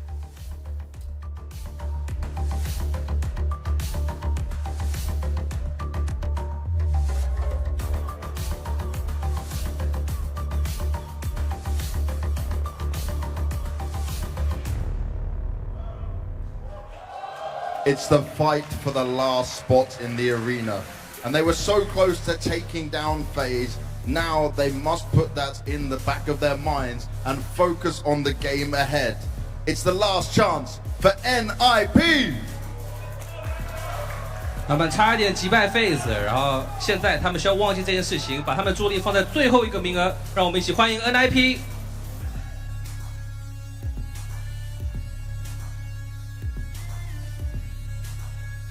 Ninjas, you can take your seats. 请 NIP 入座。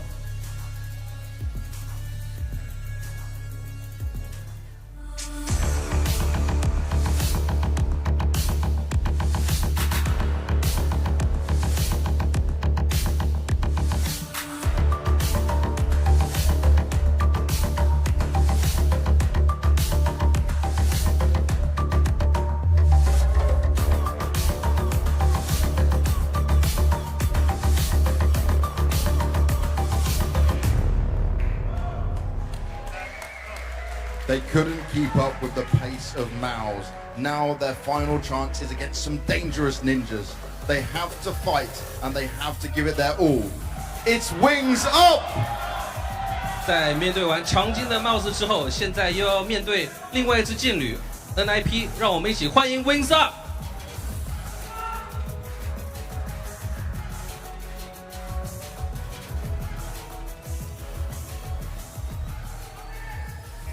Wings Up, take your seats and prepare for battle. 请 Wings Up 入座。 So I just want to say right now, in case anyone is listening out there and can't hear this request, I really want one of those CAC jackets. I just want to throw that out there. They're kinda Right, cool. they're Yeah. really nice. Yeah. I'm not going to lie, those are really Yeah, nice. thanks for including friends in requests. I appreciate that. You guys can look right down the barrel of No. whichever one you'd like. You've made it clear where You know your what? party's at.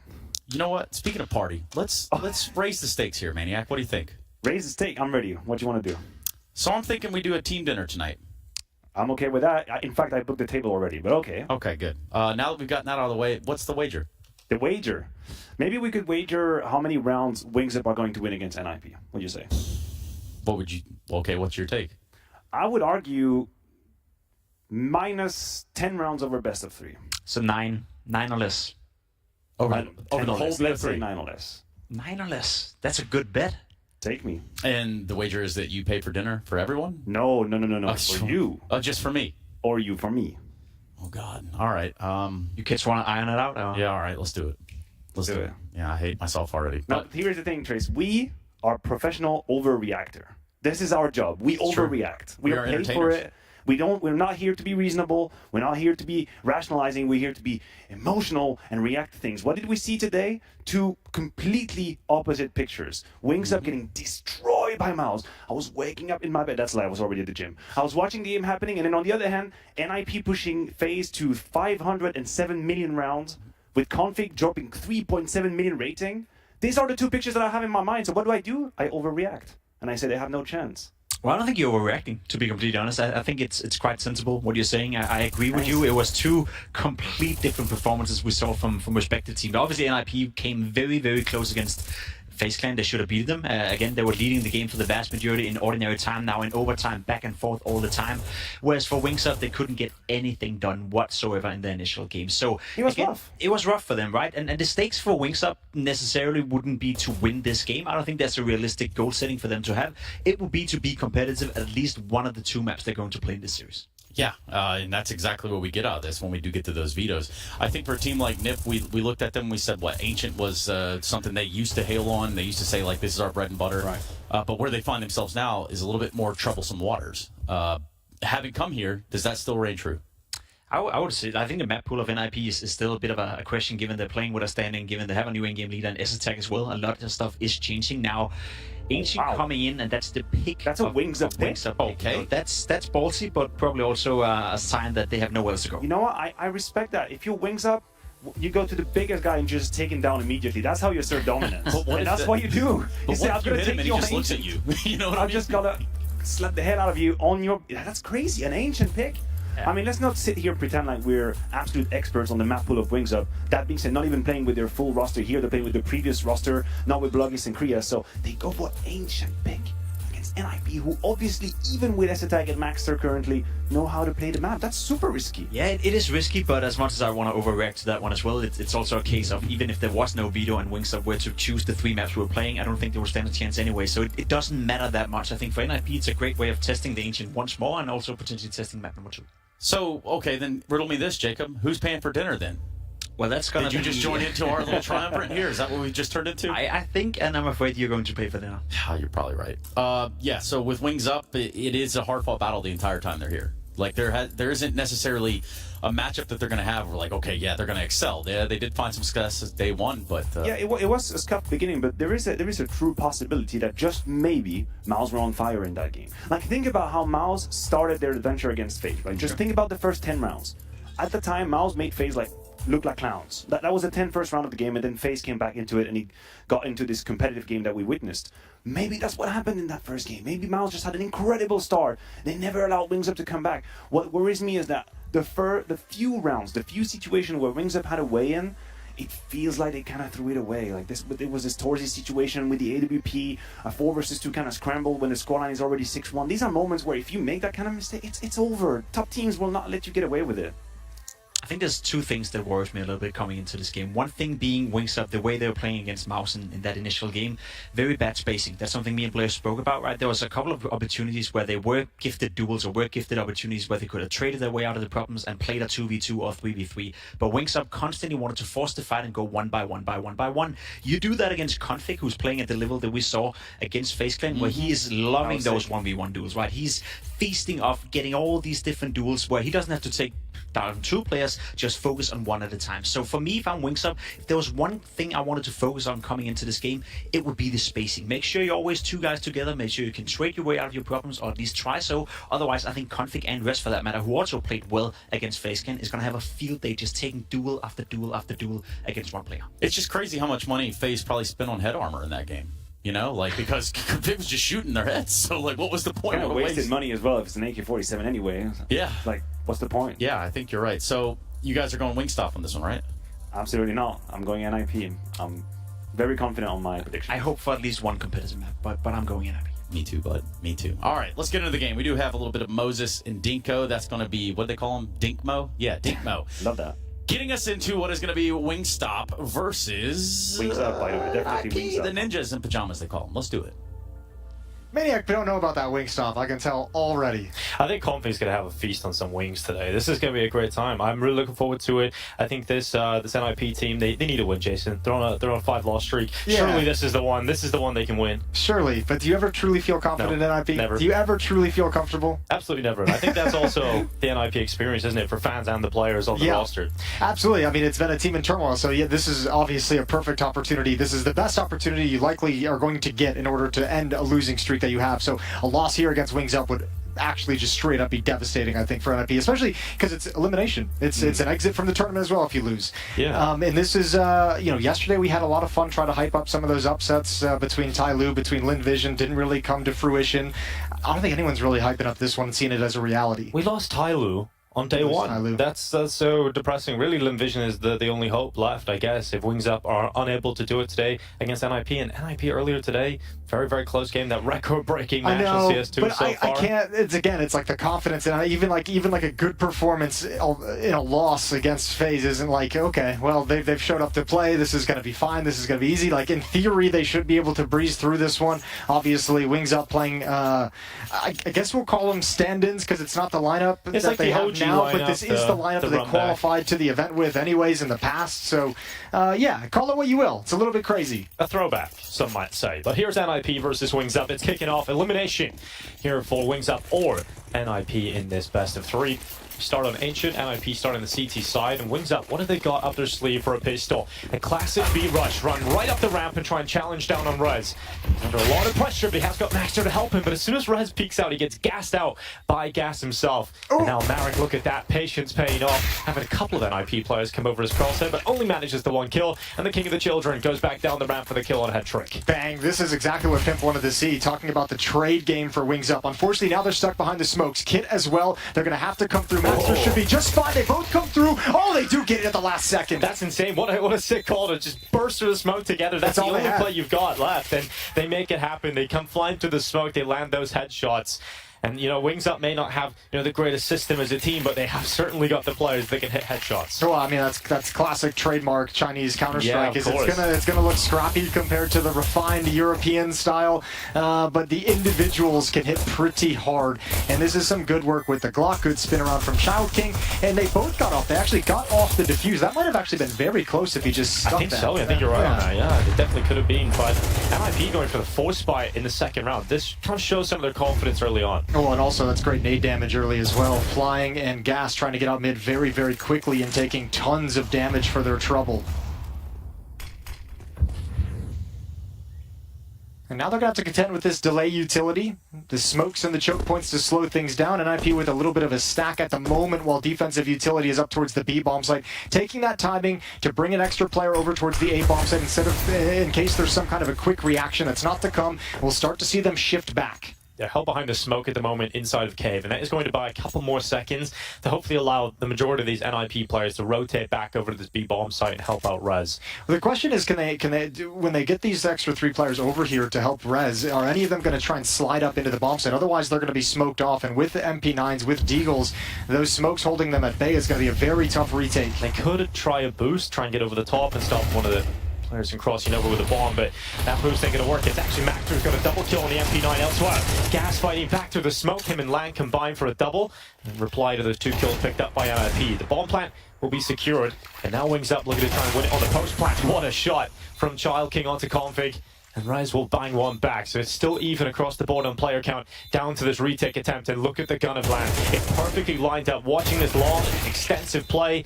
And Head Trick able to trade. It's down to 1v1, and Head Trick can't win it against the AK-47. Yeah, Head Trick didn't expect the duel there from Child King. He thought he'd be playing a little bit safer inside Cave. So nice job from Wings Up to kind of control that round. Costly, expensive, came pretty close at the end. Maxter with a nice double kill with the MP9, the stand-in for NIP, doing good work, making it work, and able to step forward because of the smoke. The counter smoke thrown by NIP towards the top of the ramp really allowed him to prevent any of those trades coming out in the early engagement. You know, you talked about Maxter. We have seen quite a few games from him recently. You know, we've got to cast a lot of the NIP games of him standing in. Yeah, came into the Rubed Cup in place of Brolin. Yeah, he also played Thunderpick too, so he's been in a couple of tournaments so far, and I think he's actually been really impressive, considering he's a standing. You know, he's definitely got some sharp ability. Let's see how he fares today in this competition. Child King holds down at MOUZ 1 for a double kill, but Maxter's got a double on the C set himself. Just waiting around that corner was Lamb, waiting for the perfect time to strike, and he has been punished for not helping out his teammates as Marek sends the nade in and actually turns this into a 1v1. How was Config in this position? Another 1v1, and look at this reposition. Oh, he's not going to stick around at the B bomb site. Flying is stepping up the ramp right now. Config overthinking it a little bit, investigating towards middle to see if there's going to be a shift towards the other side of the map. Flying as well wants to get some information on where exactly Config is before he commits to anything. So this is kind of like a ring around the rosy. Well, we were talking about Config being one of the sharpest players available. If he gets that AK-47 into his hands, if he can find that pathway up to heaven to pick that up. Yeah, but now he's lost information, right? If Flying just goes to the A bomb site, if he investigates mid, it's an issue. But if he goes to the A bomb site, Config's not going to have awareness of where this bomb is planted. So even if he gets the AK-47, are you going to know where to go? Yeah, well, let's see what Flying can do. A talent in his own right from the region, a student of Shell Sage over the years. Okay, he got the early information. He get the early information. Config's coming back here. Flying's going to cross out to A main. And Config slipping through donut, but Flying has a strong position now. Does not have utility, but he's gone for a long walk deep into main here. This should be impossible for Config to win unless he makes a hard guess and a hard read towards A main. Based on the plants he's shooting. Yeah, no kit as well. He taps. Flying sprints to position, doesn't go for the peak yet. He's calling his bluff, and that is going to pay off. Sees Config looking a complete wrong way. Should have got the kill cleanly. It will be Config to still win that duel, and still Wings Up will win the round regardless. Bomb blast is huge. Can Config get away? No. No chance. Yeah, he didn't grab an upgraded weapon anyway, but that's kind of ridiculous. They kill everybody on the other side of things. Wings Up lose everyone. Comes down to 1v1, gets super scary. Just very fortunate for them to take 3-0. And the thing that kind of sucks about those rounds, if your Wings Up, is like, that's sort of like, that does suck. Yeah, but I mean, this almost feels like a taste of what's to come in a sense, right? Like, you know, you have NIP in round 2, able to get you down to just one player alive. You have to win a one-on-one clutch. Round 3, they take everyone away, and it's a very close affair, and you had to work really hard in a long, drawn-out 1v1 as well. So you're just like, oh, what happens when the guns come out? Well, we're about to find out.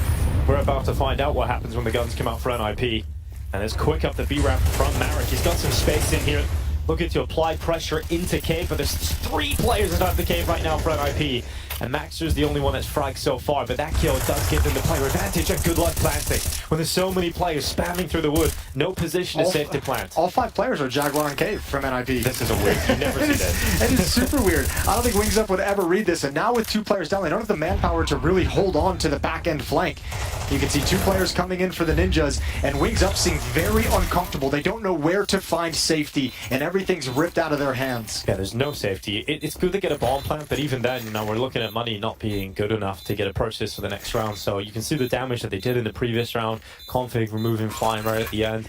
Really seeing the ramifications of that already. Even with the bomb plant, there's not enough cash. And if I'm NIP in this game, I'm pushing mid every single round. I'm pushing mid, I'm aggressing, I'm harassing B lane from middle as often as you possibly can. Put Wings Up in a position where maybe they don't know how to deal with it, and put them in a position where you say, if you guys want to fight for this mid presence, we're going to be here pushing every single round. We'll meet you at the point, and we're happy to play that sequence out. Just got to show the confidence and know who they are. NIP at this point, we'll see that attitude, I'm sure, come out. Although this would be a kind of round where maybe you don't want to rush into middle and give a chance over to Wings Up with some of the weaker guns. You've got to have that really economy. Well, Wings Up are going for the A-man play, straight through the fire, straight through the flames, and into the frying pan. And it's going to be another kill. Line up for S-Attack. Gas will be taken out in the end. So 2 kills out of that for Wings Up. A little bit expensive. Well, nice thing is, too, I mean, if you want to go for a silver lining for Wings Up there, Gas getting the P250 kill onto Config was against an SMG, so he would have been able to get that kill and then swap out for an AK-47, so that's denied. And also get all that extra cash again, as well. Silver lining, not a huge consequence. Yeah, well, we found it. It was right there. Nice and shiny as we get back into the gun round. So this is Wings Up once again with rifles. Last gun round tried a B-pop, with some speed behind it, didn't really work out. So let's see what other approaches they have up their sleeve. We are seeing that mid-control being attempted for NIP. Deep utility. No smoke though, Jason. They're playing with just Molotovs. Yeah, it'll come in a little bit late. I mean, again, they have that deep Molotov, so it's like, please challenge that. You know, we don't need the smoke there. We'd love for you to fight us inside the flames if you want to go for it, or we'd love for you to run through them. But once again, with this aggression, they get complete control of B lane. And we'll see what Wings Up can do to take late mid-control. Another smoke is going to come in, which will slow this round down even further. 4 players for Wings Up waiting behind it, waiting outside of A main. I think Config is just waiting for that chance, that moment where he feels like he has the timing to go behind them. Yeah, and this is a crappy feeling for a T-side. It's just like, oh, like, we actually just have to wait. There's nothing on the map that we can do. Oh, but that is certainly going to help. Aggression from Hetrick is caught by Child King, and there's no trade. So it's down to a 5v4. Wings Up have the advantage in player count, but as you pointed out, no map control at all. So with that smoke, it even gets worse for them. Config is now alleviating pressure off of Elbow. He's climbing back up heaven and waiting for that smoke to fade away. He has got S-Tag with him. Ooh, flashbang comes out just as the smoke fades, but it clears a little bit early. Config lines up 2. Rez is there with a vertical stack, and it is just so easy. Mowed down completely. That's sad because the flash did come. It was pretty effective in blinding Config, but the timing of the peak just wasn't there with it, and they just get melted at Elbow.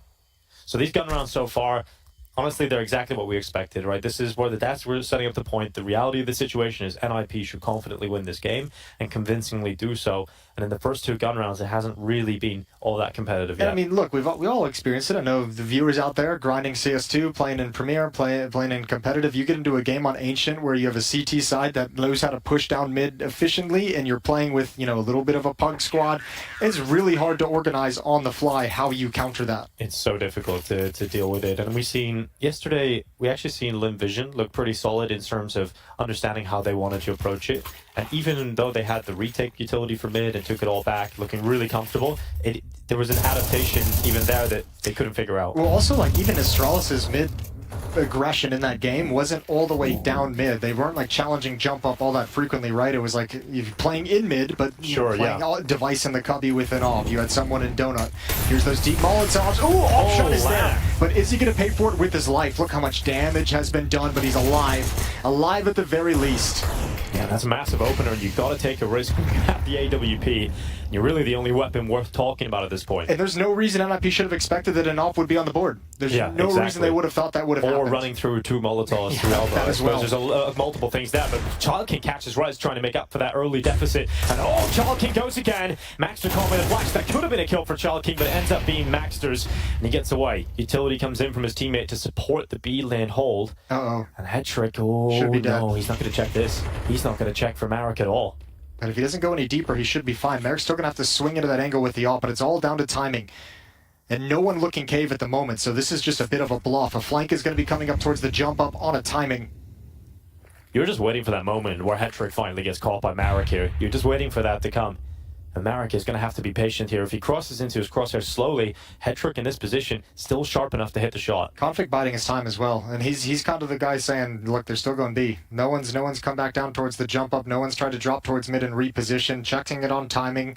Trusting a little bit to luck. And you're hearing sounds now for Hetrick as well. You're hearing the steps in B lane. That activates Config to go up for the peak. Gets taken out by the AWP. But there's no other option. They have to go into this B site. And the Marek finally strikes in from Cave. It's down to just Maxter, desperately trying to fight between multiple positions. Looks back to the ramp, and now just a 1v1. He pulls out the pistol, and Maxter gets it done. All 5. The ace comes in, and he stops the B hold, and he stops the nightmare that Wings Up were presenting to the Ninjas. They gave him so much respect in that 2v1. They should have just pulled out the pistols and both swung. And unfortunately for them as well, both the players had ops. Coming out of Cave, that's the AWP picked up that he picks off, and man, a lot of this goes to waste. This is a 5-on-3 for Wings Up, and they just stay and wait patiently. When they get that kill on Config, that's the read that says NIP is going to be stacked towards the B bomb site because they had complete control to push up to this position. They had 25 seconds. They could have bailed out and gone towards A, and they didn't. Another opening for Wings Up found from elbow, this time on Config. It's Gas that picks it up. And those are critical kills. Even in the fact that they're losing these, that they just lost the previous round, the fact that they're finding some of these kills in middle. Position. Yeah, they did. Traded right through. But it's going to put NIP on notice that, okay, they can actually challenge us in middle. We can't just hold this with impunity. Oh, that's Raz getting ready just in time. Gas walks right into him. But Hetrick, remember, has got himself into this position with Maxter. This could be strong, and it will be. Marek goes down at the entrance of the Jaguar. And now down to 3 players. You started with the opening kill, a 3v4 now. Child King gets up into the middle of the bomb site. Hetrick seems to be aware of that, sees the shadow, goes to the re-peek, this time to the kill on Child King. He's got teammates around him too. Hetrick does not need to go for the re-peek. He can let Rez play with it and then go for the peek to close. So NIP answer back, even after losing the opening kill. It's a 4v5 conversion. Yeah, absolutely. This is rough, but kind of what we expected. Hard for Wings Up to really figure out how to work this map with the kind of style that NIP's playing in. And I mean, you can kind of see they're not able to execute any ideas because they have to take control. They have to actually encounter NIP's aggressive setup each and every round before they can do anything. I would be surprised if we don't see Wings Up. They did it on a save round with just like unarmored Glocks. If they go back to the A bomb site and try and hit that timing, if you're constantly encountering 2 players pushing down middle, 2 players are starting at the B bomb site, you're getting challenged from the jump up, hit the other extremity. Start trying to make them honest towards the A bomb site. And this is what Limvision did really well in their game against Astralis, is the delayed mid takes.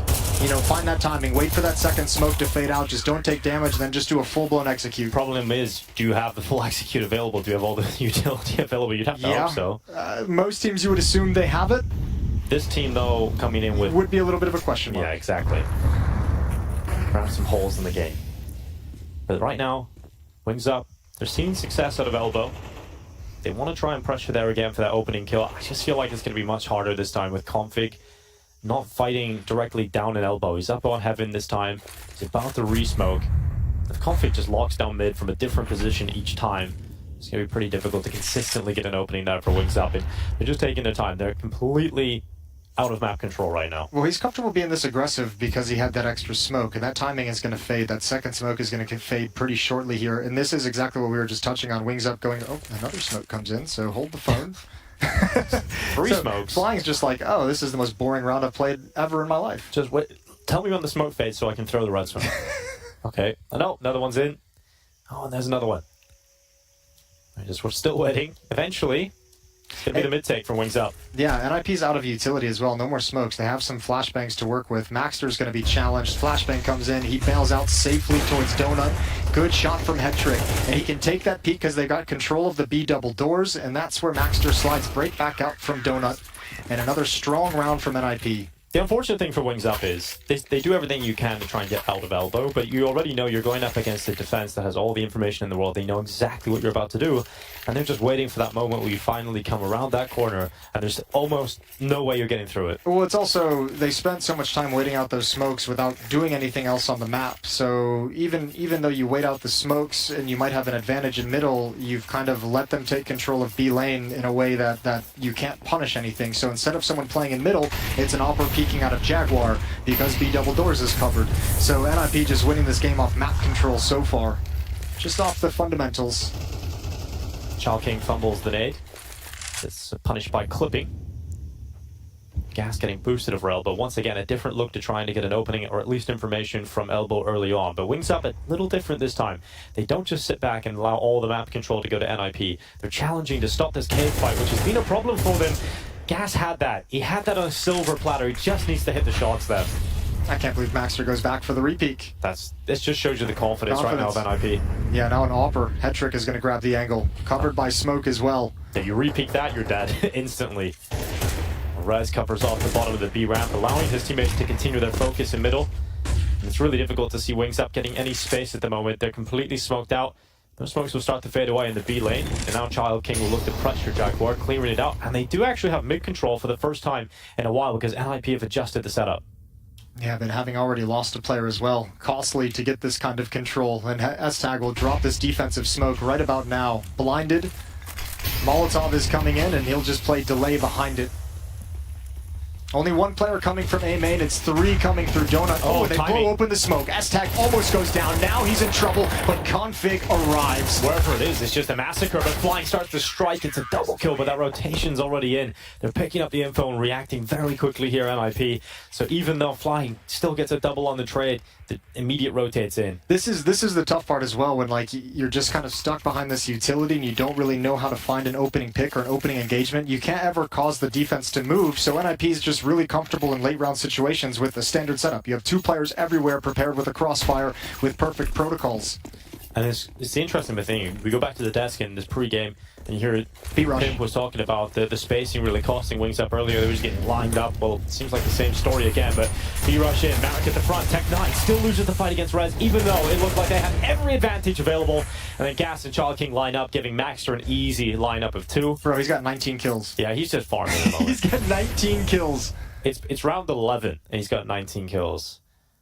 Jeez. Well, I feel bad. I feel kind of bad.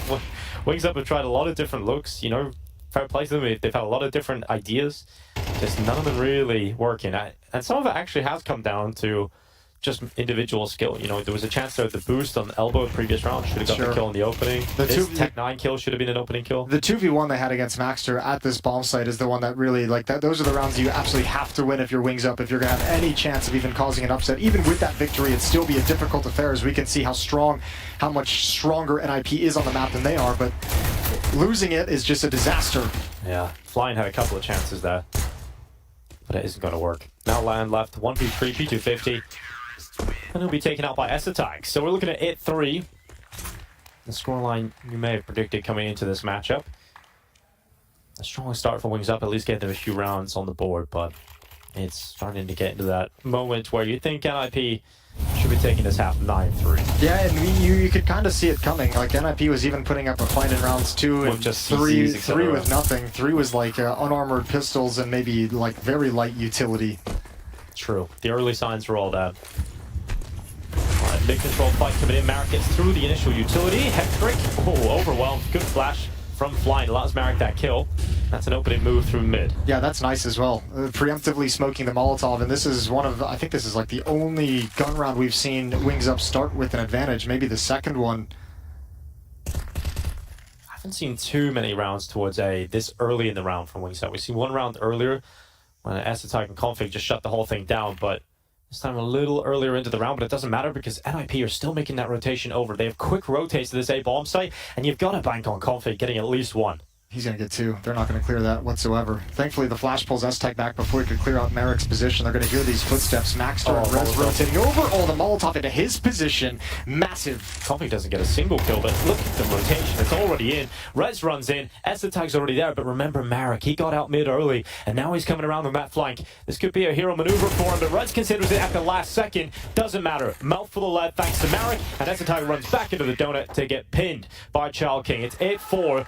Nice round right at the end there from Wings Up to secure it. Yeah, we'll take that. Just getting one more. The pistol round helps. This makes it doable, but obviously just visually, just eye test wise, NIP just wrecks him on this defensive side. Sure.